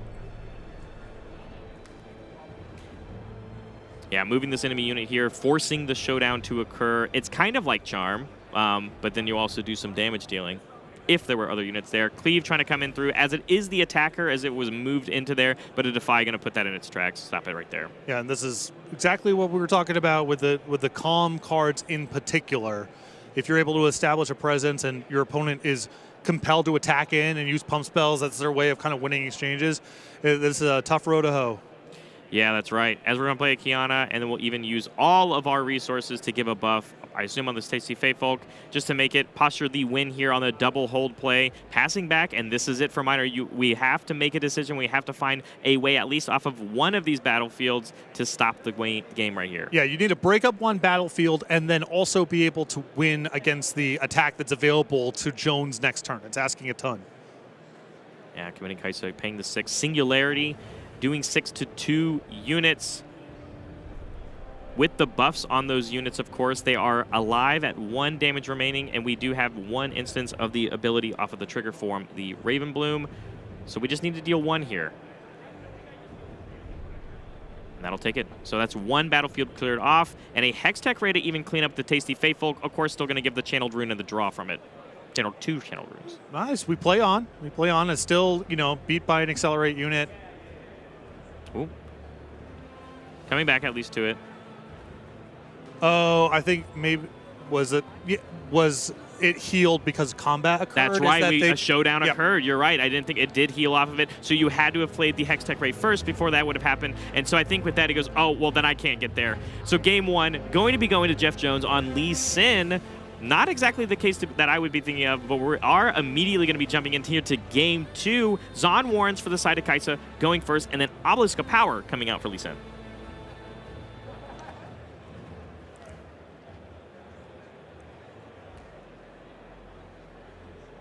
All right, sweet. So for the first early turns, we have the Pouty Poro coming in. Easy, just want to get a 2-chop onto the board, and then immediately a Sunlit Guardian coming out for the side of Jeff Jones, and we get to buff it because of that Obelisk of Power, giving us the bonus rune here on the first turn. So I love Sunlit Guardian, but a lot of the E decks have gone and taken away for this card, but it feels very powerful when you play it in the Lee Sin deck because it holds buffs very well. Holds buffs really well, and I think it's also kind of part of this general package of strategy against something like Kai'Sa. You know, it's not the easiest deck to out-efficient. You're not going to win these like nickel and dime exchanges very effectively. Kai'Sa's kind of best in class at doing that. But if you can just put a lot of size down there, particularly, you know, that magic number of going to 3 to 4, that really changes the dynamic with something like Falling Star. Going from 6 to 7 changes the dynamic with something like Singularity. And then also the deck is just not really equipped to play defense. And so what you see is what you get often when you're moving in and attacking on your own turn. Yeah, catching up here, we did end up moving in that Pouty Poro for a point for Helpful Miner here. We did up playing a Raven Blue student, which then allows us to get the Legion ability. The Nox is Hopeful going to support the Pouty Poro, taking over that Zon Warrens, which we did, of course, then use discarded a card and draw a card, going back to Jeff. Just going to start things off and move the Sunlit Guardian over the open battlefield to catch up in the points. Yeah. Ideally, you would like to kind of keep your plays back if you're in Helpful Miner's position to have just as much optionality as possible. But the Pouty Portal was just going to get eaten up by the Sunlit Guardian. So, you know, you're going to have to spend a little bit of time moving some stuff back and then back in to be able to engage with the second battlefield. But can't just let your one unit there get clipped off. And if one Sunlit Guardian wasn't good enough, how about 2? And we buffed it as well. But now we even still have our 2 readied runes for those tricks that we get to play in the Calm Domain. And interestingly, not adding it to the other battlefield here, keeping it back at base, implying that, one, I do feel some level of confidence being able to keep this one Guardian on this battlefield. And second, implying that next turn I have ambitions of going into the next battlefield. I'm not just trying to hold here, but I think there's an opportunity for me to make an attack next turn. Particularly because Miner may want to juggle one or both of their units back to the base here to free up some other attacks. But like you said earlier, playing more conservatively here on Miner to kind of set the pace on what is going to be spent on the resources. Instead, it's just play my champion zone, Kai'Sa Survivor, non-accelerated, pass after holding that Zon Warrens. Nothing else really there, and holding up 3 runes to mess with is that same kind of posturing and not letting Jeff take advantage of his 2 ready runes because, hey, we didn't ever enter the showdown at all. Yeah, I mean, as long as you're in this spot, if you're with Miner where it's like, the game's not getting away from you just yet. You have a control of a battlefield. You have some other stuff going on. You are pretty reticent to try to expose yourself to a ton of risk. And again, if your opponent's got 2 up in this spot, there's a lot of tricks they can have. So make them burn off that 2 energy. It goes to waste. Nothing happening there. And, you know, try to overwhelm him in one shot instead of incrementally going turn to turn where those really efficient tricks can cause you a bunch of trouble. Being at 8 runes for the turn is the prime position for a deck like this one to play a Dead Bloom Predator, completely tapping out for it, of course, but it's easily going to knock off the Pouty Poro and the Nox is Hopeful. And instead of leaving the Sunlit Guardian in danger up by itself, we are going to bring it back home, still keeping it with the other Sunlit Guardian. But now we've hit a card here with the Dead Bloom, which we can only assume for a deck like this is probably a Zoni's Hourglass. Well, I also really like the option there of just pushing back. Because of the score. Once you're up 3-2, you are actually in a really good position to say, you come in, score a point, we go back and forth like this. I'm holding another battlefield, so the race is in my favor. I think that's actually just a very sort of sensitive play that's a function of the score, right? As long as you're holding, and maybe Miner has some way to get through that battlefield, but it's going to come at the cost of a lot of stuff. Jeff Jones is kind of happy playing ping pong with you on the points race, right? Like a lot of your tricks don't work on defense very effectively. And so you're going to implied have an advantage if you're initiating showdowns on your own turn. And you don't really have to worry about this spot of, you know, Miner kind of squeezing you out with some accelerate units or something like that because score's still low and you're ahead anyway. And so Jones is willing to say, you know, kind of on a tactical level, if you want to go back and forth in these battlefields with me, where I'm coming back with, you know, 7, 8 runes ready, big stuff back, optionality on my attacks. You want to draw a card with Kai'Sa, go knock yourself out. It's not what the game's really going to come down to. Yeah, being at 9 energy for this turn means we can play this Watchful Sentry here. We are going to accelerate it, paying a total of 8, of course, recycling 2, keeping 1 up, giving -3 might for all of the units here. And it doesn't target, of course, so we're not going to pay the deflect cost. But this means it's a very easy run into the Dead Bloom. And even with the Zonias, although we get to keep it, it will still give that battlefield over to Helpful Miner, which, I mean, that's one of the better case scenarios, at least when you're trying to still stay ahead in the point exchange, because like you just said, it's Jeff Jones kind of setting the pace. If they're the ones continuing to hold, there has to be some sort of aggressive pushback from Miner like this one. Yeah, you got to actually move the game ahead, get to a spot where you are at least at 6 and can threaten the possibility of taking both. And Jeff Jones has a lot of time to work with through that lens, and I think has done a very nice job of sort of optimizing for profitable exchanges, not necessarily worrying about the score so much, so long as Helpful Miner is at a relatively low total overall. I actually love the patience. I think in a normal situation right there, we could have seen Helpful Miner use the Kaisa Survivor and swinging into the Obelisk of Power just for that Conquer draw effect. Yeah. But holding it back, he's saying, I got the Zonias out, I played a powerful card. Of course, I'm going to have to figure out an exchange here, but with this one ready, the retreat here to bring it back is very smart to still have an answer, but with the Defy immediate reaction on it means this Watchful Sentry is going to be gone. Not Watchful Sentry, this Thousand-Tailed Watcher will be gone, and the Dead Bloom is back in control for Jones. But I hope holding back that resource of not going in and going to 4 instead is going to be worth it. Yeah, that Thousand-Tailed Watcher represented a ton of investment that Jeff Jones was able to break up on essentially 2 cards and very little investment. And it, Helpful Miner's only got so many punches like that they can throw. That's part of the problem here is you have a handful of cards that are capable of breaking up these big units. Once you're through that kind of tranche of cards, you're looking at attacking with 2 things. Attacking with something and playing 2 pump spells. At that point, you're at sort of the mercy of Jeff Jones's tricks, and you risk just kind of running out of cards even if your tricks and multi-attacks work out the way that you're hoping for.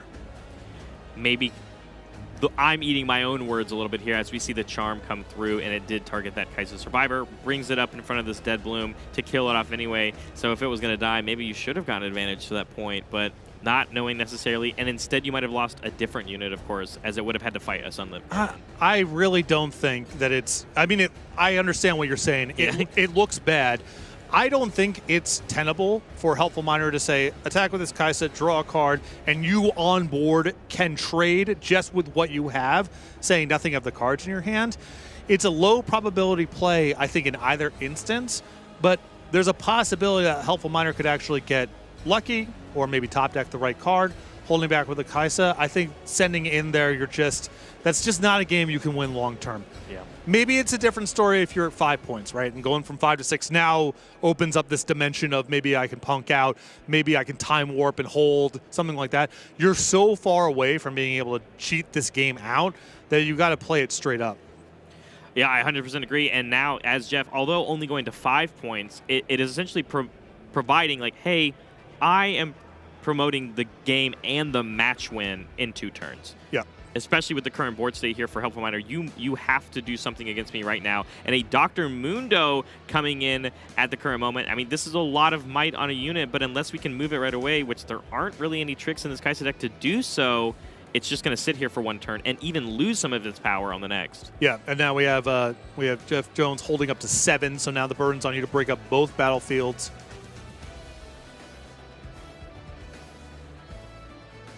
Yeah, I think we're just counting discard. Going to figure out what the might total that we need to play around with because, I mean, like you said, Jeff has already had to do very little investment just to combat all the cards that Helpful has to play every single turn. I think this is another low investment commit, and we just do more defensive tricks, or I wonder even if there's just like a crazy way to remove this Mundo right out the get-go.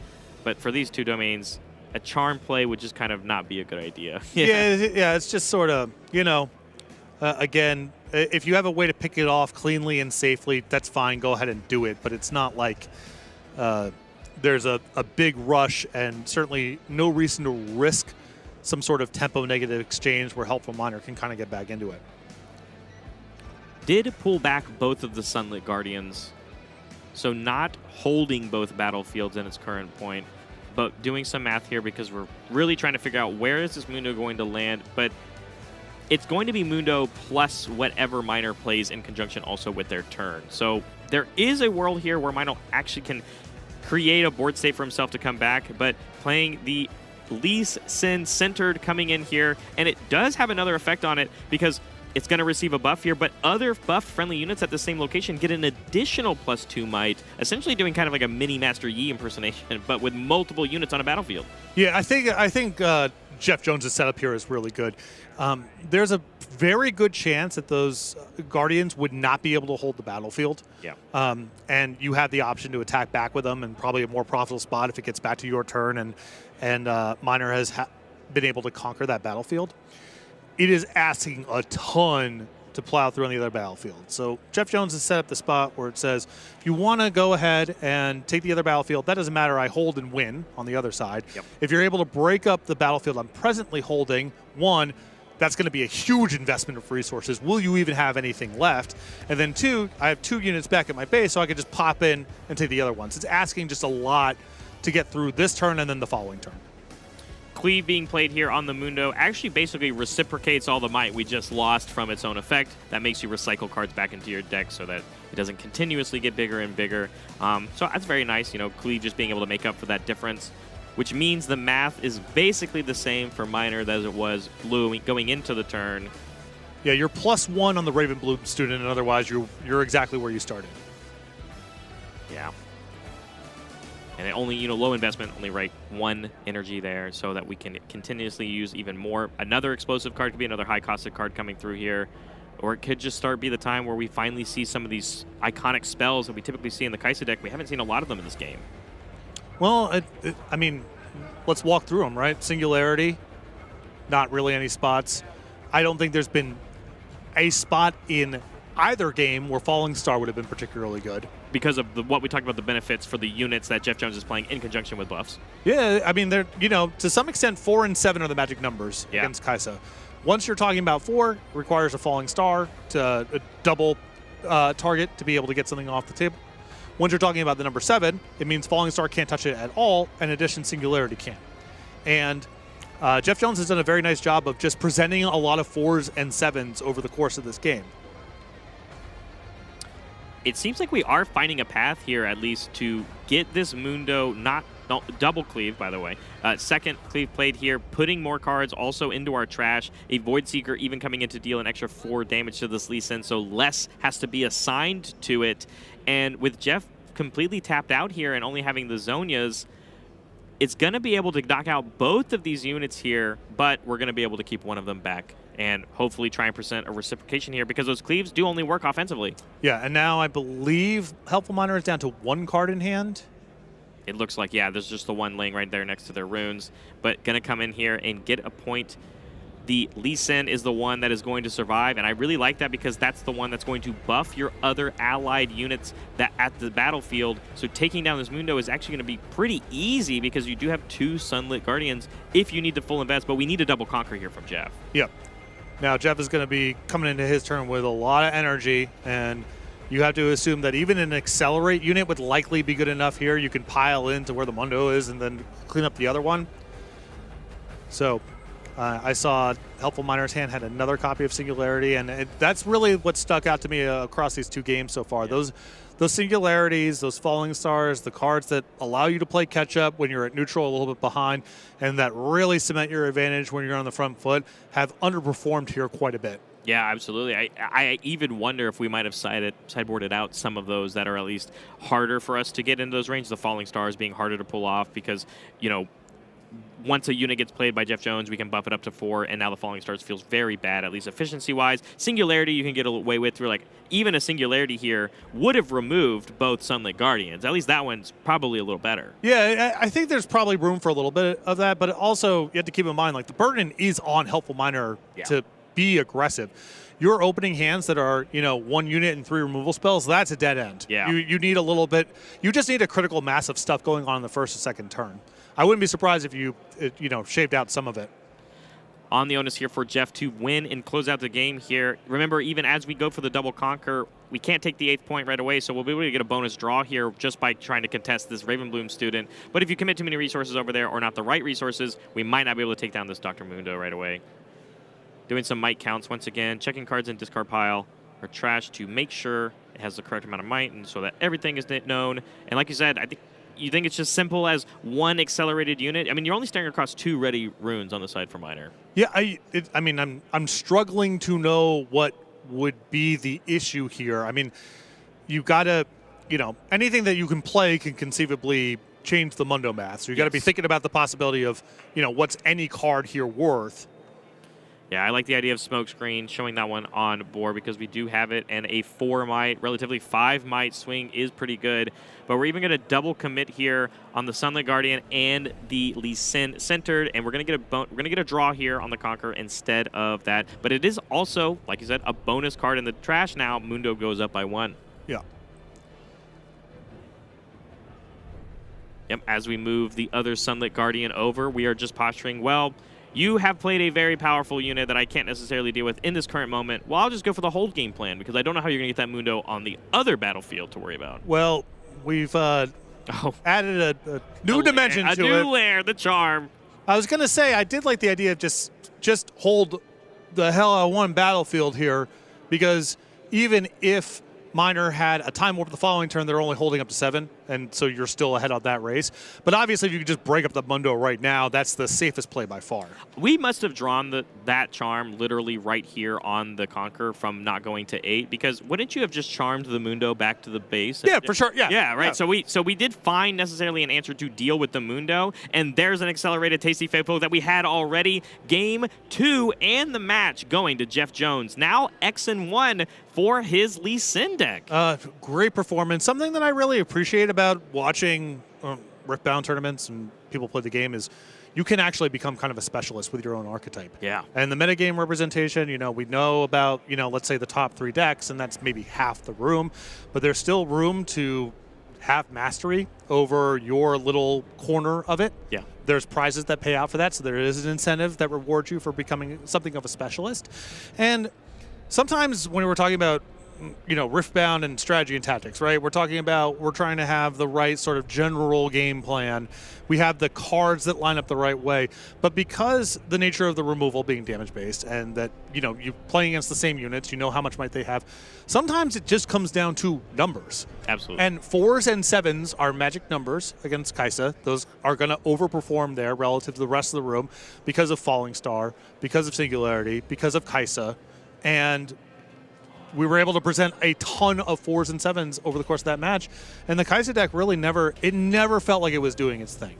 Absolutely. I mean, there were some good exchanges early on in the game, but it felt like uphill sledding once we got past turn 3. And that Lee Sin was able to really just kind of establish control of at least one battlefield and say, come and get it. I've got some energy up. I got cards in my hand. And if you try to brawl with my big units, you're going to get the wrong side of it. Absolutely. But on the right side of it, we have more riveting gameplay for you here in round 7. One more match to start going through. We've got Annie versus Kaisa, which is a completely different story than what we just saw. The movement tricks from Annie, undefeated here for Tariq Patel versus the sensei over here playing Kaisa. So we're going to see more of the same interesting gameplay, obviously, that we saw from the spell slinging that Kaisa has, but on a different avenue, because Annie is the deck that I think a lot of players have shown up with this weekend. Yes. Fat Dad Sensei, not a player that I'm familiar with coming into this tournament. Tariq Patel, someone I've known for a long time through various games, a 2-time Canadian Flesh and Blood national champion, and a very, very long and storied resume over a number of games. Yeah, kicking things off immediately as we jump into this one. We've got Zon Warrens coming over here for the Annie side in the game 1, and then, of course, the Dreaming Tree like we saw from the previous match for the Kaisa, and a Pouty Poro immediately going down, and we get those runes back, of course, for our Legend. And that Annie pattern here is try to get something, sneak something into a battlefield, maybe 2, quickly as possible, and then use very efficient tricks to retreat yourself back if you're at risk of maybe getting your thing swallowed up inside of combat. Just kind of a deck that's really good at getting to 8, would not be great at getting to 9. Yes. You kind of just barely get over the finish line when you get there. And that's why you see a lot of them play like Arena's Greatest, and we might even see us come out this match to speed up a game even more so. But I think this is why a lot of people have catered towards this Annie deck, because it has one of the, as people describe, and I would agree in some sense of, it has one of the best Kaisa matchups, because when you eventually get to 6 points, if you get to the 6, the double conquer play that can come through with the Vibe plus the Ride the Winds, there's nothing that really that the Kai'Sa deck can do about it. Yeah, there's some decks that have outs that involve, well, I can, I have a removal spell that doesn't care about a unit's might. Yeah. Or maybe I have a stun effect, I can push it out, whatever. The Kai'Sa deck's not set up that way. And if the game drags on and you're at 6 and you're able to set up that combo, it's really rare they have any sort of interaction that can break it up. Yeah, and so we'll have to see how that approach goes for that Sensei as we are moving on, and immediately playing up Cleave here on one of our own Pouty Poros to beat the Pouty Poro on the other side as a Kai'Sa Survivor came through on that last turn for Patel, or Tariq, sorry, and then readies up the 2, of course. And then we are going to end up using the 2 immediately with the best things that Annie has is I always have energy to play a card to use, and we're going to go ahead and play a Ride the Wind right out the get-go to move and ready one of our units. And, of course, we target our own unit with the Dreaming Tree draw. That was a really big commitment pre-combat there from Sensei, because gave up a Dreaming Tree trigger by using the Cleave before they got into the showdown. Yeah. And then, of course, I love the sneaky tricks here where you can move it to the other battlefield, and even though you've given up and conceded the first battle or showdown, you then go into a second showdown. Mm-hmm.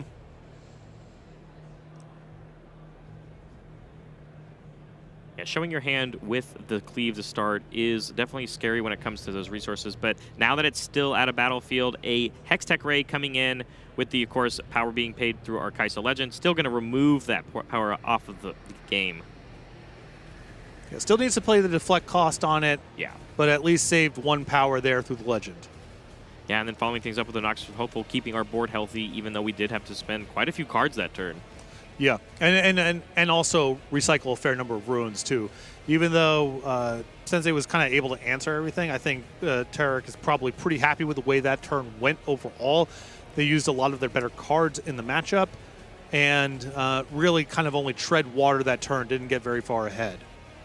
Yep, one of the other better parts for the Chaos Domain. Stack deck, of course, we're going to be taking a look. And, of course, recycling these cards does matter a lot in this game because you're probably never going to see those 2 specifically, but it is still information on what can come. Yeah, and especially when you're trying to set up that combo with Vi. Yeah. It's really nice. First of all, you get a lot of looks at it. And second, if you are, if your stack deck just goes a weird way, you have to put 2 of the cards on the bottom for whatever reason, it's, all right, it's unlikely that it goes that way this game, and I can try to just plan for other stuff. Easy conquer there, getting rid of that Pouty Poro, taking the on-draw effect from the Kai'Sa, of course. And, of course, one of the other benefits of playing the Annie deck is you don't feel too bad about playing these sneaky deck hands on these open battlefields because you're just trying to get to the points. And you still get all these on-conquer effects, and you're still going to ready 2 of your runes. Yeah, magic number is 6, and again, it's, even if Sensei is able to play over the top on one combat, it implies that you're holding on the other battlefield. Sensei can't really let that happen. And then even if you have some small stuff laying around, well, the Vi combo swallows that up. Passing back, of course, going to have our 3 ready, actually, because we didn't use them all, and drawing for turn here. And not the stickiest of unit, of course, this the deck hand, which means it's pretty easy to go into, but we are going to try and contest with another Cleave here. Again, having to show your hand, going for the offensive play here from Sensei. We're up by 3 might. Assault does get through there, but it's Annie. We can only expect some sort of trick. Yeah, some way to play back, maybe some way to just retreat back to base. And if Tarek has something like that, then he's also going to draw a card for his trouble. Yeah. And stack deck first, going to look at even more cards. Still will keep the 2, and basically all of the tricks that this deck wants to play, especially the ones that move your own units and target them or keep them safe, to get an extra bonus draw from the Dreaming Tree, only cost 2.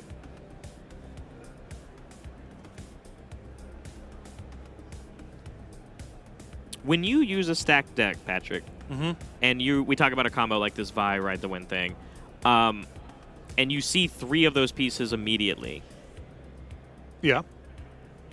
Is there a world where you're like, well, I have to take the one that's more represented because there's no other option here? And then what happens then? You'd never find that second piece. Well, I think a lot of it depends on, is my game plan 100% about this, or can I probably win straight up? And Tarek Patel's spot right here, the game is being played at a tenor where even if that's the combo you want in this matchup, he could plausibly win this game absent that. And so you aren't necessarily banking on absolutely have to set it up and I'm priced into taking one of these pieces. So you got to start from that vantage point, and then you also have to weigh, well, what's the card I would be taking otherwise? If it's a card that's incredible in the spot and I'm giving up the combo for the game, okay, maybe that's how it goes sometimes. If you're talking about something a little bit more marginal or something more replaceable, maybe you just take the combo piece because you value that optionality, that possibility down the line. Or you think the game's going to go in such a way that that's going to be the only way you can win.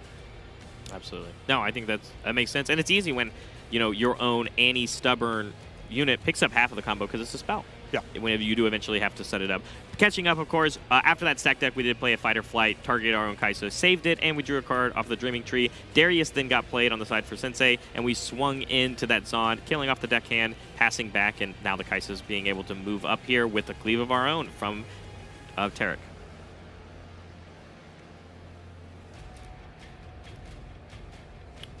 When I'm looking at Sensei's another deckhand, of course, now getting these points really solidified here, approaching that 6 number very quickly if that ends up being the game plan. But when I do look on the side for the Sensei, we have spent a lot of our runes on power this game, like you said. In general, a ton of it.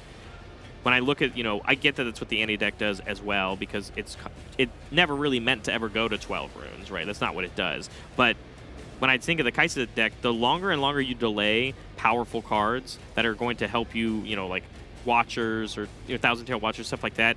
But I would say necessarily those cards aren't what's going to win you this matchup. So maybe it is the right play to use your power more efficiently. Well, we're talking about, we can't get Patel.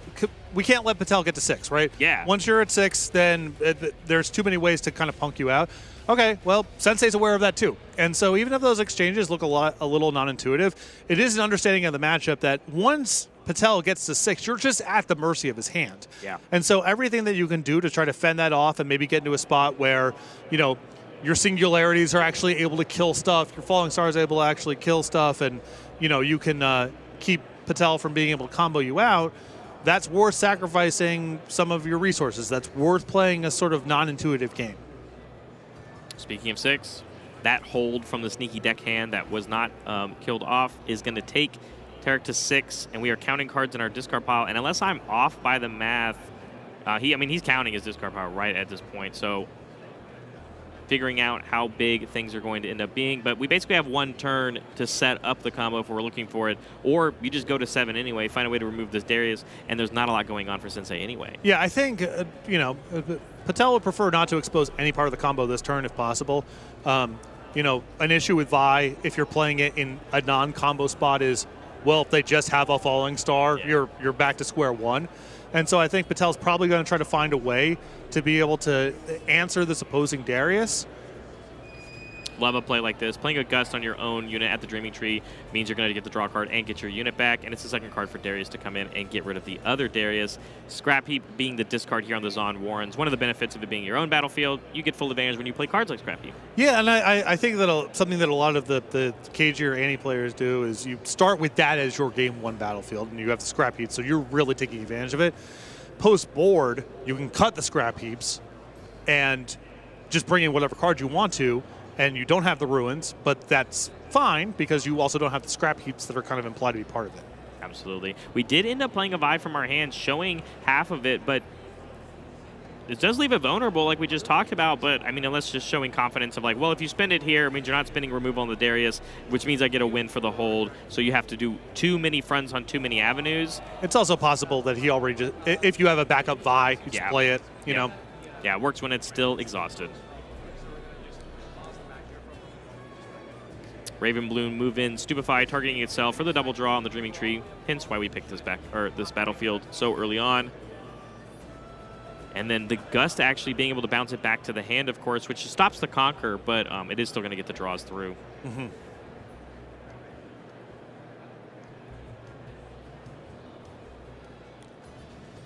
And there it is. I think we show, I didn't draw enough for the answers.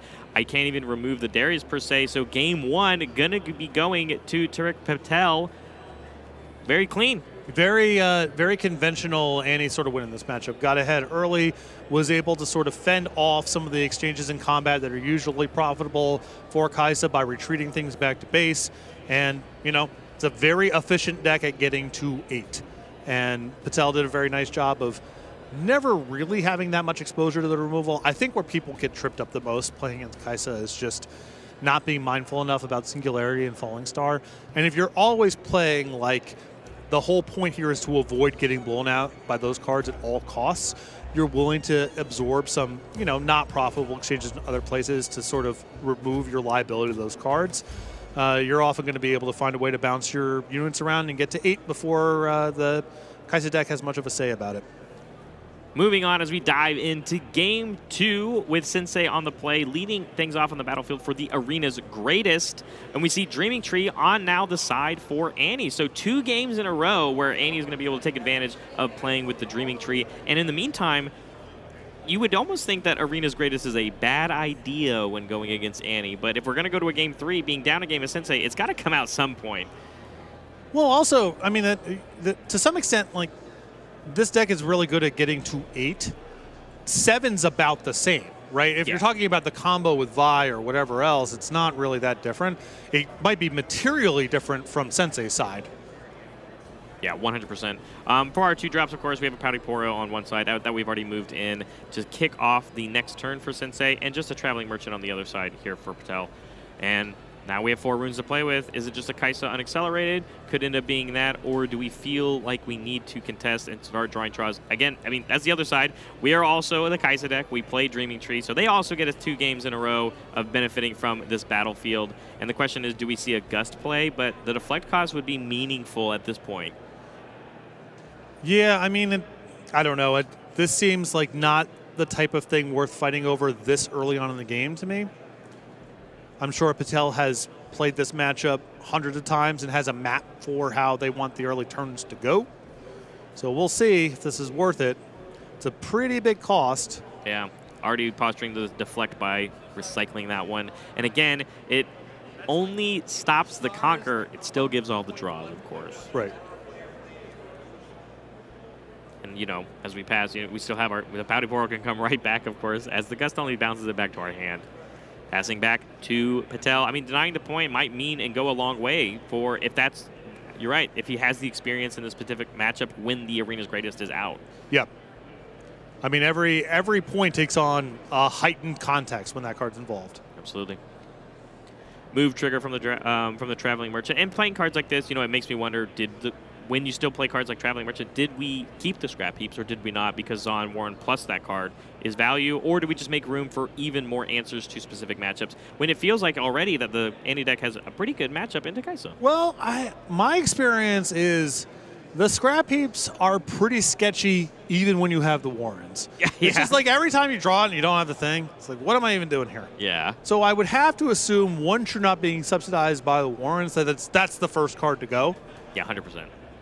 But it is a cool thought. As we pass back, of course, to Sensei, when the Kaisa came out, of course, we passed, going to ready the 2. Again, the offensive showing our hand, needing to play a cleave, but the Dreaming Tree, of course, still gives us value for the drawing of it, and there is going to be potentially, we thought about it, we're thinking. And yeah, it looks like we're going to fight or flight our own Traveling Merchant, which will give us a move trigger, which will also give us another discard draw. Yeah. And we did target our own. There's a draw off the tree, and then also you have your draw and discard from the merchant itself. When people have scrap heap in their deck and no ruin, like you live in a totally different reality than me. Every time I play in this deck, I've got these scrap heaps, and I'm just sitting there thinking, like, do I play them? Do I let my opponent have the satisfaction of me actually play it, or do I just ride it out? You know what I mean? Well, I'm in the same boat as you. Every time I play scrap heap, I draw them but don't have a way to discard them, or I have things to discard and never draw the scrap heap. So I'm like you. I'm going to side them out. The second world's fine. Yeah, that's where I want to be anyway. That's just my post-board game. Like, I'm getting ahead of schedule. You're right. You're so right. But when I do play them, why don't I see them then? There's a confirmation bias and selection. There's like a lot of ways your brain just kind of doesn't work right with this sort of thing.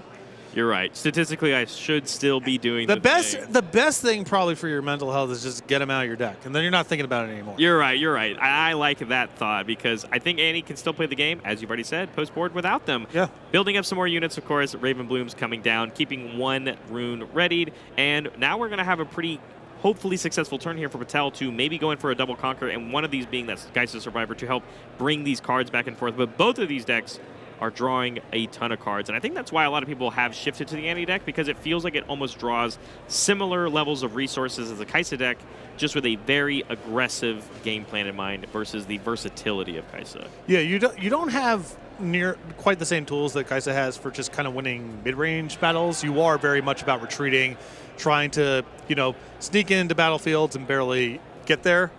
You also just have a lot more volatility in your draws because you have just more fidgety stuff. The movement sort of implies that you need the units, and these things have to be timed a certain way. The Kai'Sa cards more or less just work on their own, not as sensitive to which ones you're drawing in what order.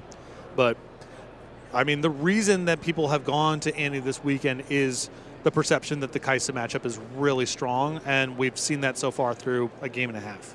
Yeah, 100% agree. Getting that stacked deck to resolve, grabs one card, puts the 2 back, of course, on the bottom. And we got a Traveling Merchant here to contest against this Pouty Poro, currently trading with, going to go ahead and discard and draw a card. 2/2.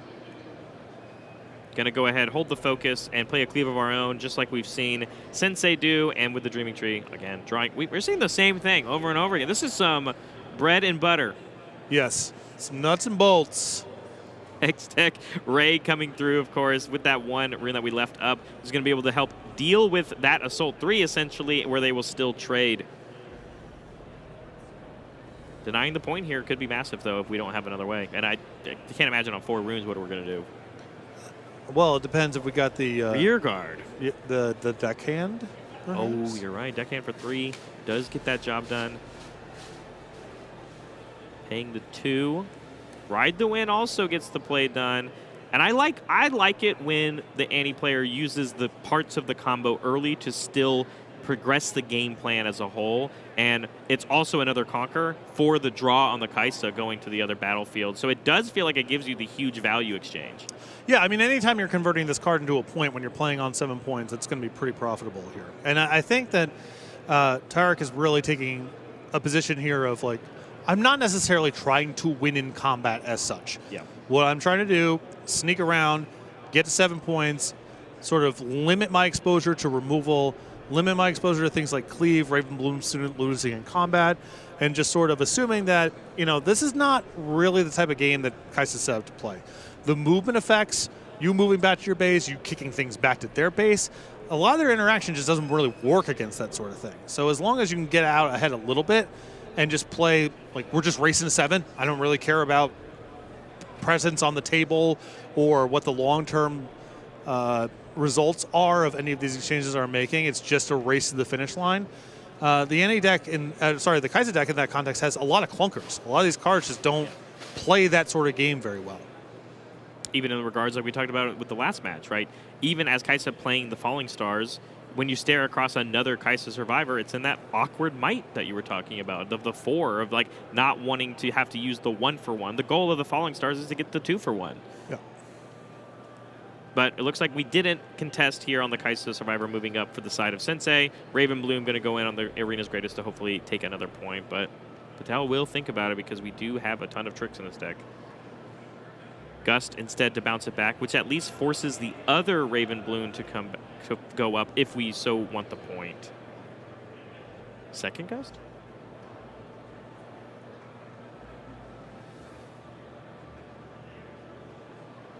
And it looks like it's good. So the point's going to go for Sensei, 4 for both players, but Patel will be the first one to go to 6 if that's the current pace.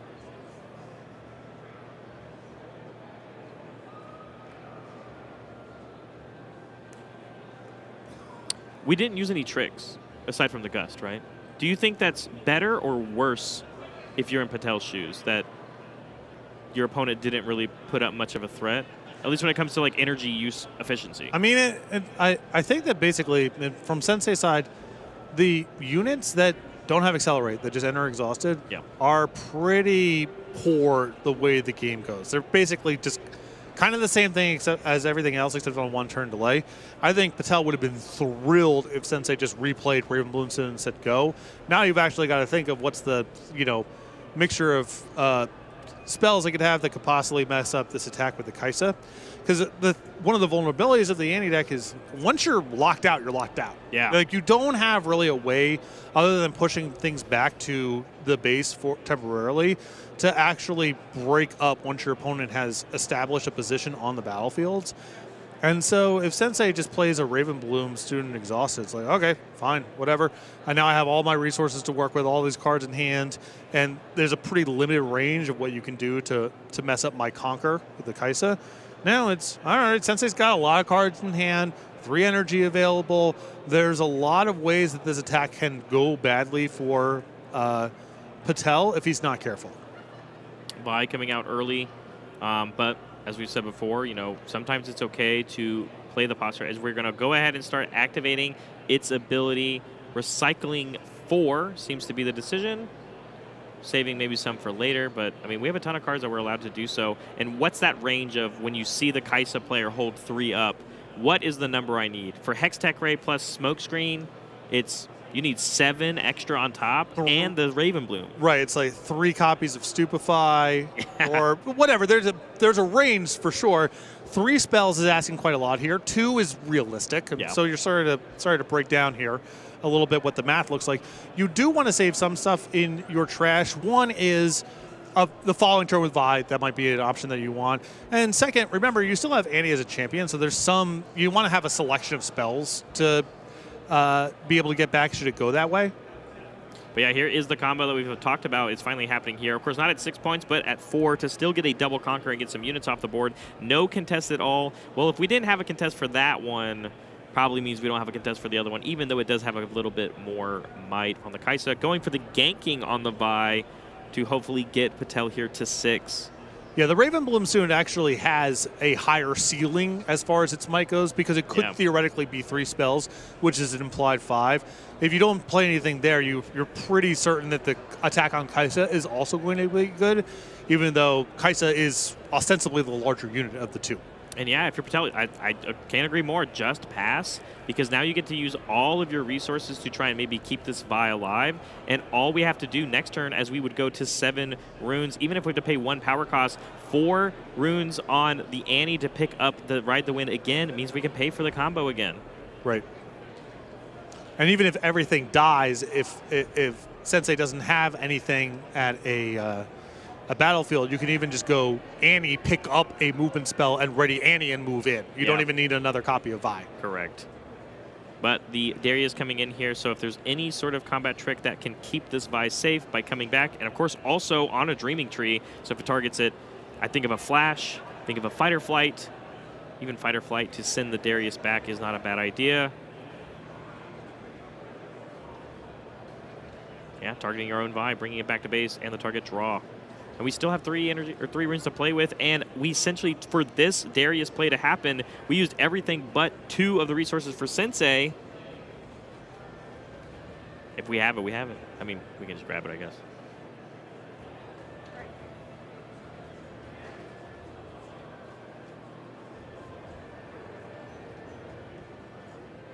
And from this spot, your removal is not particularly strong. Units that you can add to your base, not particularly strong. And so the Sanity deck is very good about making the game about something else. Yeah.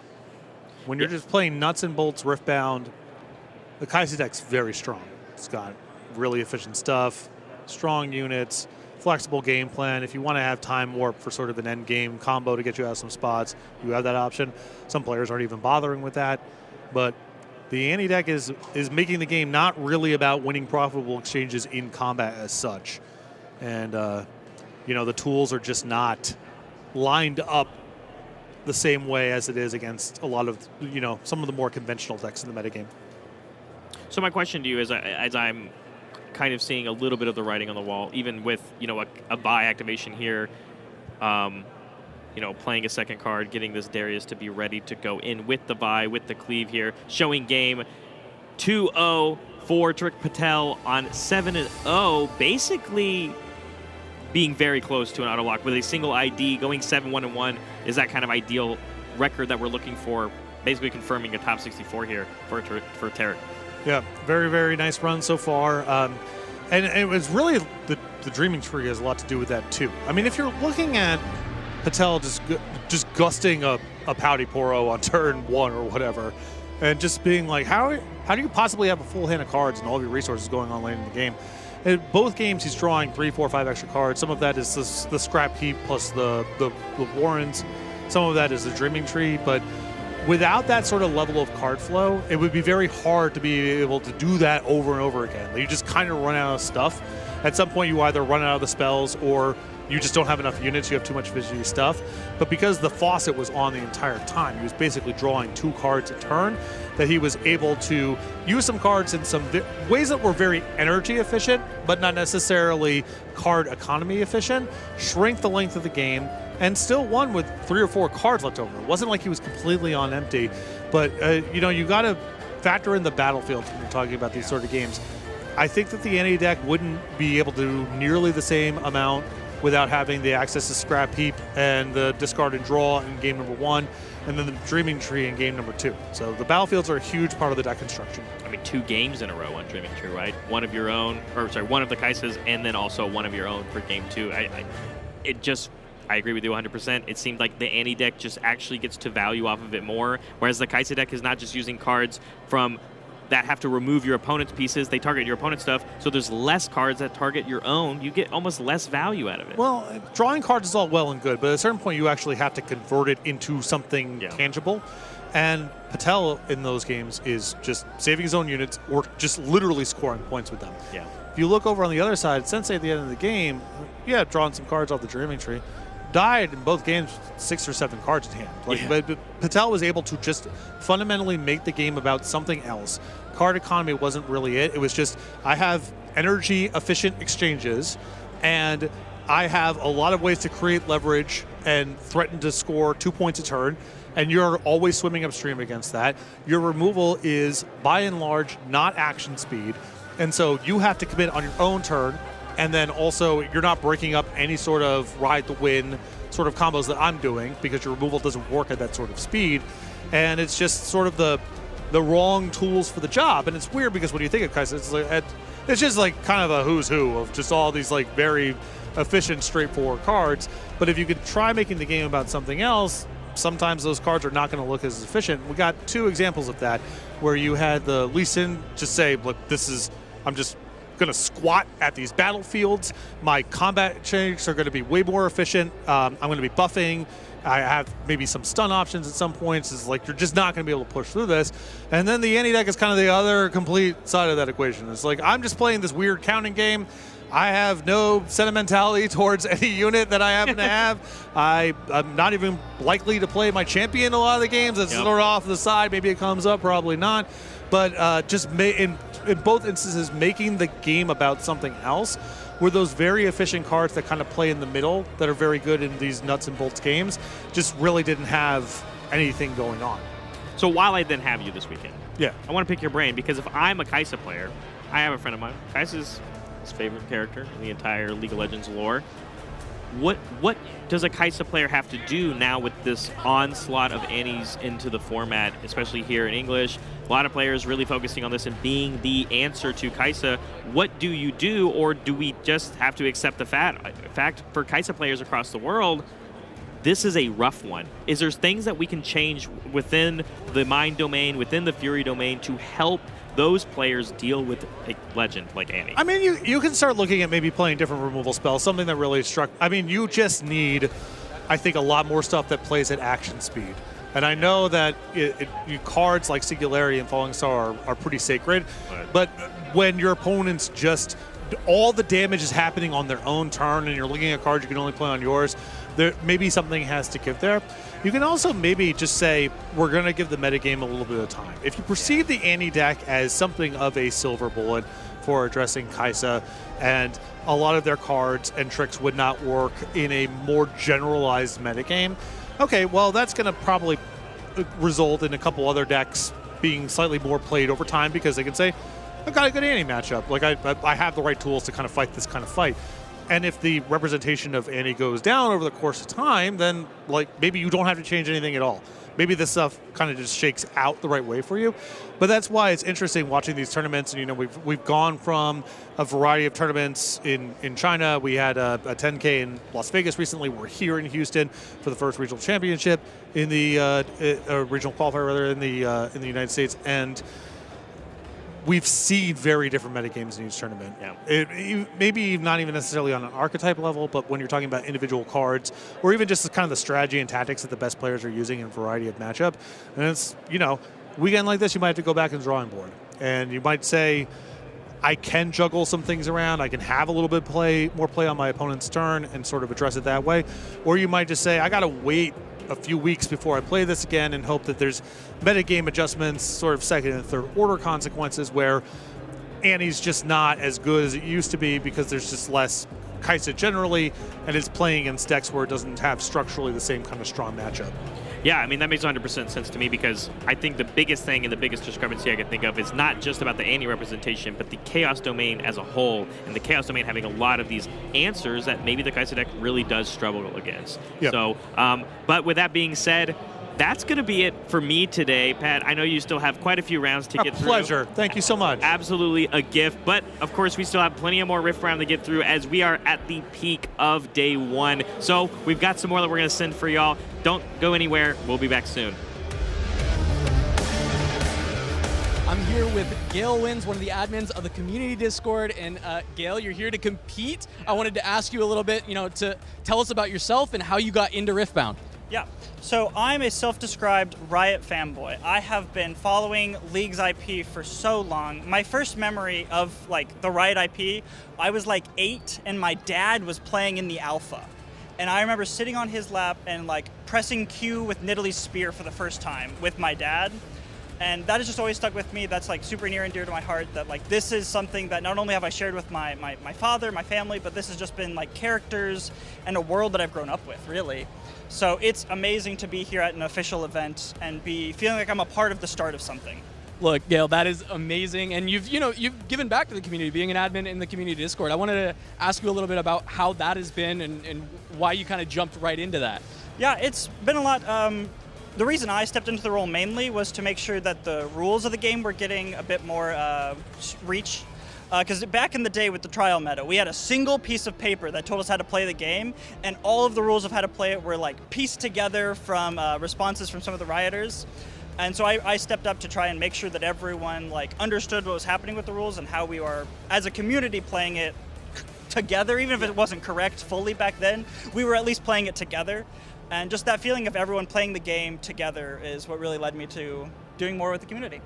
Nice. Well, you are also competing, and so I want to ask you what deck you brought, why you chose that list. Yeah. I brought Yasuo, the Unforgiven. This is a super underrated legend, I think. It controls the battlefield by moving its units wherever he wants, basically. He has high agency in a game because he can choose how to play the game and where to play it at any moment. So I like feeling in control, so I like playing Yasuo. Let you go. Do you have any shout-outs you'd like to give? Yeah, I want to talk about the Nexus Cast, the podcast that me, Sneaky, and Max Tapera host. Make sure to tune into us every week on Monday. All right. Well, thank you so much, Gail. We're going to ship it back to the desk for more Riftbound action. This at the very edge of the table. Yeah. Thank you, Gail.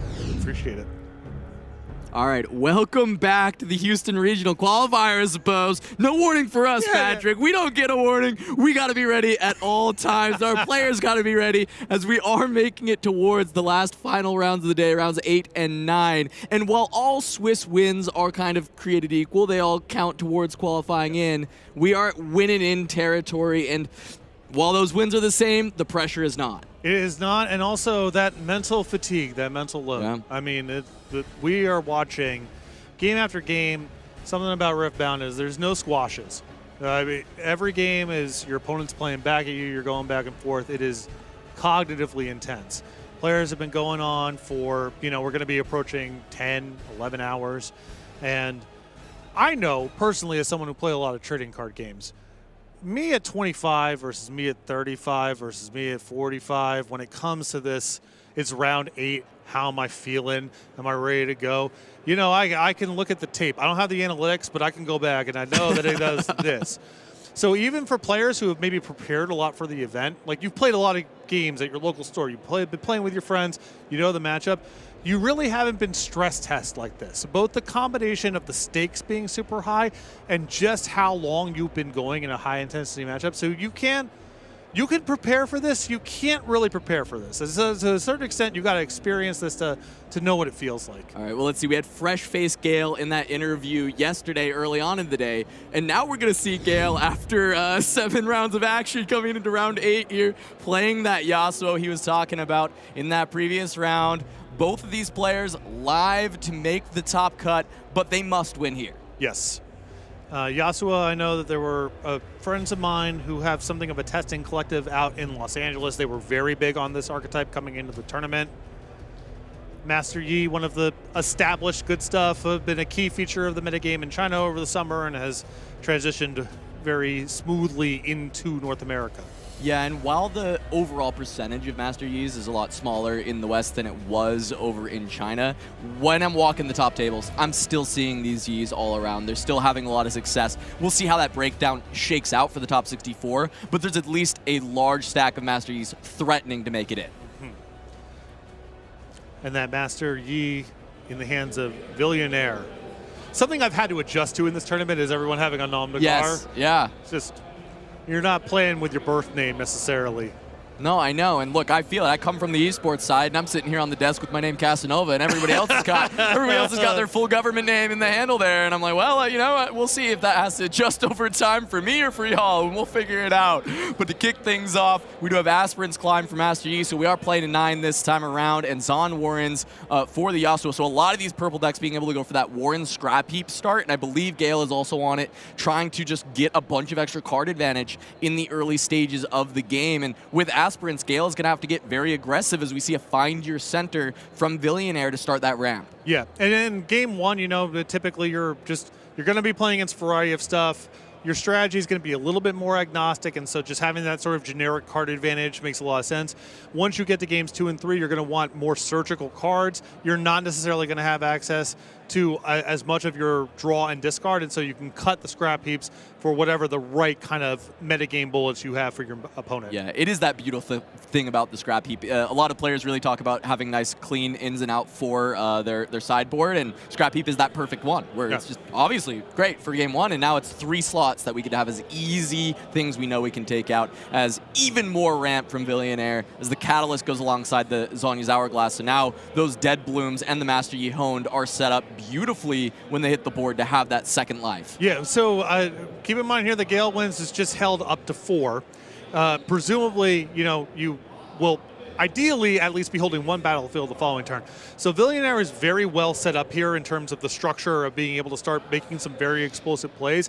There's still the issue of the race. You got to kind of clean up both battlefields, or at least hold one so dramatically that your opponent is kind of blocked out from getting the 8th point. So really nice opening here from Billionaire, but still a lot of work to do. The game is definitely not in the clear just yet.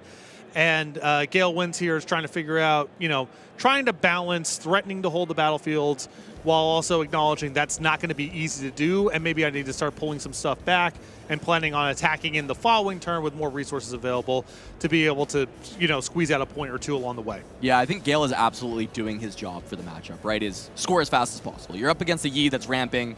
You're up to 4 already. This is the fear of Aspirants is while you do have the point cadence for now, that 2, 4, 6, 8 that you're looking to find in Riftbound, this breaks that math. We go to 9 instead. And so as you're talking about maybe being able to hold one side, ends up being enough to still keep that point cadence, especially with Remorseful coming to that back row to be able to threaten whatever Billionaire puts out with this Aurora.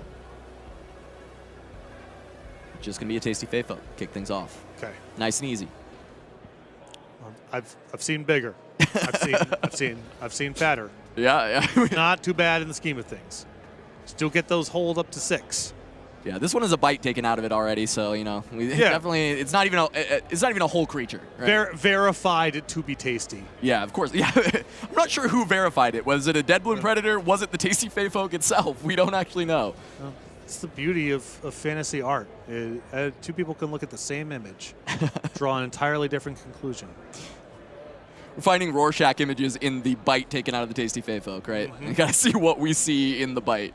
Getting an opportunity to work on the creative on this project. I don't have a heavy hand in it, but here and there, it's been a real treat, you know? Because I came to this not the most knowledgeable about the world of League of Legends. I'm learning as I go. Yeah. But I see images and I tell myself a story, and then one of our creative leads is like, that's not how the world works at all. But it's interesting that you interpreted it that way. That's a valuable piece of information. Yeah, they're like, you're wrong, but we love where your head's at. Right. As Gale is going to look for the draw off of the Clockwork Keeper, that additional cost being paid. Usually this is one of those 2-drops that I really like in Green and Calm, where in the early game, it serves its purpose. It's just a 2 that you get to play on your first turn, look for that early pressure on the game. But if you do find it late game and you need to find a missing piece of your deck, you can just get that extra draw and replace itself. Yeah, I mean, a lot of decks play what amount, 2 2s that if it does literally anything else, you're pretty thrilled. That's like a baseline thing. Your Pouty Porto, your opponent doesn't use a spell on it. Maybe it messes something up, but like whatever, we're not worried about it. This one actually has a pretty high ceiling as far as it goes. It's never going to be any better than a 2-2 on turn 1. Sometimes that's all that really matters. But having the option later on in the game to convert it into a fresh card is very powerful.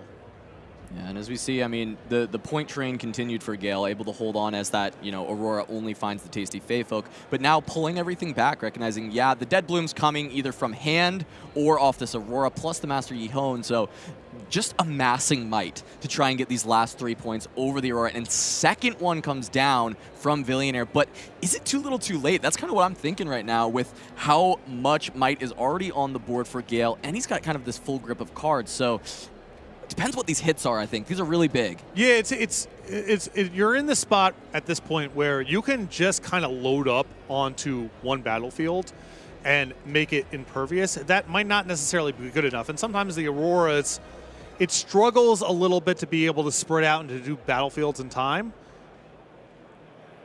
Yeah, I mean, Volibear Imposing is certainly a hit that helps you do the turbo stack on one side. Become, impregnable, not allow any room for Gale to try and push through there.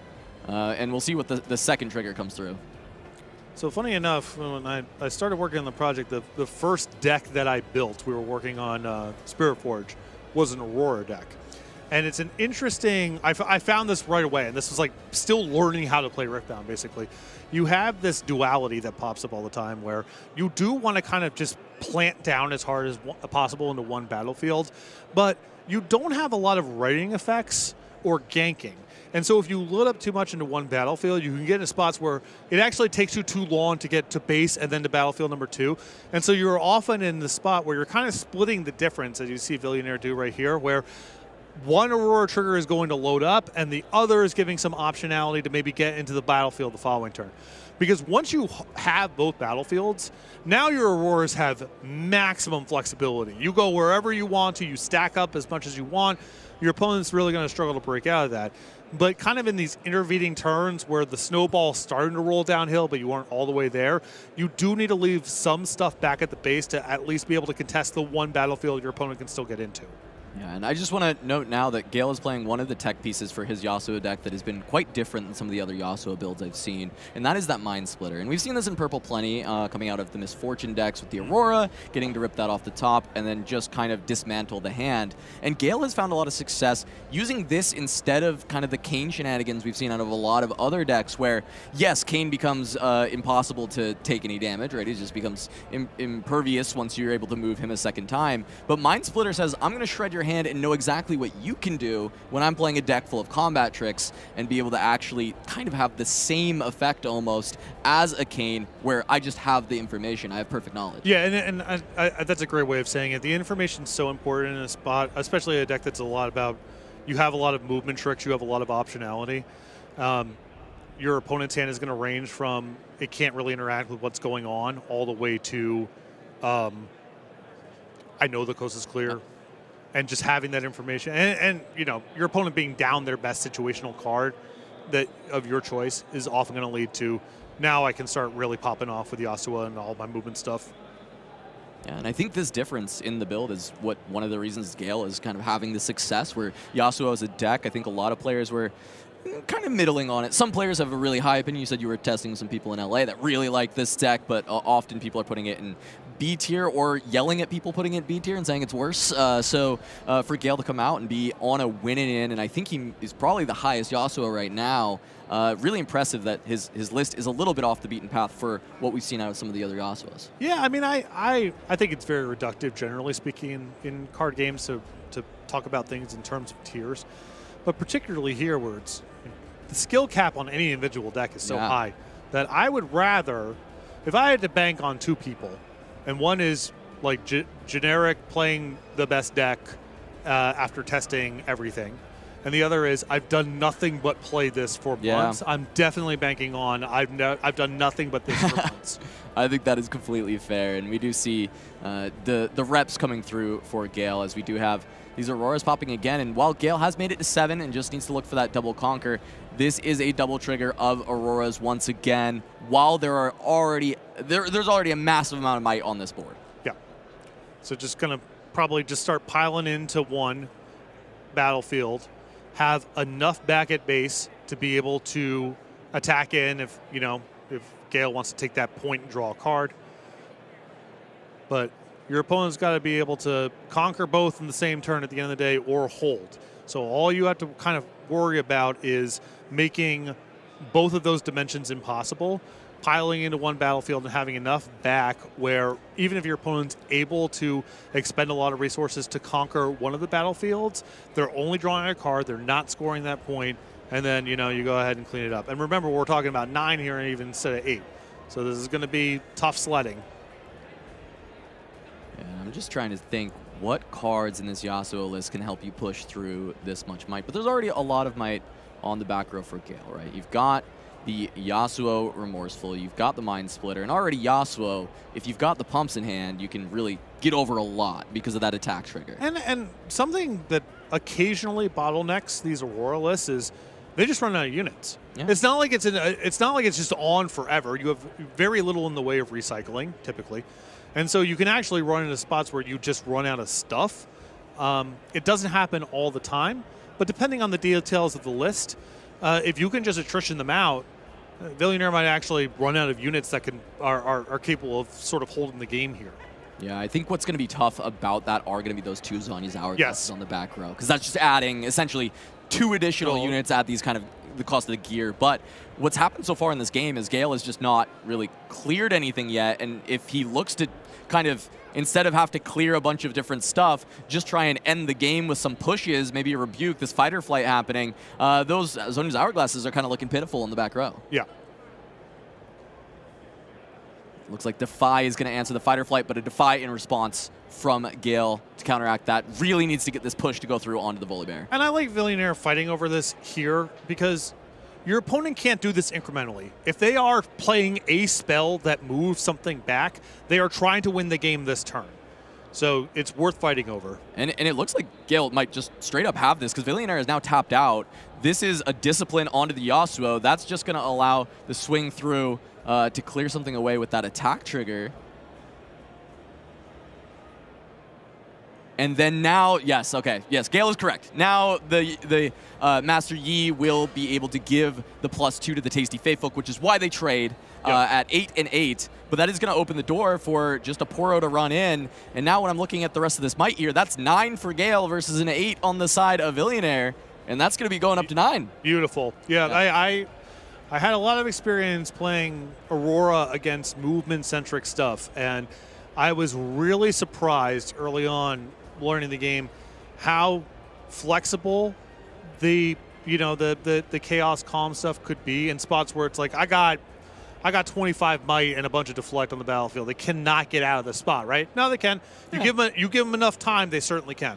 Yeah, they just got to find the fighter flights, rebukes, whatever is kind of the tech that they've packed for it. But Purple really has a lot of that just like tempo-oriented pushes that when you get to the point of the game where you're just looking for 2 more points, that's plenty. That gets you there. That gets you over the edge. And let's keep in mind, to circle back to early on, Gale got off to a very fast start. Yeah.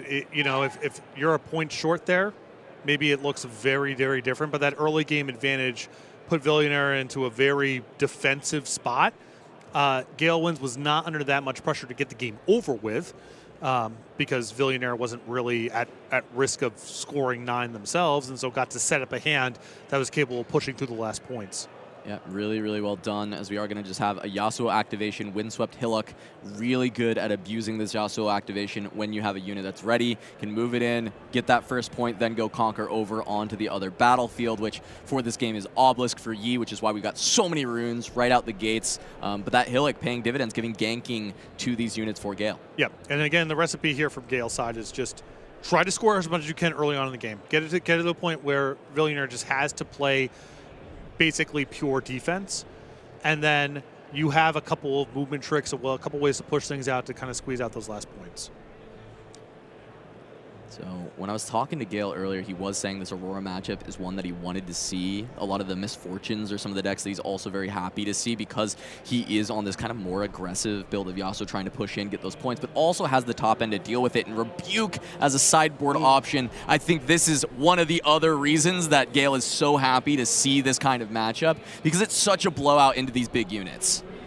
And Billionaire doesn't really have a choice. I mean, maybe you say you just play and say go and hope to hold it up or whatever, but Billionaire's got to try engaging with the battlefield. Yeah, you have needs to to play. score, needs to try to kill stuff or whatever. So you really don't have a choice. It's what this Yasuo deck does. It kind of constrains the timeline of the game. You don't have a choice but to play into those tricks, and that was a devastating tempo setback for Billionaire. Yeah, and now Gale gets to send it up to 4. He's halfway there to just finding the win on this game. Gets to gank over with Hillock and then pseudo-gank by moving home and using the Yasuo Unforgiven to send the Wielder of Water into this Windswept Hillock and get that extra point there. Now over to Billionaire. Looks like the runes are available for Aurora, but is that too little too late? Is that too slow? Do you need to just start pushing in with either a Dead Bloom or the Yi again from hand? Yeah, I mean, you just only you got to do something that can engage with the battlefield. That's a requirement, and there's no guarantee that Aurora does that. Oh no! Oh my God! So once again, we've got Dead Bloom, but Rebuke number 2, Electric Boogaloo comes through and pushes that thing right on back. Blow.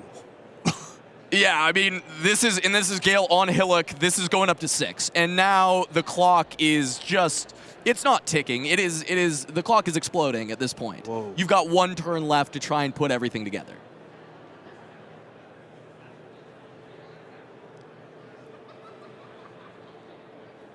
And you want to say there's a saving grace on Gale's, only on 4 runes, but realistically, it's 6-0. You've got to the point where you're set up for that double conquer win.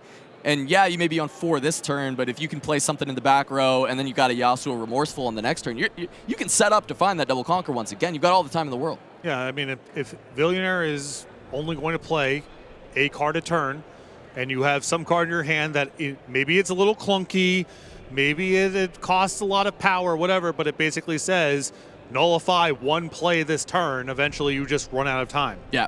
And I just got a glimpse. Gale's got a Fighter Flight in hand. So while that's not quite a rebuke, at this point, at 6 points, might as well be. Yeah. And I mean, it is, something that you're sort of priced into structurally. And here it comes. It's brutal. When you are playing with Aurora, you do not get to play with cheap units. And sometimes you just fall behind and can't catch up. Okay. The Defy is there. That's huge. We might still be playing a game. We might still be playing a game for a little bit longer. Looks like Gale didn't snap off a Defy to the Defy in response here, so he must not have it. But he does have 2 pumps. Does that actually get over? Yeah, that's a trade. Yeah. That's a trade. That's not bad. You take that. Okay. Though Zonius is going to get cracked here, so still overall, I would say that's a win for Billionaire, at least the small win. Absolutely, yeah. That is the step 1 here, right? A little bit of space bought. Okay. Now to claw this back, though, it is going to take a lot out of the side of this Master Yi deck, but it does start with Dead Bloom on Hillock. Yeah, it's a good place to be. Once you've established presence at one battlefield, if you have Aurora, then you can start piling, and as long as you have some stuff back to be able to answer a battlefield that your opponent happens to conquer, they start running out of time. And we also know, Gale's effectively empty-handed. We would have saw another Rebuke or movement card had it been available because it would have been game-winning. So now Gale is on no cards in hand. So anything they draw that's a unit has to get played. You know about it now. And anything that's not a unit doesn't get the ball rolling. Yeah, we finally hit attrition in this war of attrition that Yi wants to play, but Yasuo has not been playing along for the most part so far in the series. It's going to be a hidden card, usually, just as Zanya's Hourglass. Has been the occasional additional tech, but seeing as how this is Aurora, it's not going to be something like a Pocket Cub. I don't know. You have one as part of your range. They're definitely not playing around it. It's part of, some of the push and pull with hidden cards is sometimes you play the stinky ones just to establish your range. Could be anything. You don't know. Yeah. Don't assume. you don't know me. We do have Remorseful going to hit the table now for Gale wins. So that is the start of building up a back row that can try and push and find the win in this game. I think from here it has to be kind of those Mind Splitters that we've seen, and then you got to find some spells. So there's quite a bit that Gale needs to start clawing this back at this point. It was a huge explosive lead, but hand dumping for those on guards. Now you're out of gas. Exactly, and it's critical here. He's at 6, so he's got to be able to kind of either conquer both in one turn, which sounds like a real uphill battle to me, or be able to hold through. Doing this from no cards in hand with very little in the way of resources. And remember, Villionaire's got a full grip. I mean, those rebukes and such, they were very tempo efficient. They bought Gale wins some time, but now that time has been paid off, and Villionaire can start just playing this stuff. Yeah, once again, going to just play a Fey Folk. That is going to reduce down to a single rune. So the range of effects that Villionaire can have is now shrunk from anything to On Guard Defy, generally. Is going to be that range you're playing around from there. And Remorseful, with what looks like a Discipline in hand, we can see that kind of same line that we saw in the previous game of that Remorseful going into the Dead Bloom spot with the Discipline, taking it out, and then trading with the Tasty. And when you do at least have this Zanya's Hourglass at the back, you are going to be able to maintain that. And there are even potential ways that you can once again push the Yasuo in with Unforgiven and then take out the Yi. That's also at an 8. So there's kind of this line to really zigzag this Remorseful around to both battlefields. Yeah, it's possible that Gale is kind of doing this all from empty hand, but Stat Deck and Discipline, kind of a nice set of cards to get going because it's a combination of critical mass of numbers of might and also the right combination of tricks. So you kind of need to string together some selection spells here to be able to have a crack at it, but it's possible. We saw it from last game too. Villionaire had a pretty well-established set of battlefields, and Galewind was able to Yasuo his way out of it. Yeah, I wonder if he's going to go for this exact line or if he's got anything better, because there's a few more cards left for Gale. But the way this will work is we've got the Yasuo trigger. It's going to go ahead and take out this Dead Bloom. Villionaire thinking about responding. That's clearly Zanya's Hourglass at this point. He's trying to see if he wants to save that Dead Bloom. The follow-up will be a trade of Remorseful with the Tasty Fey Folk, which will bring Remorseful back to base, where it has been healed up, but it's still an 8. The Discipline is still in effect, and it can be pushed with Unforgiven Legend ability into the 8 of that Yasuo, or even better, a Ride the Wind. That is an even better card to have, where you get to go into the ganking battlefield of Hillock, score there, and move with the 8 attack trigger into the 8 of Master Yi Honed. And I would have to assume at this point, if Villionaire had a way to break up this sequence of spells, we would have seen it by now. Yeah, the question becomes On Guard, but as you said, that might have been seen previously on the Fey Folk. There's a consideration where you let that through and you wait for the Master Yi. But there's the hand extended. That is the 2-0 for Gale wins on this winning in with his Yasuo. So we'll be having a Yasuo in our top 64. Awesome stuff there, and a really solid game plan against Aurora. You know, you can kind of tell we're expecting points 2, 4, and 6 to kind of come naturally while you're setting up shop. Then it becomes the hard part of where are you doing about points 7 and 8, and you have enough movement effects. The Yasuo sequences that can actually push through units of pretty substantial size and be able to squeeze out those final 2 points, and we saw it both games 1 and 2. Beautiful from Gale, and it just shows, hey, maybe you don't need Kayn. Remorseful has plenty of tricks for you to work for from your champion zone. Find some other cards that can fit in the deck to help make that all tie together. But we've got another match from this round, another winning in, and we're going to be jumping into a match in progress. We're going to jump right into game 2 of this matchup of this Kai'Sa mirror, and we'll see who can actually come out on top and earn a spot in that top 64. So let's jump right in to our second match of this round, going right into game 2, Carmen versus Sheki.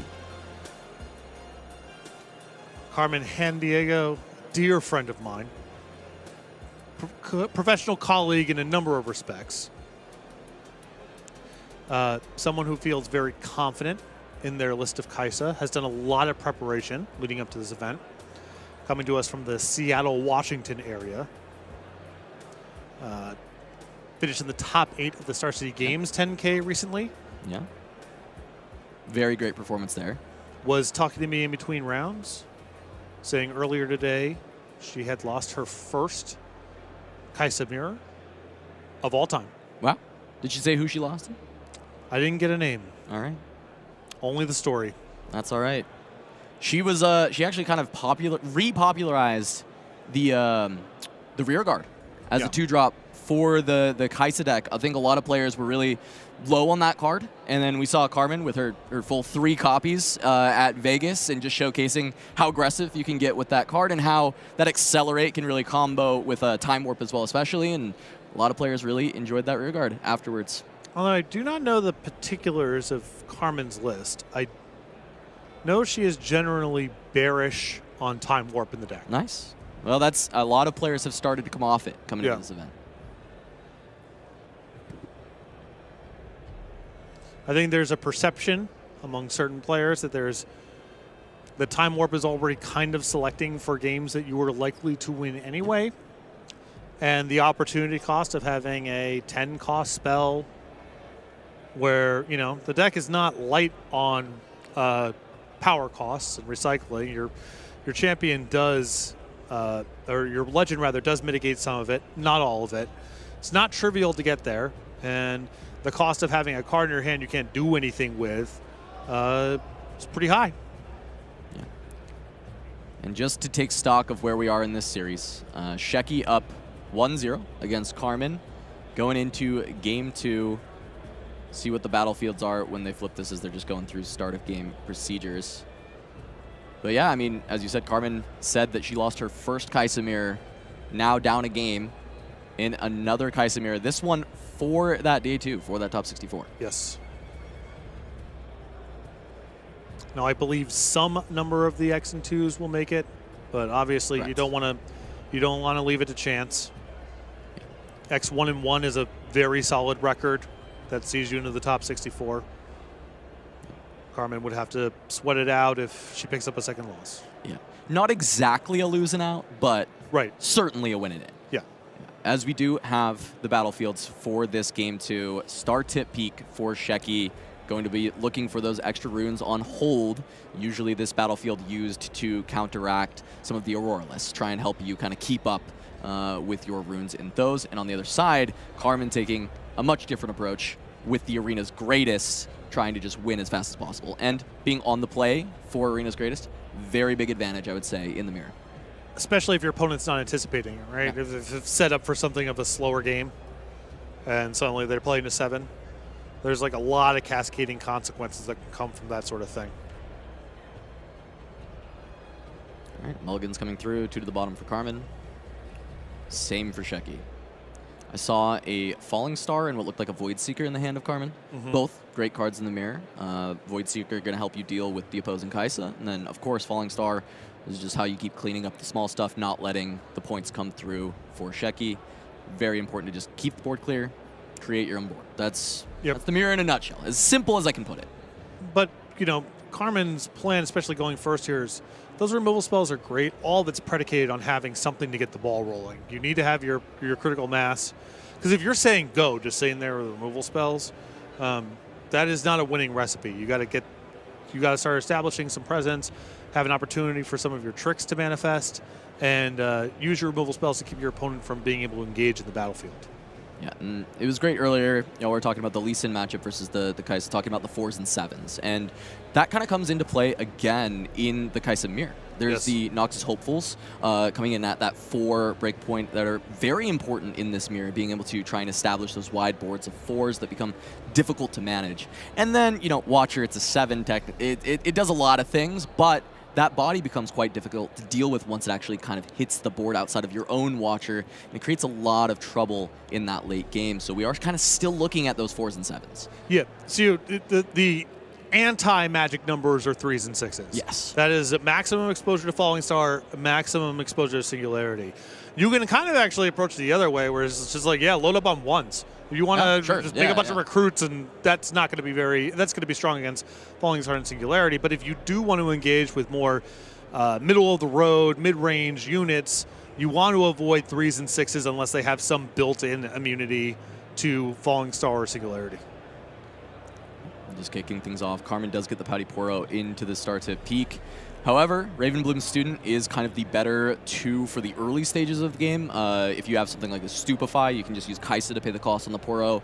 Really gets you ahead when sending this in. And we'll see what Shecky's follow-up to presenting the trade with this student. And in fact, it looked like he passed focus over to Carmen. So maybe some willingness from Carmen to just accept this, but we are going to see the Void Seeker come through. Yeah, the Carmen saying go is awfully suspicious, right? So there she's signaling, I've got a hand that can play back at you if you want to come get it. So Shaggy's kind of taking offering the path of least resistance, which is to say, yeah, I'll trade. That's fine. Yeah, and with that follow-up, he gets to kind of bait out this Void Seeker and then actually accelerate Kai'Sa Survivor, which is not the most common thing to happen out of the Kai'Sa decks, but in the mirror, I actually see it a lot more, just because claiming that point in that card can be so much more valuable in the mirror when it's not promised. You could just get Falling Starred if you leave her at the back. Well, there's also just there's only so many windows to get it there where you're not worried about something like Stupefy. Right. A Hex Tech Ray would involve 2 cards essentially. And a lot of the other tricks are only working on offense. So that's a pretty solid window to just kind of get your value there. Yeah, and there's exactly that Falling Star from Carmen that she held on to in the mulligan. It does get to answer the Kai'Sa, but sometimes in the mirror, that's not the happiest you are when you have to Falling Star the Kai'Sa if you can't deal with it with unit combat, and you don't get a hold on to the Falling Star to deal with the wider boards later on, where that does feel like the happy place in the mirror when you get to deal with 2 units. Yeah. Or using it to create some sort of leverage, right? Yeah, like if right, you're of breaking course. something up and then you've got to conquer a battlefield you otherwise wouldn't have, that's great. Carmen does have the rear art here to be able to take a point, but starting to run low on resources at 3 points right now. Shecky with a handful of cheap interaction. Yeah, just going to be Array. Easy enough. Yep. Rear guard goes down. Carmen's got to let that go, and now we start to see the Hopeful hit the board, and still just plenty of answers in Shecky's hand. See the Falling Star, see a retreat. I wasn't sure about his interaction at action speed that he has. I'm kind of missing a couple of pieces of the picture here for as Carmen tries to get a couple more points on this turn. 3 runes up, threatening Void Seeker, threatening Ray. Lot in the range at 3. Yeah. And I like that line there from Carmen. A nice way to play around Void Seeker is just not commit anything to any of the battlefields that turn. So she does develop a board. She does use all of her energy. And if Shaggy was just sitting there on Void Seeker hoping to clip Kai'Sa or something else, that energy just got burned off. Sometimes the most powerful thing you can do is just pass. This time it is going to be Falling Star going to answer the Kai'Sa before she's able to get a Conquer, but of course Carmen not spending a rune to accelerate, so kind of zero sum in this spot. As the rear guard, but the Hopeful will move in onto the start to peak.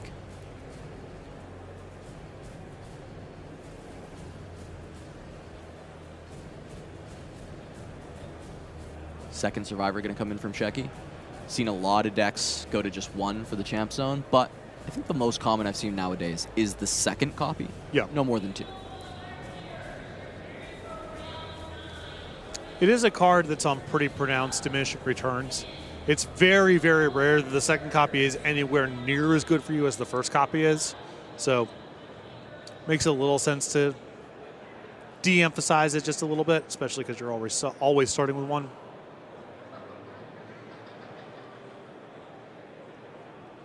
Back over to Carmen on 8 runes now.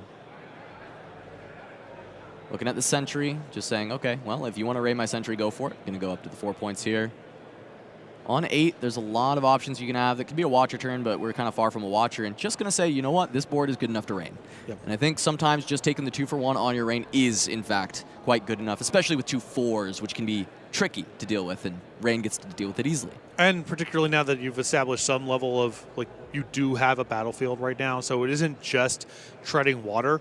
It does put some burden. It's not asking a whole lot, but at least Shecky is under some obligation to push back on that battlefield the next turn.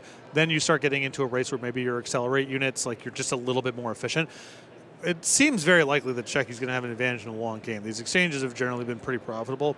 So Carmen's got to kind of shorten the length here a little bit and at least try to maneuver it into a spot where the right sequence of accelerate units can clear it out before Shecky can deploy all of his cards. Completely agree, and I think having the point lead is so massive in the mirror. You know, 1st to 6 usually wins the mirror. Now, there are a lot of edge cases, plenty of them, but that is like one heuristic you can look at. Getting 1st to 6 in the mirror is so important, and it often leads to that victory. And currently, Carmen is ahead in that race and has a good suite of accelerate in the hand with a Thousand-Tailed Watcher, and I believe I saw Darius as well. So a lot of optionality as this game continues, because we did have that retreat to save the Kaisa. And it might not look, you know, like the most biggest inflection point in the game necessarily. It is critical that Shecky does not allow Carmen to score this hold point. Now, there's going to be a lot of ways to break that up, but going from 4 to 5 here, even you got to use a spell, the Death Rattle triggers, draw a card, does not matter. The point's way too important here. Yeah, because then if you let that point through, it's a single accelerate that comes in and gets you to that 6, and that 6 is all important, especially as we get towards the end stages. And you know Carmen is on these rear guards. So rear guard plus Watcher is just nightmare once they've gotten to the 6 points. Yep.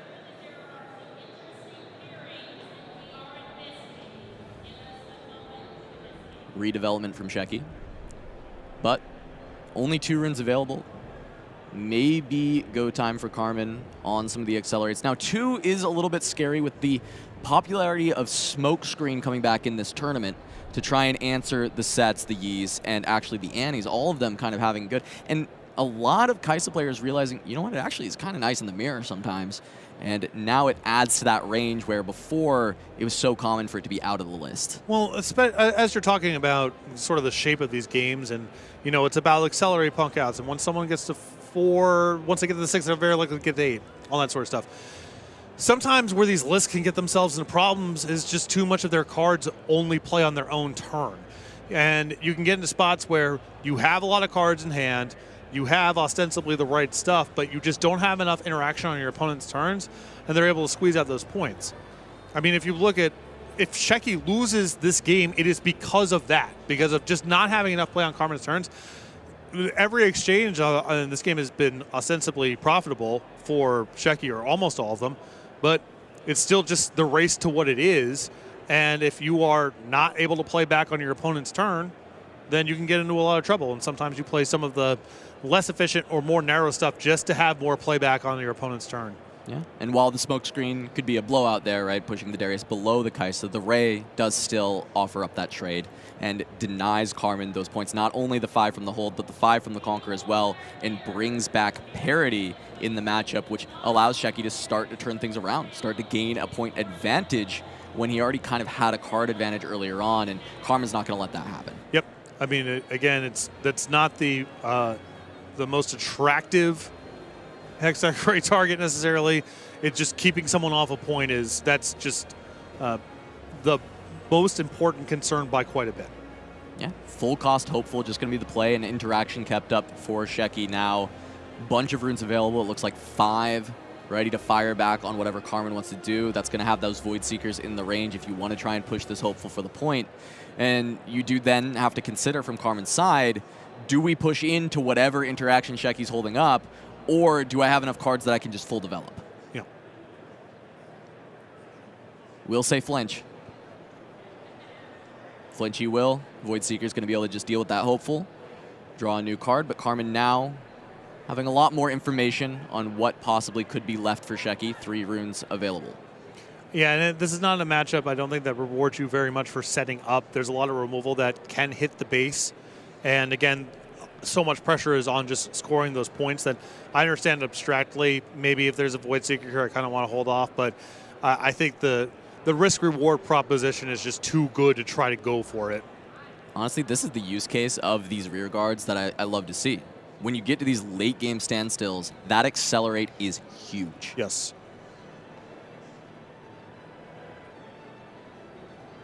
That is a point that no other 2-drop is scoring for Carmen in this spot. Also, watching this game, I hope the viewer at home who's maybe a little surprised by this has an appreciation why some of the expert Kaisa players are souring on Time Warp in the Mirror. Yeah. This is so not about that at all. No one's ever been in a position where they could possibly play it. There's Carmen, just the full development. Now walking into, unfortunately, you know, having to worry about Icathian Rain coming from the other side now. Yep. But not much room to try and play around it. But even something like that, which would be, granted, not good for Carmen, I'm not saying that, it still doesn't break up the game plan of here's an accelerate thing, take a point, and just figure it out down the line. Stupefied just for the card for Shecky. But it also will set up this Falling Star, goes onto the Hopeful. We are going to have the Darius come down, second card, make sure he can get the Accelerate. But that Falling Star has been sitting in hand for a while, and it's finally having the spot where it's going to allow for a full board clear. And I think the way that Carmen's setting up the strategy is how do you play around Falling Star, right? To some extent, you can't do it. It's just going to be good. But I think the way that Carmen plays around it is by making each unit that she plays so individually threatening that you do not have the luxury of waiting for the second juicy target. You just kind of have to cash it in when you can. Yeah, question here. Does Carmen have a retreat? Doesn't look like it.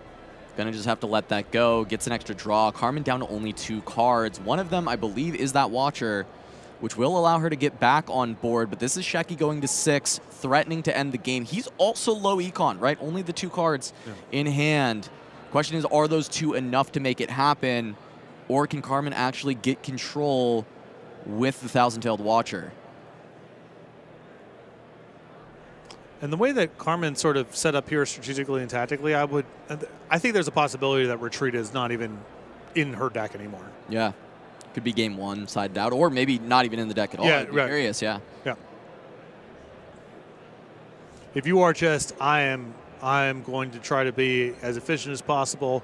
I'm going to accept exchanges that are maybe not good on the surface, just in the race to points. Retreat's kind of the opposite of that experience. So Carmen never wants to have a card in her hand that's super fidgety. Just stuff that always works. Rain. Just deal with everything. Say you don't have 2 accelerates, which likely, I mean 2 cards in hand, just a numbers game, probably doesn't. Retreat, that increases the likelihood, as you've just put 1 back. Ooh, Rain Pass is tough here from Carmen, not even having a development to go on the back of that. And Carmen looks like she's aware the writing is on the wall here. Maybe there's a Phantom Watcher in Carmen's hand. Maybe I was seeing things that weren't there.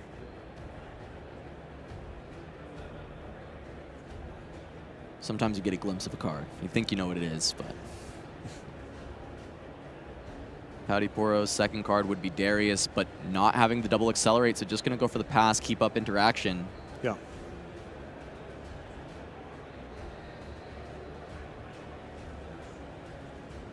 Good patience from Shecky, recognizing you can't lose right here. Right. Yeah. very disciplined play. But, you know, there are sequences of cards here. You know, Stupefy plus Void. It would be straining a little bit just because the Darius would go up to 7 in that world. But still erring on the side of caution here, knowing that, as you mentioned, Carmen is not threatening to win the game here. It's just the Darius.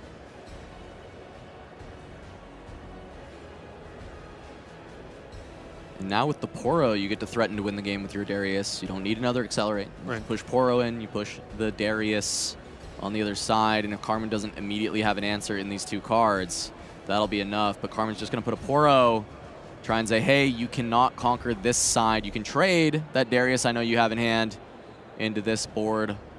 You can't end the game unless you've got a little bit more. Cleave in the hand for Shecky. And that is, you know, card number 2 that can just be played for the purposes of Darius. Conquer from the Pouty Poro. I think that last card is Watcher, but I might have just completely missed it. And if I did, maybe there's some kind of interaction that can save this spot.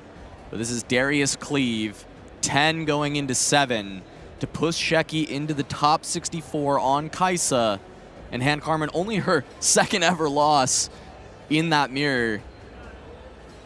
And the hand extends. That's just going to do it. Shecky moving on to the top 64, one of our Kaisas who will make it. Carmen not guaranteed out yet, could have very good breakers.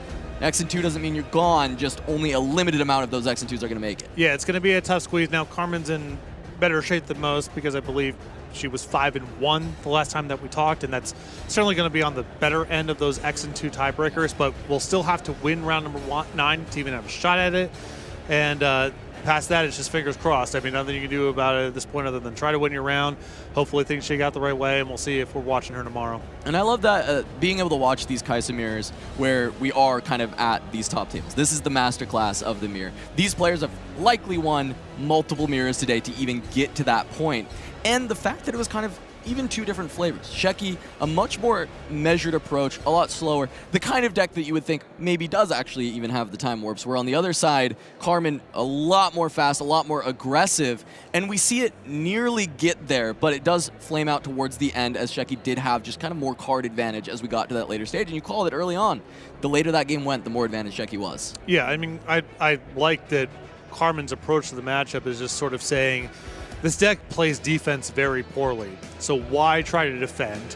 And also this deck is not very good at holding in the mirror, so if I could just kind of, you know, pick up my points where I can and then have some accelerate units on the back end, a lot of people are not going to be able to hang with that even if they are drawing their best cards. That game plan also very naturally plays around things like Falling Star and Singularity because you're not really trying to commit a lot of big stuff onto the table in the first place. Unfortunately, Shecky on the other side had a lot of really, really cheap interaction and was able to stay step to step with Carmen for the most part. It wasn't like he was sitting back on a bunch of 6s and 7s and 8s and expecting them to play catch up.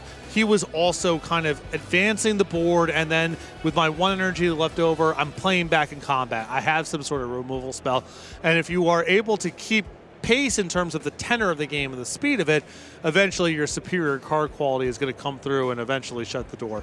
All right, well, I want to set the stage for round 9 as we're getting towards that. We have any player who came in undefeated in this last round, they've probably ID'd the last 2. They're going to make it through into the top 64.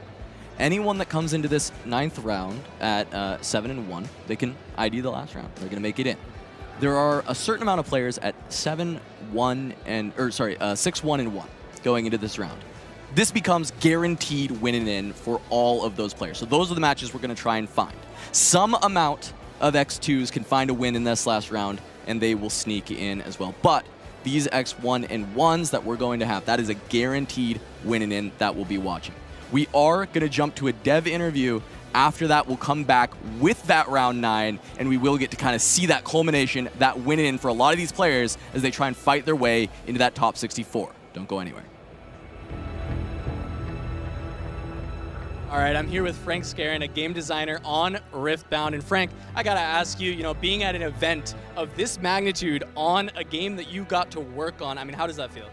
Yeah, Cass, it feels Really awesome, honestly, super special. It's so amazing to just see kind of all these seats filled, everybody having a great time. I've been walking around the event, talking to people, seeing like cosplays, and everyone just seems really excited.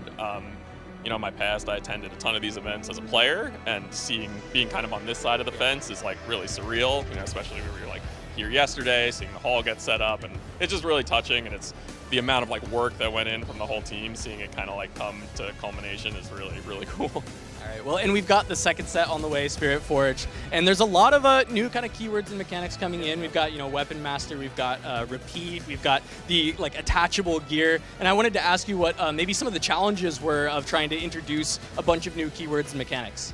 Okay, so yeah, I would say probably the biggest challenge is, you know, obviously we want each set to be kind of special in its own way, kind of shake up the game, give people something new and exciting to like latch onto. But at the same time, you know, we don't want to put too much complexity in the game too quickly. Still a new game, people are still kind of learning the base mechanics, so it's really like managing that push and pull of like how do we make this set new and exciting without taking too much away from what we already have or overloading players with too many mechanics too quickly. And also Spirit Forge kind of had a unique challenge of a lot of it is focused around equipment, and, you know, two of those keywords with equipment and Weapon Master are very equipment focused. So we kind of went to Repeat to be like a spell keyword to give, you know, maybe not everyone's going to love equipment, and Repeat will give them something else to try if that's not their thing. That's really cool. And I mean, for people looking to try something exciting in Spirit Forge, what were maybe some of the legends that you are the most excited to put in the hands of the players? Yeah, probably the one that I am most excited to see folks pick up is Renata. I think one of our other big mechanics for the set is gold. I think gold is like really cool, gives players kind of new ways to like mess with their power costs outside of like stuff like seals or just recycling runes. And the legend, when, you know, you go online and then they start adding energy too, it kind of like, we wanted to do something a little more like combo-y, a little crazy. That's something that maybe isn't there as much in Origins. And it was probably the one that we were like most afraid of, you know, like, can we break this? Yeah. What's like the craziest? Can you time warp early and stuff like that? And, you know, we had builds of Renata that we felt pretty confident in, but I'm excited to see what players do because their decks are definitely going to be better than ours. And also just love her signature spell. We played it for a long time, Hostile Takeover. You know, you get to take control of an opponent's unit for a while, and the thing that I really loved is we added Hidden on pretty late, and at first it was like, oh, this spell is so powerful, it's so expensive, we can't put Hidden on this, but since it's like, you know, battlefield restricted, the context of the Hidden is pretty different, and I think it's just like, it's really cool to get that exciting moment of, wow, this like expensive, powerful card is hidden, but it plays completely different, and I don't know, I just think it's going to be cool to see what players do with Renata. Yeah, I love that idea. It's like, it takes a spell that goes from stealing a battlefield and conquering it to now it's like this hold tool that's very niche and specific. So I think that makes a lot of sense. Well, you know, that's Spirit Forge. That's very exciting. That's coming out. But we are at an Origins event here for the Houston Regional Regional Qualifier. Frank, what legends from Origins are the ones that you want to see on the broadcast? I mean, you're going to be casting some games. Who are you really hoping that you get a chance to talk about? So my favorite Origins legend is definitely Teemo. And, you know, it's funny because I hate Teemo in League of Legends. You know, like, I'm a top laner. I play like Darius, Gwen, all these like auto attack champions that Teemo just gets to mow down. But I love him in Riftbound, which is part of what I think is cool because like I get to love him here even though I hate him there. And yeah, I just enjoy the hidden game plan. I think it's really cool. There's a lot of skill expression there on like, what are you going to hide when are you going to like hide your fight or flight versus hold it to play in a combat. I also really love the Teemo decks that play Nocturne, so I hope we get to see some of those because I think like the Nocturne sweats are the most fun and cool things going on. All right, thanks so much, Frank, for doing this interview, giving us a little insight into the dev process for Spirit Forge, and now we're going to send it over back to the desk for more of the Houston Regional Qualifiers. Chengren, it's 6-4, and I'm holding both battlefields. So I have to conquer both and hold on to them to win the game. Yeah, that's impossible. Your Draven doesn't stand a chance against my Azir and his mighty Sand Soldier army. That's 10 total might, buddy. We'll see about that. I attack with Draven. Puny. Pay 1 power and give him +2. Ooh, scary. Not. That's not all. I pay 1 and play Blood Rush, then give Draven +2. I pay 1, play Blood Rush, and give Draven +2. You don't have to repeat yourself. I heard you the first time.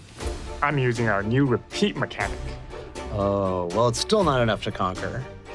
With my remaining runes, I'm going to support Draven with the longsword. Uh-oh. Man, I'm good. With my 12 might to your 10, I will conquer this battlefield and wipe your sand soldiers off the board. Whoa, not so fast. I wonder what this thing does. I'll grant this quick draw equipment Sterix gauge to the one and only Emperor of the Sands, Azir. That gives him 3 additional might.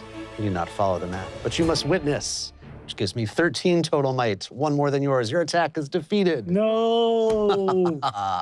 I guess there's only 1 move left. I invoke Rule 650. Riftbound Rule 650. A player may concede at any time. GG. Close game. Hi everyone, Changren and Dave from the Riftbound team here. We hope you've been having a blast with the Origin set. We've been seeing a ton of theory crafting, starting from the initial card reveals, and the team is super energized by the amount of excitement that you, Riftbounders, have shown for our game. As we continue on our Riftbound journey, we wanted to introduce everyone to our second set, Spirit Forged. In Spirit Forged, weapons aren't just tools. They're extensions of your might and soul. The forged aspect is the steel you wield, while the spirit represents the Ionia Spirit Blossom, which has lifted the veil between the mortal and spirit realms and made its way home in some of the champions and art for our new set. Spirit Forge takes Origins and builds upon it in every way, with more ways to play each domain, 12 new legends, equipment that lets you enhance your units in new ways, and a new gear token type, Gold, which provides a new path to power. You won't believe some of the cool stuff we have coming your way. Not to mention 12 incredible Spirit Blossom overnumber cards, like these.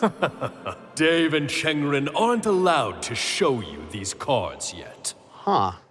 All right. Well, here's something we can tell you about equipment. Take a look at Trinity Force. Equipable for the low cost of a single power, it grants your unit +2 might and also gives you an additional victory point when you hold a battlefield with it equipped. Tons of damage.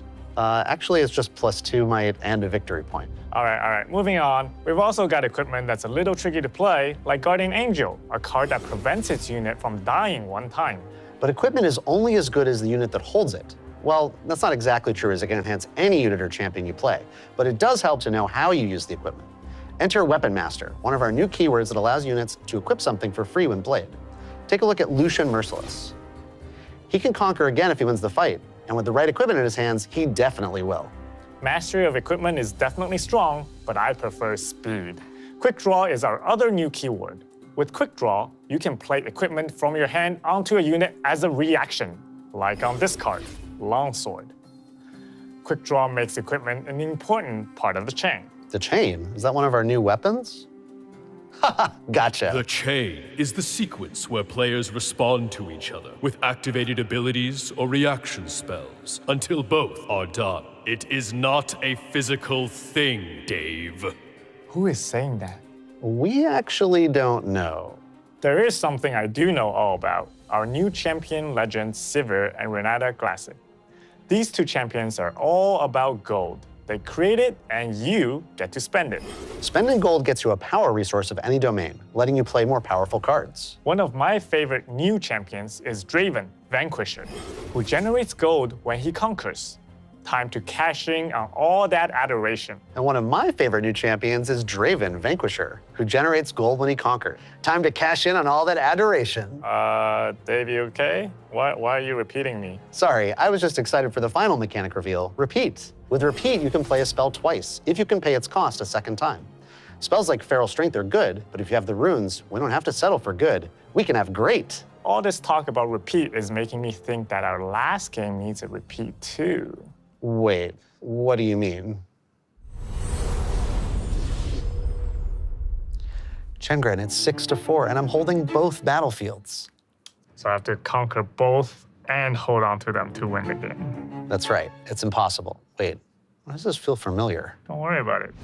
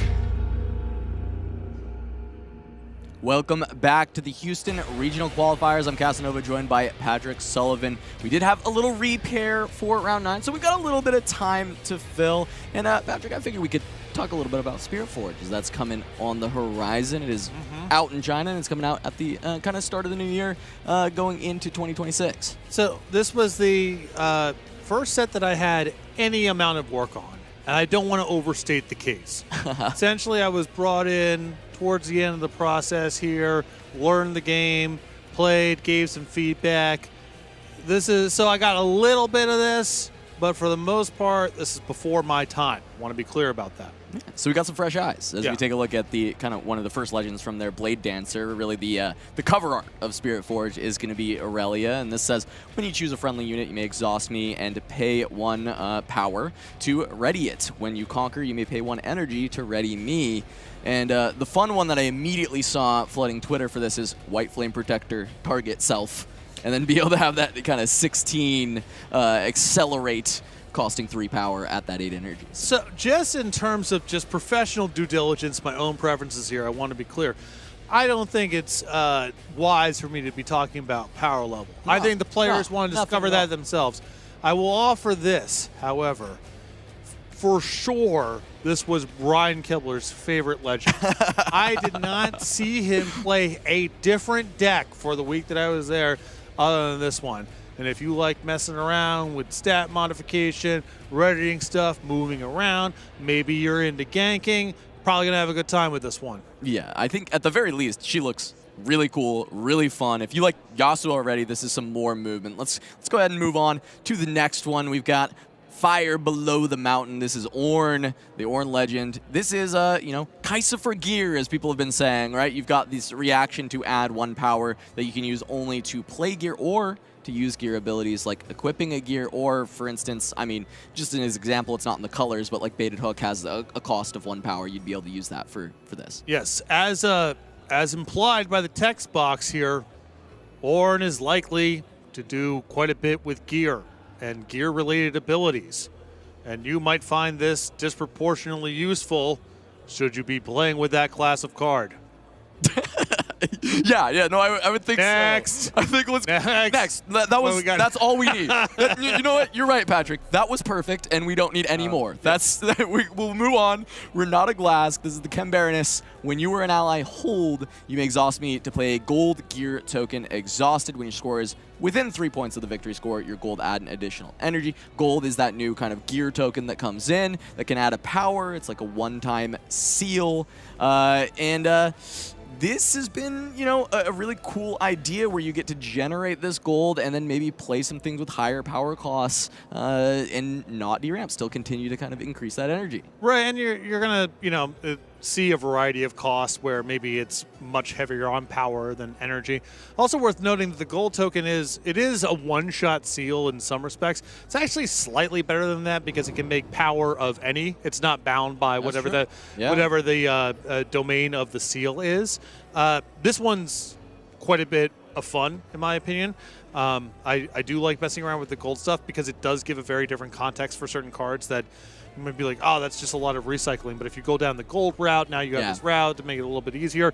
And then if you get within those 3 victory points, now the combinations of cards that you can start thinking about, because there's a lot of elements of the game that are sort of bound by, it's pretty hard to get past 12 energy. There are ways to do it or whatever, but a lot of combinations of cards that you think of, you're like, oh, well, that costs 8 and that costs 6. You can't really do that. The stuff that allows you to, imagine going to 13, 14, 15 pretty reliably really opens up a new dimension in gameplay and deck building that we haven't really seen up until that. All right, well, we'll see if she can break the math. But that's enough of that for Spirit Forge. That's coming out soon enough. We still have Origins to talk about. We still have the Houston Regional Qualifier to finish up day 1 of. So let's go ahead and jump in to round 9. These are win and ins. You get the victory here. You are going to day 2. You are making that top 64 and having a chance to try and fight to become the champion, earn that qualification to the regional, and we once again have a Yasuo on a win and in, looking like it's going up against Teemo. Sorry, correction, it is going to be a Kaisa from Majority here going up against Teemo. Just having some issues here with the graphic. We'll get that corrected soon enough. Yeah, and you would have to imagine at this point with iChan7 here at 6-2, that this person has beaten Kaisa once or twice at least over the course of this event. And so we will be jumping into this game 1. Teemo versus Kaisa. iChance on the Teemo, you know, a very sought after best of, but also just because Teemo is a very solid deck, really, really good. Has some results, right? The top 8 at Vegas from Prismaticism. Also in China, looks kind of the 3rd best performing deck outside of the Kaisa and the Yi. And so some players coming through and having some success on the Swift Scout here as well. Yeah, I think it's possible it has just the highest ceiling of any deck. Your best draws, or if your opponent, you know, help them if they don't have a play on turn number 1, this deck could actually pitch a shutout some amount of the time. The ceiling is very high. That said, if it doesn't get one of those overwhelming hidden starts, a lot of the cards play their best when you are holding and controlling battlefields and sort of getting off to that snowball advantage early on. If you don't get it early, a lot of your cards are pretty inefficient, but if you're able to get on top of the game, sometimes you never let go. Yeah, one of the underrated aspects that you do get to have out of the Teemo list is you always have a 2-drop on turn 1, because you do have just this this Teemo in your champion zone. You can play the Scout out,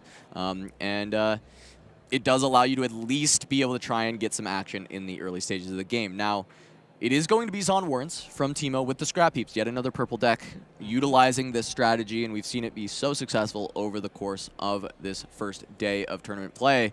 While on the other side, Reaver's Row from the Kaisa, and usually the Reaver's Row signifies a more aggressive Kaisa build, and actually just trying to go for even accelerating the Kaisa and pushing her in, though in this case, just going to be the 4 runes, just going to be playing her back row. But this does mean that the window is open here for Teemo here to take a battlefield and start locking at least one up a little bit. Yeah, so because it is open, as you said, right, the Scout Teemo can just move into the Reaver's Row, get the point, and if there is something that you can replace it with, you can then bounce it with your Swift Scout ability and then try and replay it as a hidden. But when I'm looking at this hand, I'm not seeing a lot of units. There's a Mundo, but outside of that, I didn't see anything like an Ember Monk. That inverted timelines, while it can be really nice to fuel a Mundo, if it has to ditch your Mundo as well, that's a little bit less exciting of a prospect. Might just be deployed straight away, though, because this hand is not doing enough for iChance, so just going to go for that discard, draw 5 because of the Scrap Heap, but also just giving a rebuy over to Majority.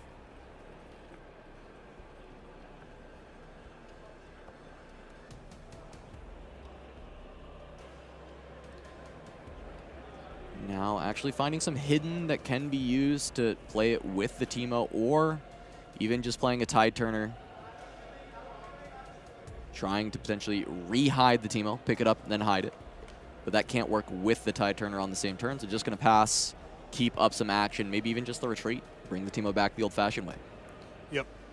I mean, it's not like Majority is going to be establishing some battlefield that's unassailable here. So at this point, and iChance still has the flexibility of kind of just keeping the resources intact, trying to play a tempo-efficient game. On the Reaver's Row, considering if he just wants to move the Teemo back with that, or even can just go for the retreat straight away. There's a lot of value in the ramp. And also just, that's a card that's a little bit fidgety, right? It's not a guarantee that 2 turns from now it's going to be particularly valuable. So just nice to kind of get one of the more fickle enablers out of your hand first, and then have smoother, less situational cards to work with in the future. Yeah. For Majority's side, you're looking at a Teemo with nothing on the bench, nothing on the battlefields. Easy, just development turn, Kaisa on Reaver's Row. Yep. Kind of, this is your happy place when you're playing the Kaisa.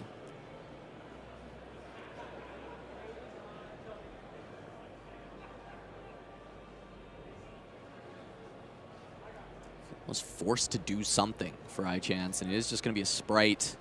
Try and go into the Zon Warrens and be able to utilize these Scrap Heaps, get a bunch of different options. There's 2 Scrap Heaps in hand, so needs to really pressure these through. This is still not really moving the ball forward a little bit. This is nice, smooth out the hand a little bit, draw some cards. But it's going to be hard for iChance to really establish some sort of stable position somewhere to start deploying various hidden cards or to be able to interact with one of the battlefields at all here, really. Yeah, there's a new Mundo in hand, so at least the late game is ensured. You've got the big guy that you need to be able to kind of ride on the back of to try and actually win out against the Kaisa. Very difficult for her to deal with, and this is a Warren's game, so you'll kind of have all the fuel that you need. Can always hide the Teemo to respond to the temporary trigger. However, majority might still just be able to press in onto the Warrens with this much might on the back here, going up to 4 points already. Yeah. I mean, in theory, there is an incentive just to kind of let it go for this turn because it would force iChance to do whatever is going on down there with the hidden card. And you're going to lose the temporary token also. But maybe this is just too juicy to pass up. Yeah, as there is just going to be... Darius comes down. There's just so much might the majority has access to. And I think you might as well start barreling through. But there's also the consideration, as you said, right? Like, you're going to have to reveal this hidden card in response to the temporary trigger. The sprite's going away. You can just continue to stack this back row. I still think that there's something to be said for you just barrel in. There's no way the hidden card's going to matter all that much. And one benefit is it becomes so much harder the following turn for a chance to break up your hold and do anything with these hidden cards. Yeah, so this is 7 into 7. Action over to iChance. Can put a sprite there. Okay. And that will allow for a hold, but once again, it's holding with a temporary unit. And just kind of presenting the question of do you want to deal with this Darius? And majority says, you know what, I don't even want to let the Darius go down. Just going to bring it back to the hand instead of trading with the Teemo and one sprite and then pushing in a hopeful over the top. This says, I want to keep the material, and I'm at 4, so I'm on point cadence for the game. You can have these sprites. They're all going to go away. And it's not a card that's easy to use profitably against Teemo in the first place. It's not like they play a whole ton of targeted removal. Yeah, really Singularity is what you're watching out for. Right. My intuition there, my instinct from majority side was just to barrel in with everything. All the units feel very replacement level to me, but I can appreciate some level of just, let's tease this out a little bit. It's low opportunity cost. There's plenty of hidden cards down there where it wouldn't really even matter if I did this in the first place. And, you know, every single turn you're going to be presenting another attack that's going to require multiple resources to do anything about. There's also consideration to, with this much might getting put on the back row, can you go over a Mundo? Can we just get to the point where it's like, you know what? Yeah, your Mundo's pretty big, but I got all this. Right. And iChance even considering that prospect right now. Has the 8 runes. Can just drop the Mundo and say, I'm going to hold, but not going to have much to follow it up as far as the hiddens are concerned.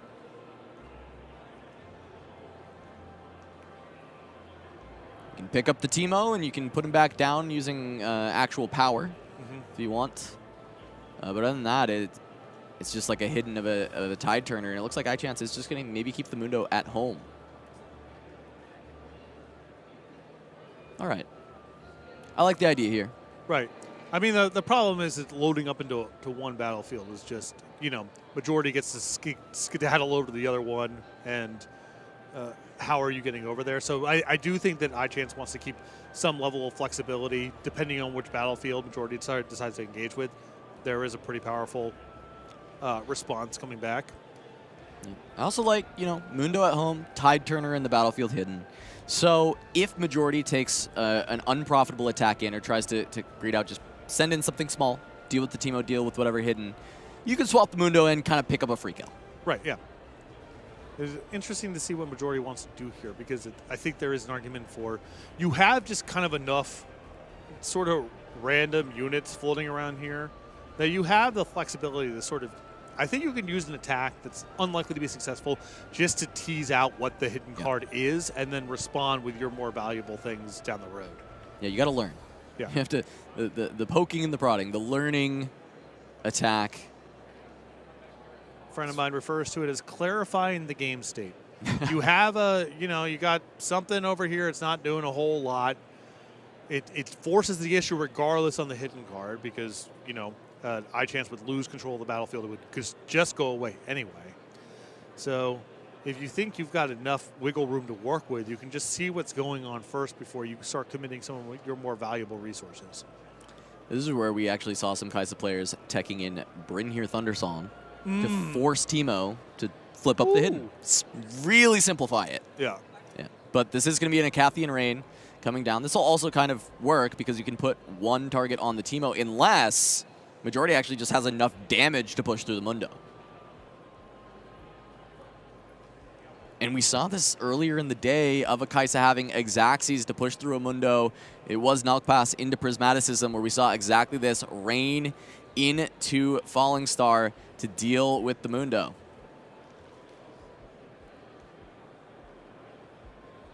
And he is just going to swap the Tide Turner out. Mundo's still going to go down, but the Tide Turner no longer just going to disappear for free. And a really nice, if you put the read on there for Tide Turner, doing it in such a way that there's, engaging with the Mundo with no risk of putting something in the trash is also very nice.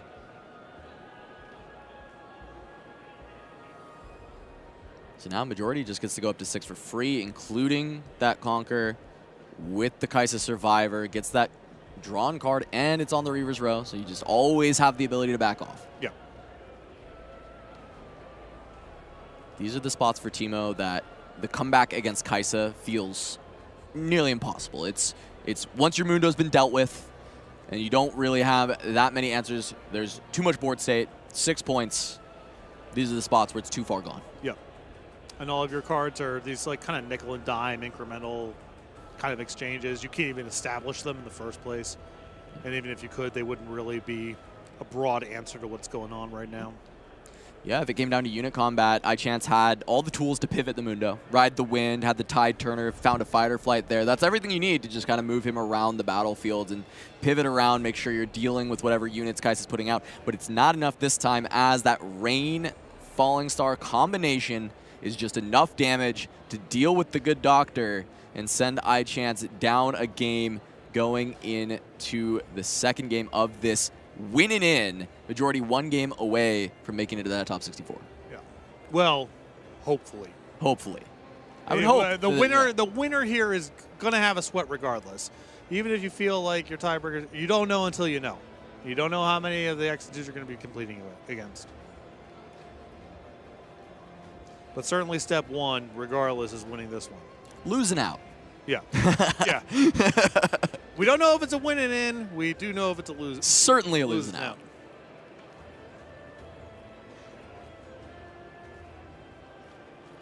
Ray on to the Student. iChance thumbing a retreat. Be able to deal with this, keep more material, and ramp up. Singularity in hand. We talked about how this can be a good removal tool in the matchup. Being able to deal with something like a Hopeful and a Kai'Sa. Very, very powerful, very potent, and buying a lot of space for this deck. As instead, it looks like it is just going to be a couple of spells cast to get the Raven Bloom out of range of this Ray and save that retreat for later. Not the easiest card, by the way, to use profitably in this matchup, just because iChance does not have a whole lot of ways to make it about combat inside of the battlefield. It's really just arbitrarily controlling and then deploying. So being able to cash in the Stupefies and actually get a full card worth out of it's very nice. Find some new options as well. Was looking for a second hidden to go alongside the Teemo at the Bandle Tree, hoping for a Consult the Past. Found a Fighter Flight. Didn't feel really good to hide it in this spot. No. Rather keep the modularity of having it in hand, being able to be played at either battlefield. And save it for later as another Ray gonna come down. Gonna have to try and deal with this once again. This time, may just have to reveal the Teemo and finally deploy that retreat to keep the Raven Bloom around.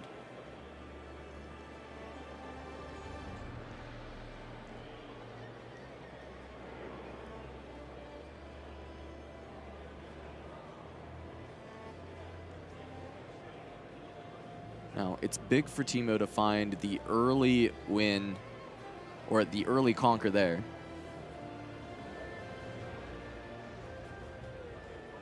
we'll see what's going on with this shift as we come back to cameras. We should be getting right back into that match soon enough, hopefully, but we'll talk a little bit about that battlefield structure that we've got, right? Teemo on the play has the bandle tree. That's 2 hidden can go there instead of just the usual 1. Normally you can only hide a single card at a battlefield. Bandle tree opens that up to hide a second, which becomes a very good battlefield for Teemo to hold. And being on the play, you get to come out first, you're up a single point. So in theory, Teemo can just hold 1 battlefield the entire game and find a win because the Kai'Sa can never get ahead on points.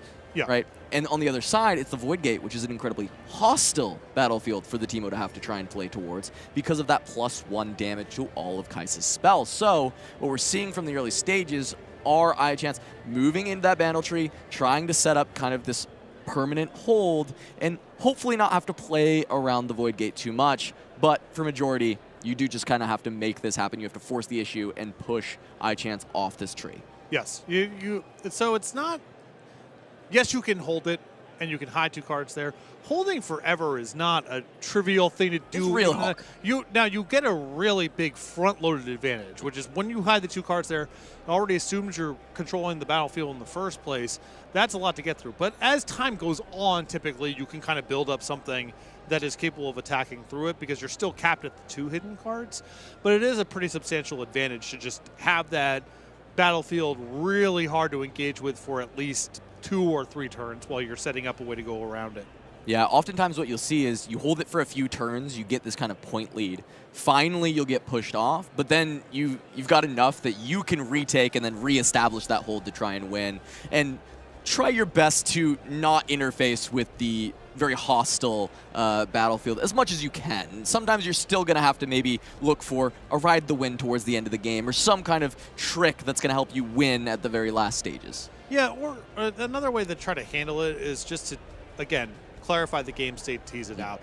If you go to a spot where it's a pretty low opportunity cost to present an attack that at least says, if you let this happen, you will lose the battlefield, and then therefore your hidden cards. So you're obligated to play whatever you have down there. Now, you don't want to go too far down that road because the worst thing that you can have happen is you get blown out in combat and your opponent goes, all right, re-hide 2 cards down here, try again next turn. So you can kind of do it the 2 ways. One is just to sit, wait. Your opponent's not going to add very much to it, and then you can try to go over the top with a bunch of stuff.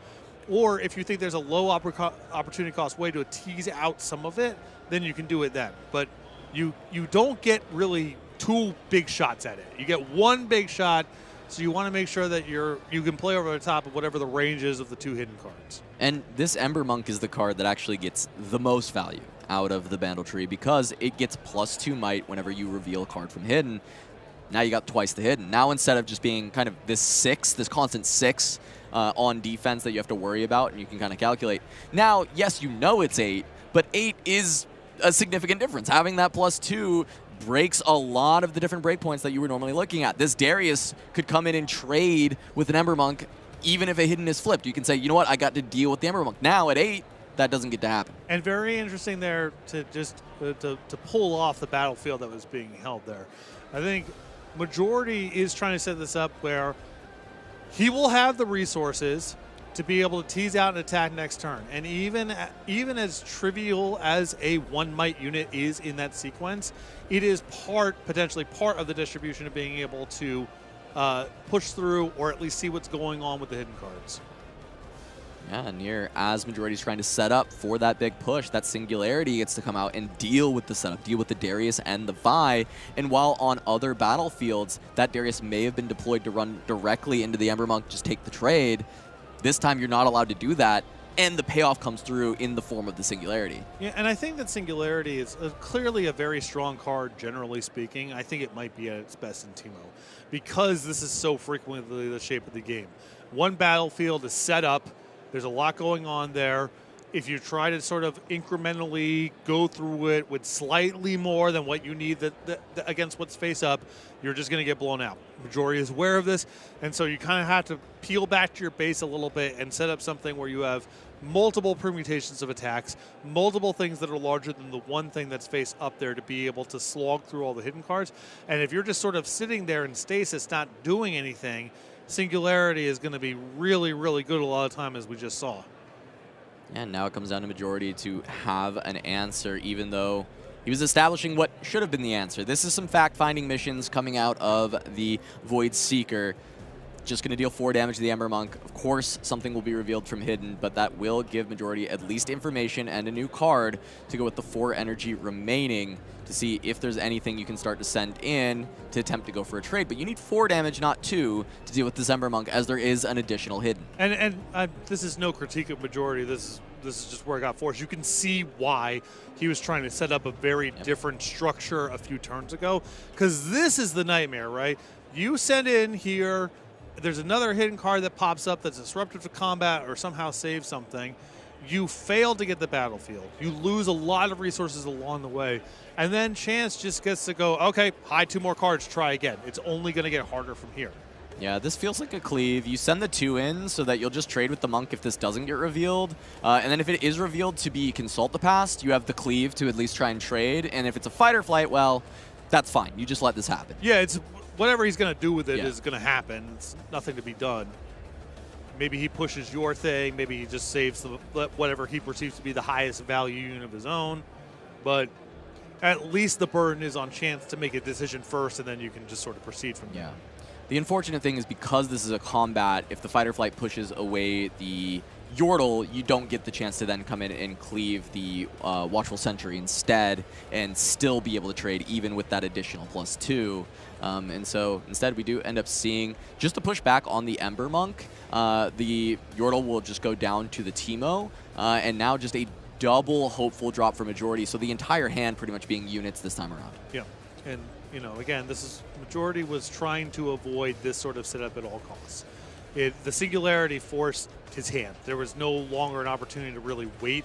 They had to try his best to plow through, but now it's we can go back in and hide again and try to break through this, only getting harder. Yeah, and what a rip off the top to just find another Singularity as Majority develops 2 more 4s in the back row. Yeah. That's just going to deal with those. And not many cards left for Majority to try and turn things around, as the Ember Monk can just run back in. You can pick up the Teemo, you can hide it with the Ember Monk to continue to have that increased value. And Ember Monk running onto Void Gate is rough. It's actually quite scary to be in that environment. It's very hostile. It does open up Ray to now threatening the Ember Monk and forcing the reveal, that 4 break point becoming very important. But because he's at 6-2, I think iChance recognizing I have Mundo in hand, and I can go up to 6 by moving into the Void Gate instead of waiting. This does put a lot of pressure on my opponent. And also, if Majority was sitting on a damage-based spell, there's a very good chance you would just saw the previous turn anyway. Back over to Majority. Full grip of runes, but not a lot of options. Kai'Sa Survivor available to try and dig for more if you want to accelerate that in, but it's not really putting too much on the scales going up against iChance. Right.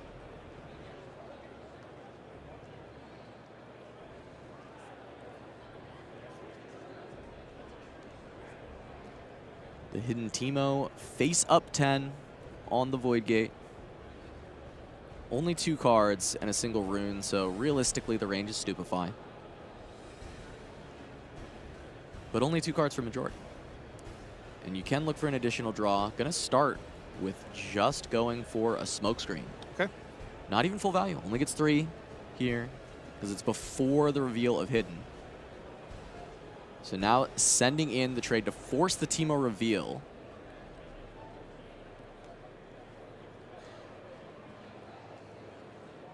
Just going to draw an additional card. No action yet. Rain will clean this up. Okay. Looks like that was the find off the top of the deck. Yeah, you would have probably opened differently or something else. Maybe not. Yeah, I guess you kind of want to deal with the Teemo. Right. So there's reason that you would do it in this way. This does require the flip of the Teemo by sending in the Sentry after the Smokescreen. It does open up maybe the only way that you actually just get iChance to reveal everything so you can rain it all, but going down to a single card for Majority as this Mundo is likely to hit the board now, that's going to be really tough to deal with. Yeah, so many resources just expended already getting up to this point.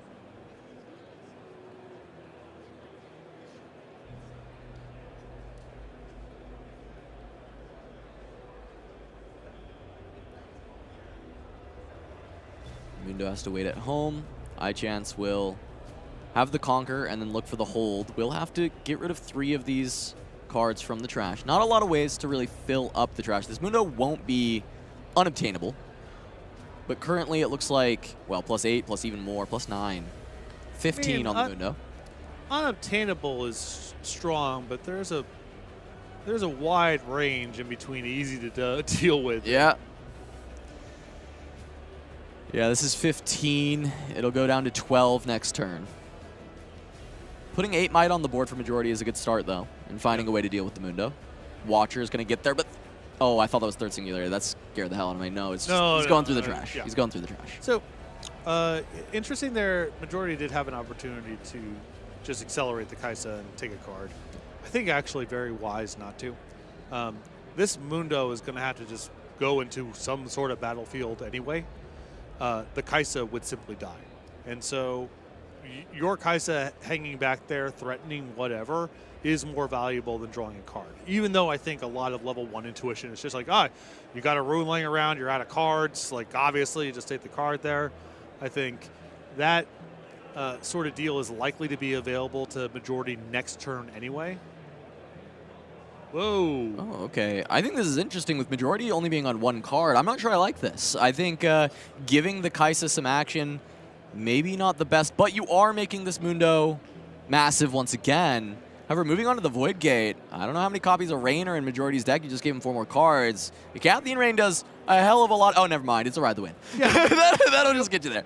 Yeah. Anything that generates a spray, anything that moves, like it's definitely not 0 risk, but there's plenty of hits there that end the game, and he found one. Yeah, he did. He found that Ride the Wind to go with the Mundo, able to just run into the Void Gate, send it over. That's going to bring us to a Game 3. Both these players fighting for their lives in the tournament. First game looked dominant for Kaisa. Second game, the reverse. And for our third game, we have Aspirant's Climb and Star Tip Peak, both of which kind of favoring a long game. And I think Teemo likes to see this. Settle in. So Aspirants for Teemo, we're playing 9. And Majority with the Star Tip Peak. The hold being able to get you that additional rune. If Teemo can get a foothold there, that can become a nightmare very fast for the Kaisa. Yes.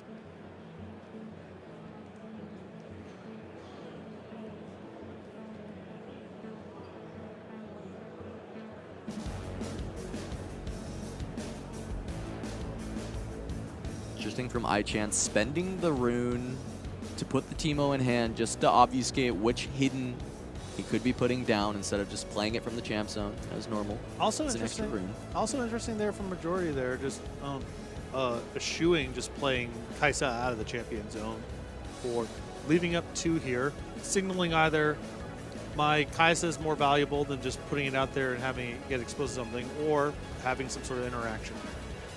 So it will be the Ray, valuing the attempt at a hold to try and get this rune, but the Sprite is going to come down, and unless there is another Ray here, that is just going to be a Conquer for iChance, denying the hold.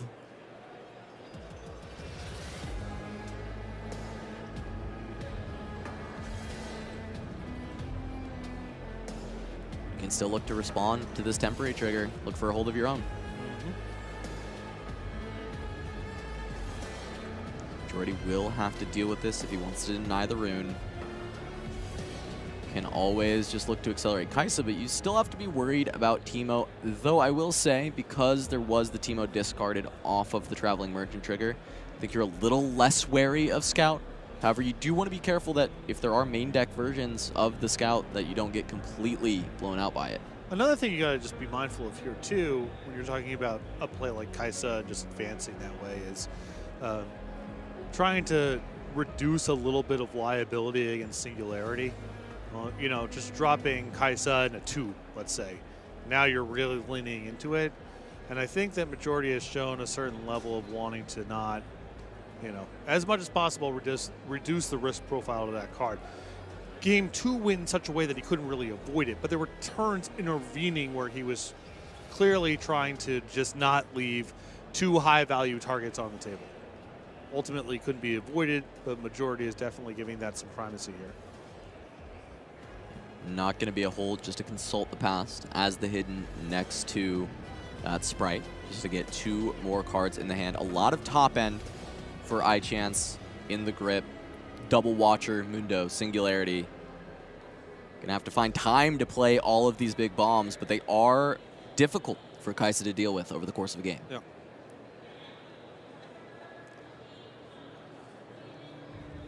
A lot of what you kind of want to do is just, in spots like this, is try to have some, whatever your biggest, chunkiest, most productive play is, it's often good to just get that out of the way now, with an eye towards setting up 2 or 3 turn cards in the following turns. So, all other things being equal here, yeah, I love this. Yeah, I love this. I love it. Here's just a big old body. The big guy. No accelerate. No, it's the clunkiest thing in my hand. It's still going to be useful the next turn. The game's not really going in a way where the accelerate's going to be that valuable. You're not, majority is going out of his way to make sure things are not lingering on the battlefield. So just get this down. This is going to do something next turn. It's going to require some sort of response. And try to get into a spot where you can be playing 2 or 3 high-impact cards in the same turn. Yeah, and he's got another one. So even if the Watcher effect is something he feels like he needs for later in the game, you can still play one now. Have this 7 might body. We talked about 4s and 7s in the matchup. 7 might body now, and you still have one for later. So Darius is going to move into the start to peak. Push majority up to 4 points. Student going to come back to bring the Darius home. Yes. Don't want to leave that lingering.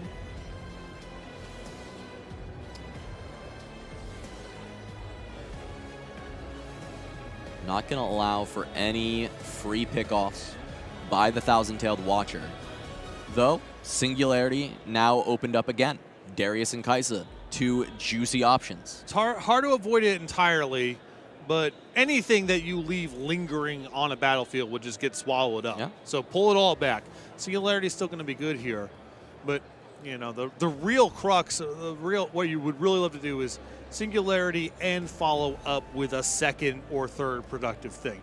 The hidden cards allow you to do that, but that's why I think it was worth, what was just playing the Thousand-Tailed Watcher last turn, the most efficient thing to do strictly from the lens of that turn. I hope not. I hope you have something better to do than 7/7 generic vanilla. However, it's good enough to force some action from majority, and now you get to follow up with multiple cards, multiple points of interaction.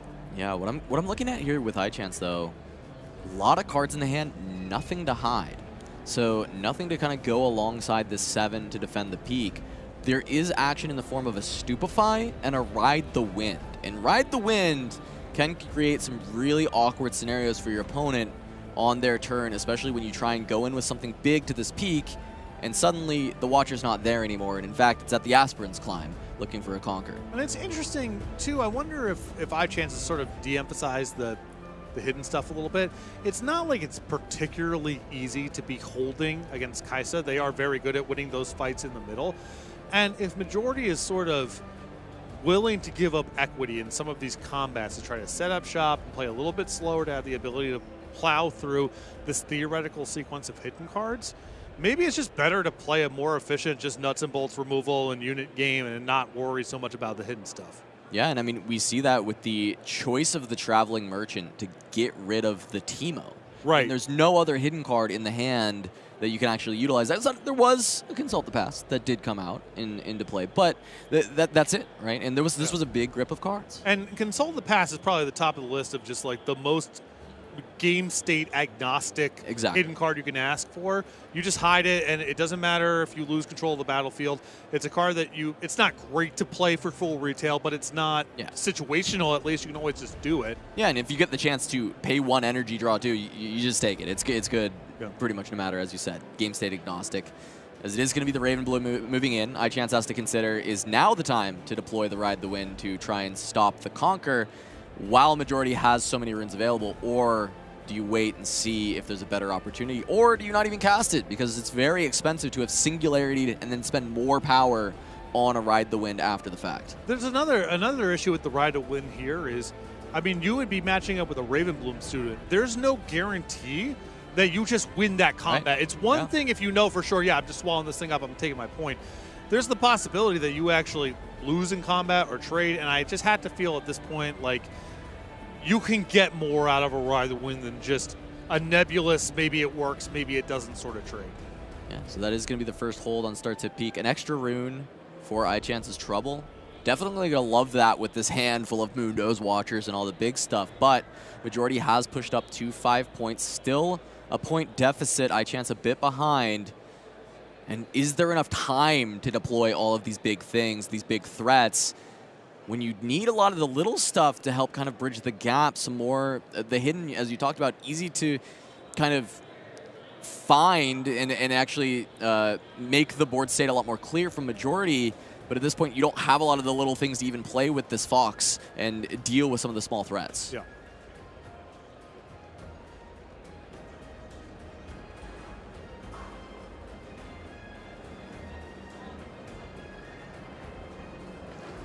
Trash looking a little thin for Mundo. Not a whole lot going on there. I mean, the hidden cards also subsidize that quite a bit, and if they've been sort of peeled back here by iChance, can't feel good about the possibility of your, Sprite being able to win a combat with this Raven Bloom student. But it's also just such a huge and unwieldy investment to say, I'll accelerate another one of the 7s. So there's a bunch of options here, none of them clearly the best, none of them even clearly likely to work. And that's why I think you saw iChance almost started the turn with a Stupefy, saying like, whatever's in my hand is not what I'm trying to do this turn. A fresh draw step is quite valuable to me right now. And we are going to see 8 runes. I mean, that's Mundo, or could be the other Watcher, accelerated. Try and push off this Raven Bloom, just have 2 7s on the battlefields and hope that can do enough. Yeah. I think it's the Watcher. No? Okay, Mundo.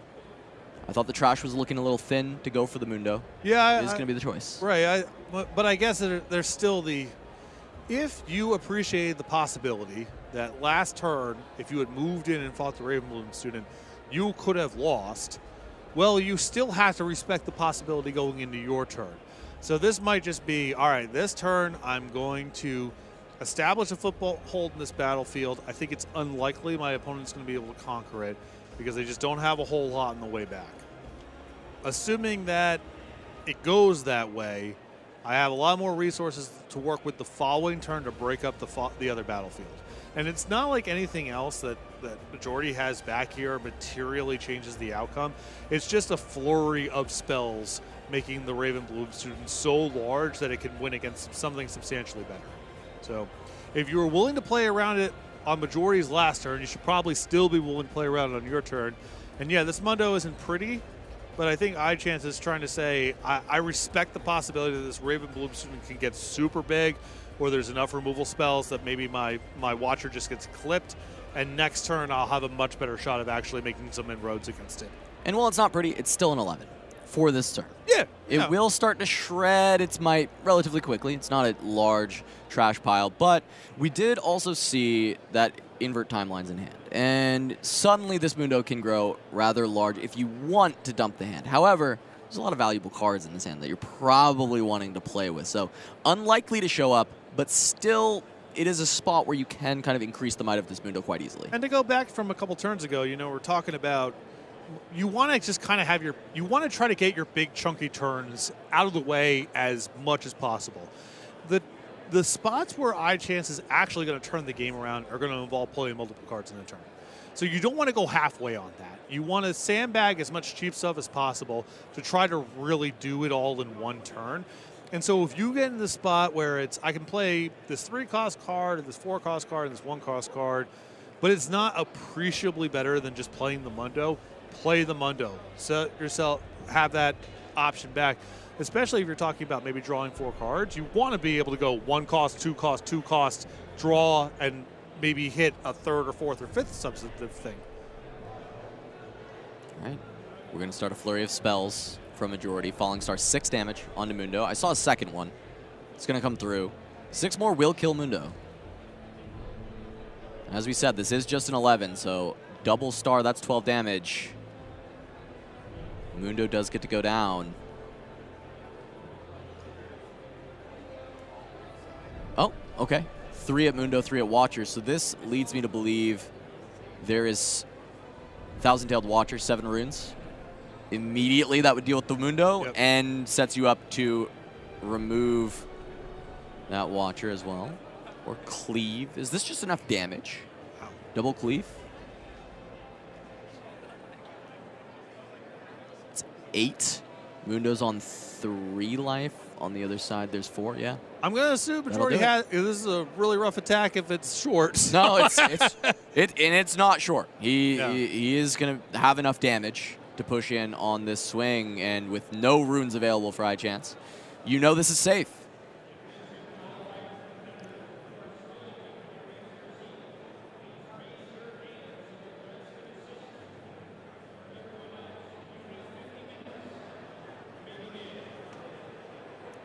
Looks like they're just determining damage now. Unless I'm really bad at math, I think he's over. Well, if you do all this and you're points short, you lose. So hopefully, I'm going to trust that majority here has done the math. Yeah. No, it's good. Okay. It's sound. I did it like 3 times, and I was like, look, it's late.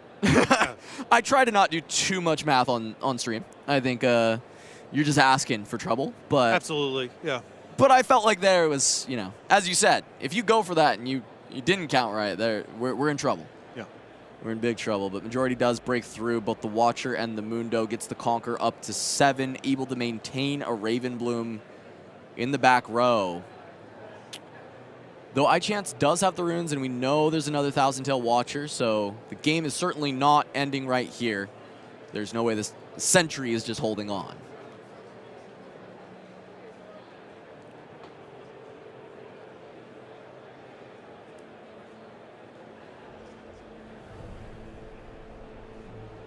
Doesn't feel like majority has many cards. I'm not sure if it's 1 or if that's a stack, but if it's a stack, it's only 2, 3 cards at max. I mean, looks like 1. Majority fired off, multiple falling stars and multiple cleaves last turn. 4 cards last turn. Yeah. I think we're looking at 1 card. Gets a draw, gets another draw off the Sentry.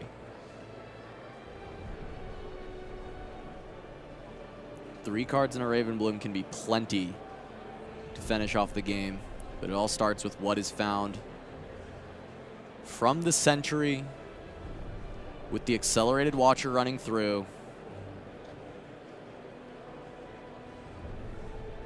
Only a single rune available for iChance. That will represent a Stupefy. This Watcher is an 8. Yes.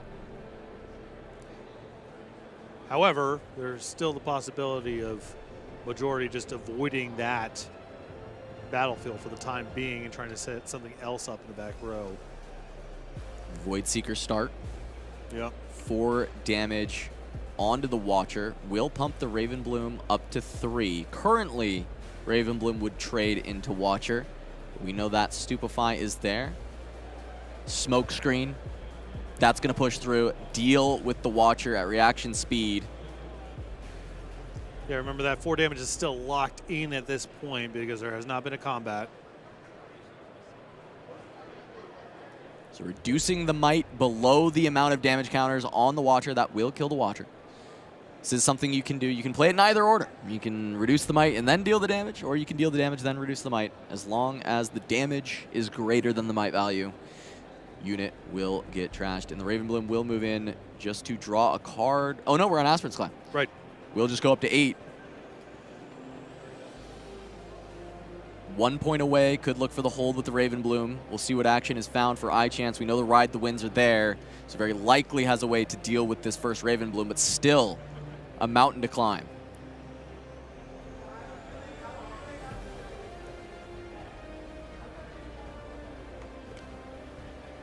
Start with the Monk. Riding the Wind.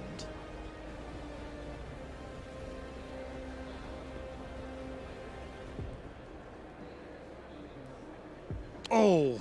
That is massive. No answer available to this. as that is 4 damage into the Ember Monk. I'm looking at the hand. There's no recourse. Yes, there is a Raven Bloom and another Ride the Wind, but only 3 runes. That might be Majority giving himself a shot on this win and in to try and get in through breakers.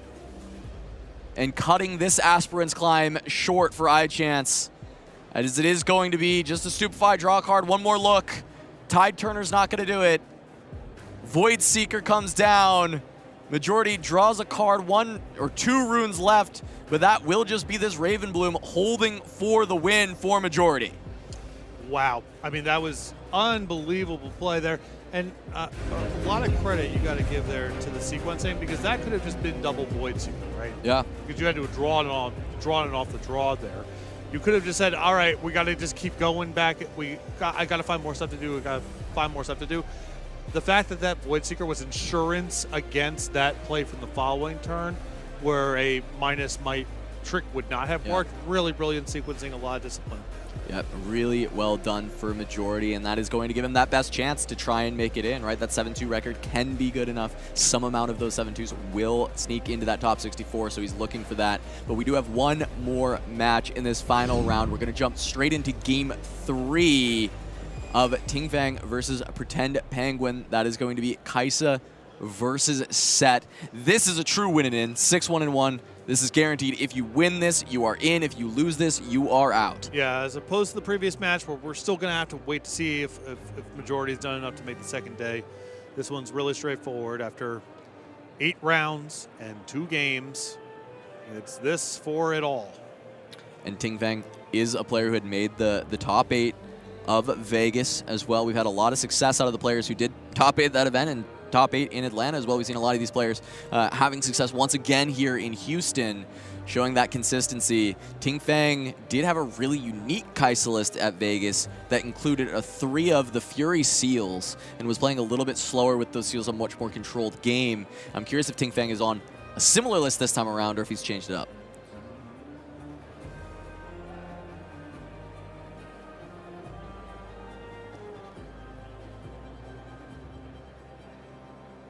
And Pretend Penguin off to a pretty rough start here in game number 3. On the draw, nothing to do on the first turn.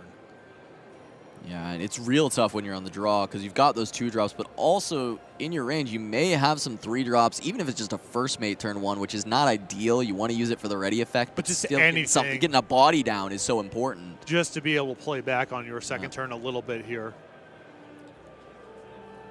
Now looking at the battlefield start to peak for Ting Fang in this final game, similar to Majority, right? Having that, trying to look for the hold to get the extra rune, and Set holding on to Monastery for game 3. This, I feel like, is Set's best battlefield. It's kind of one-sided. If you've got the Sithria, you're able to kind of generate so many extra cards, but no early drop, no Sithria, no way to abuse the Monastery for mana. Yeah, then once you kind of get that shop set up of buffs and large units and moving things back, it's very, very hard to manage it with removal or even combat, because there's so much value coming back for just the cost of 1 power to be able to recall something and fire back in the next turn. However, when you don't have much established, that cost becomes huge. So Pretend Penguin's basically going to have to try to set up at least 1 buffed unit large enough to make inroads at one of the battlefields.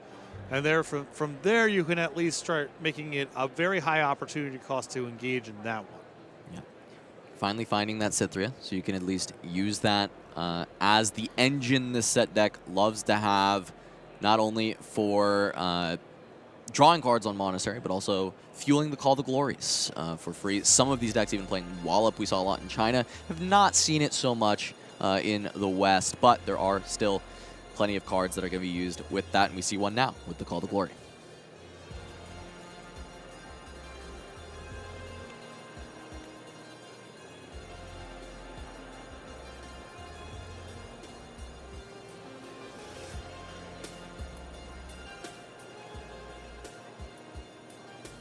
Ting Fang going to score the hold. Double Kaisa on board. Kaisa's still in the champ zone.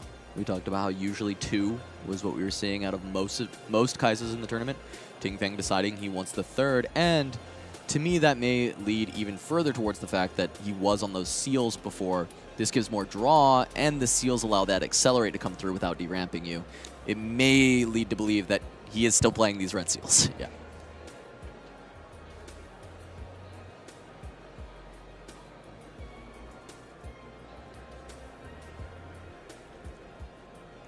Smokescreen, seal to pay the deflect cost, or Kaisa, either way. Move Survivor in. Yeah.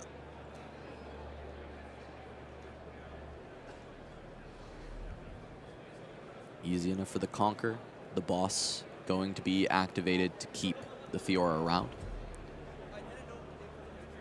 As Ting Feng at 5, full control of the game, but Pretend Penguin with a good back rank now to at least try to recontest. The point lead, though, is starting to extend way beyond comfort level for Pretend Penguin. You are approaching the spot where even if you are able to start to get a foothold in at least one battlefield, it's going to be hard to hold both for 4 turns, which is kind of what you're starting to look at.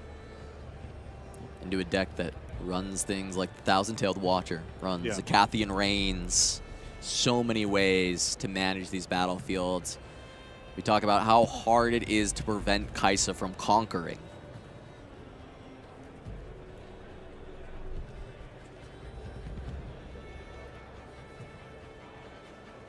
Once again, we find a player in that spot where you have to. Right. That's your only chance, is to stop the Kaisa from being able to find the Conquers. Right now, just wanting to deal with some of the material that is on the board without losing anything of your own. Ideally against Kaisa, you kind of get in the spot where you're able to pick up the majority of your points through just conquering and having the flexibility to pull out. That's why the Annie deck has such a strong matchup against it typically.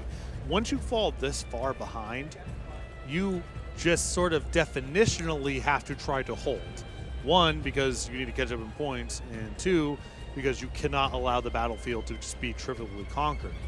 Unfortunately, as you mentioned, with all the accelerate units and things like Singularity, it's just very challenging to hold, you know, points 1 through 6. That's a hard way to do it here.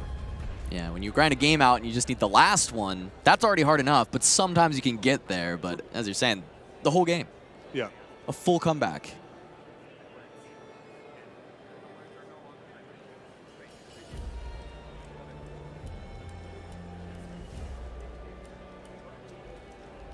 We've got a showstopper for the Kingpin.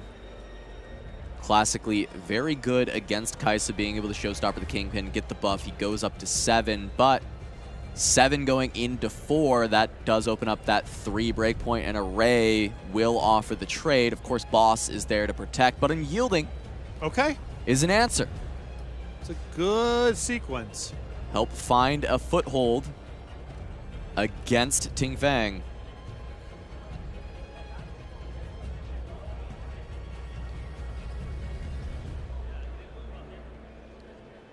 Not going to pay the buff for the draw. It looks like keeping that buff on Cythria in the back. Yeah, I mean, at this point, it's not about the card economy. It's the numbers matter a lot.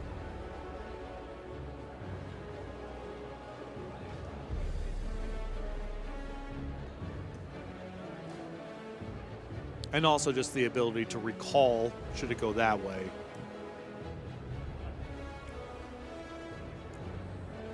Looks like this game 3 has gone to time, as we am noticing now. That 2 in the middle, that is going to be the turn count. We're going to start with the Stupefy onto Fiora. Ting Feng with the point lead. This also will matter for the time, being at 5, but it does feel like this game could end before those 5 turns are up. Darius, second card played. Try and push Ting Feng towards 6 points to set up for one final push to end the game. Kaisa into the 3 from Fiora. That's just going to be accepted by Penguin. 6 points for Ting Feng, extra card drawn. Yeah, I think Ting Feng probably assumed that attack was good, but you want to probe it out first and leave Darius for a more profitable combat over the other battlefield. Yeah.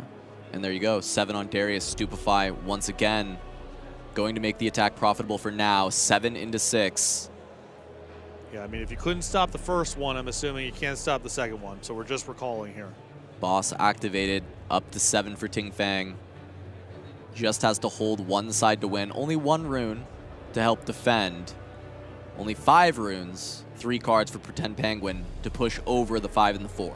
I was asking a ton, to say nothing of the turn situation.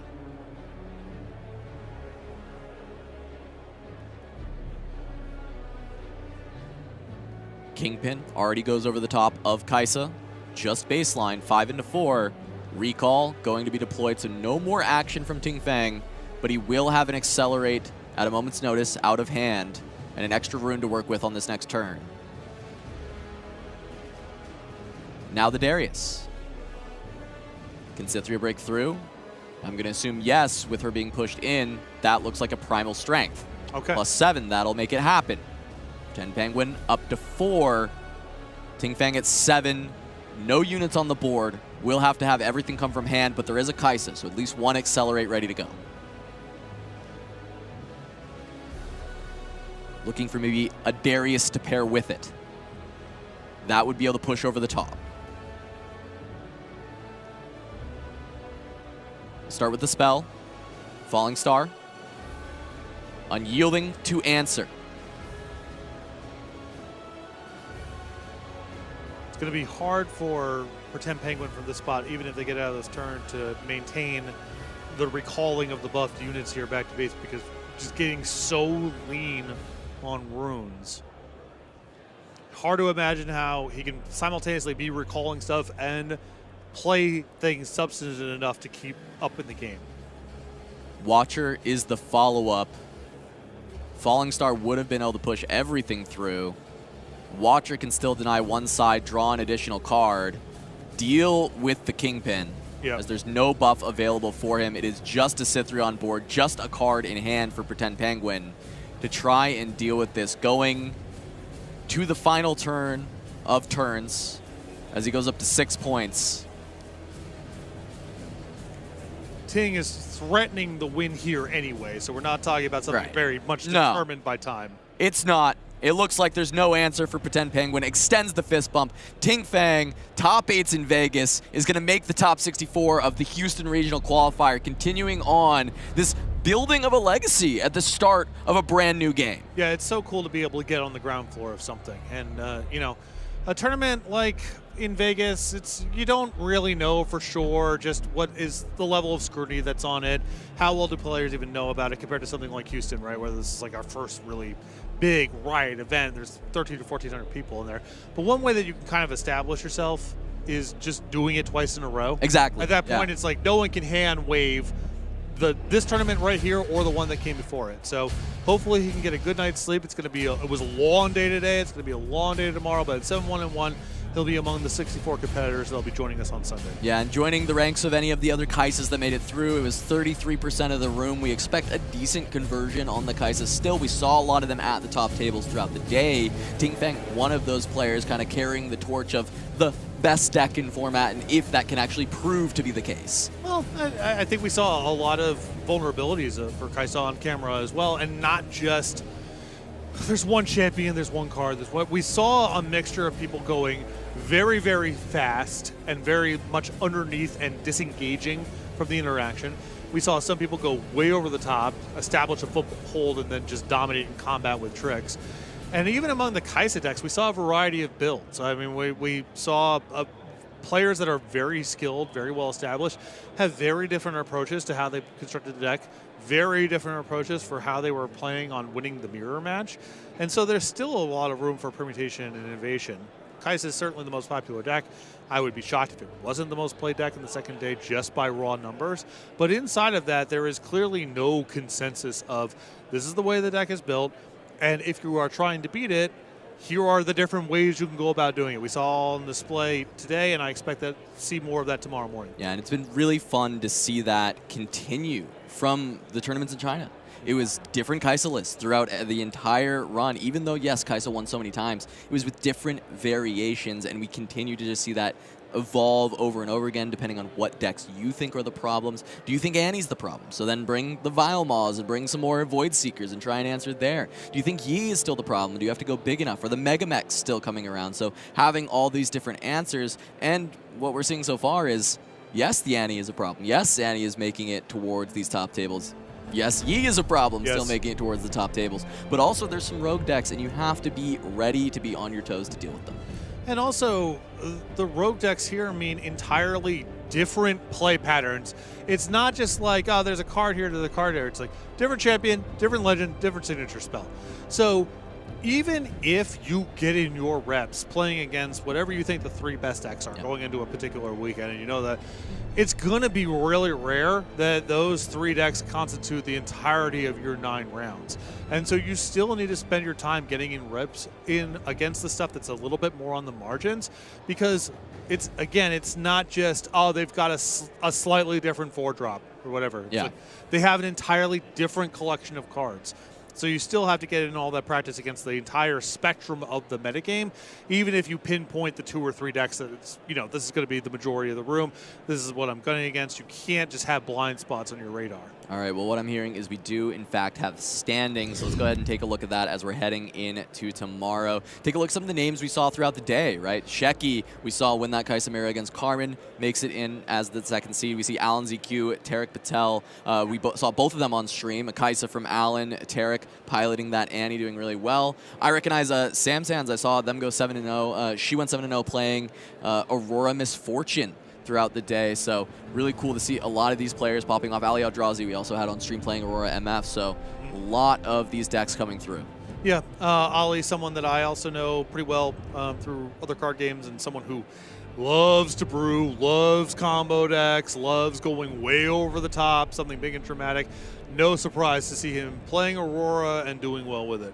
Yeah, and you know, of course, I mentioned Alan ZQ, but that's Legends of Runeterra World Champion showing up big in another Riot card game. Tarek Patel, 2-time national champion in Flesh and Blood, but also a huge Magic career, coming in and saying, you know what, I've got another card game that I want to dig my teeth into and try and do the best, and he's made it to that day 2. As we get to the next round of players, sold out. This has been a very popular Annie player for a long time, really pushing the Annie meta since the very beginning, and the fact that he gets to sneak in to that top 64, piloting that Annie deck. But right above him is Florian Christian Lagen, Malik X on Volibear, going 7-1-1, probably locking up his Volibear best of card, as well as still pushing even further, right? He's not even just falling out at the end, but actually making the top 64. Yeah, I mean, I was doing a little gunslinging with Volibear, and I can't speak to the quality of the deck, but one thing I'll tell you about Volibear, really good once it's in play. So awesome. All right, as we keep going through some of the names, we've got Megan, who's been another player who's been really pushing some of the early Riftbound stuff. I talked to him earlier. He's on the Teemo to join another Teemo on the other side, Prismaticism, still fighting over that best of card and pushing to get maybe Teemo into the top 8. We just saw Ting Feng make it in off of, you know, that really great top 8 in Vegas, and now another day 2. And Pushpi, I want to call this one out, first ever seasonal champion in Legends of Runeterra. The very first one was won by Pushpi, and now he is back for another Riot title. It's really great that you and I come from like slightly different backgrounds here. I want to give a shout out to our 7-2 at the top of the 7-2s there, Jonathan Job, owner of Kayfabe Card Games out in Salt Lake City, Utah. Houston native in town here, battling event, someone again that I've known for a very long time. And again, top of the piles of the 7-2s there, and we'll be playing tomorrow. And sneaking in at the bottom of the pile of 7-2, George G, Chongqing Regional Open champion, flew to China, played all the regionals, and actually won one. Does squeeze in back in the U.S. at Houston at 64th to slide in. Shout out to Randy flying in from France, 7-2, playing that Kai'Sa as well. And we saw Nalk Pass earlier, Alan Wu. Massive player, really well done early on, able to squeeze in at that 7-2 as well. I think I saw a name there on one of the previous pages of a Magic Pro who I believe would have flown in from Poland had Yeah. he played in this event. So already a global event, a global game. You know, the reception here has been incredible. It's been so much fun just being around the hall. And, you know, I knew that the event sold out very quickly, obviously, being on the Riot side. I didn't have a sense of how much of that is the local Houston area versus the United States more broadly versus all over. But there are players who came in from multiple continents here that'll be battling tomorrow, or opportunity to get that cash prize, maybe be the top finisher with their champion and with their legend.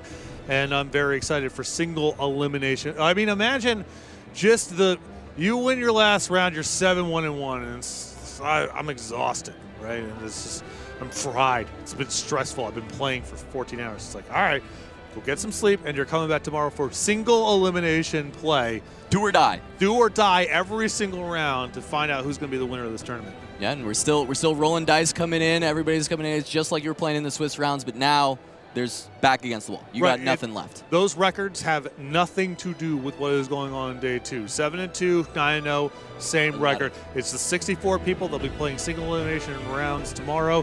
Obviously, every win along the way matters a lot for those prize payouts, and so as whatever level of fried, shot, exhausted you are, you got to shake that off, get some sleep, because tomorrow is going to be even harder than today. All right, well, we're a little fried ourselves, and we want to get some rest coming into tomorrow so we can make sure to provide you that quality coverage. So please make sure to tune in tomorrow once again for that top 64 here at the Houston Regional Qualifier. We can't wait to see you tomorrow, where we get to crown our very first champion here in the West. So we hope that you'll come back and we get to see you for it all. We'll see you tomorrow. Let's go.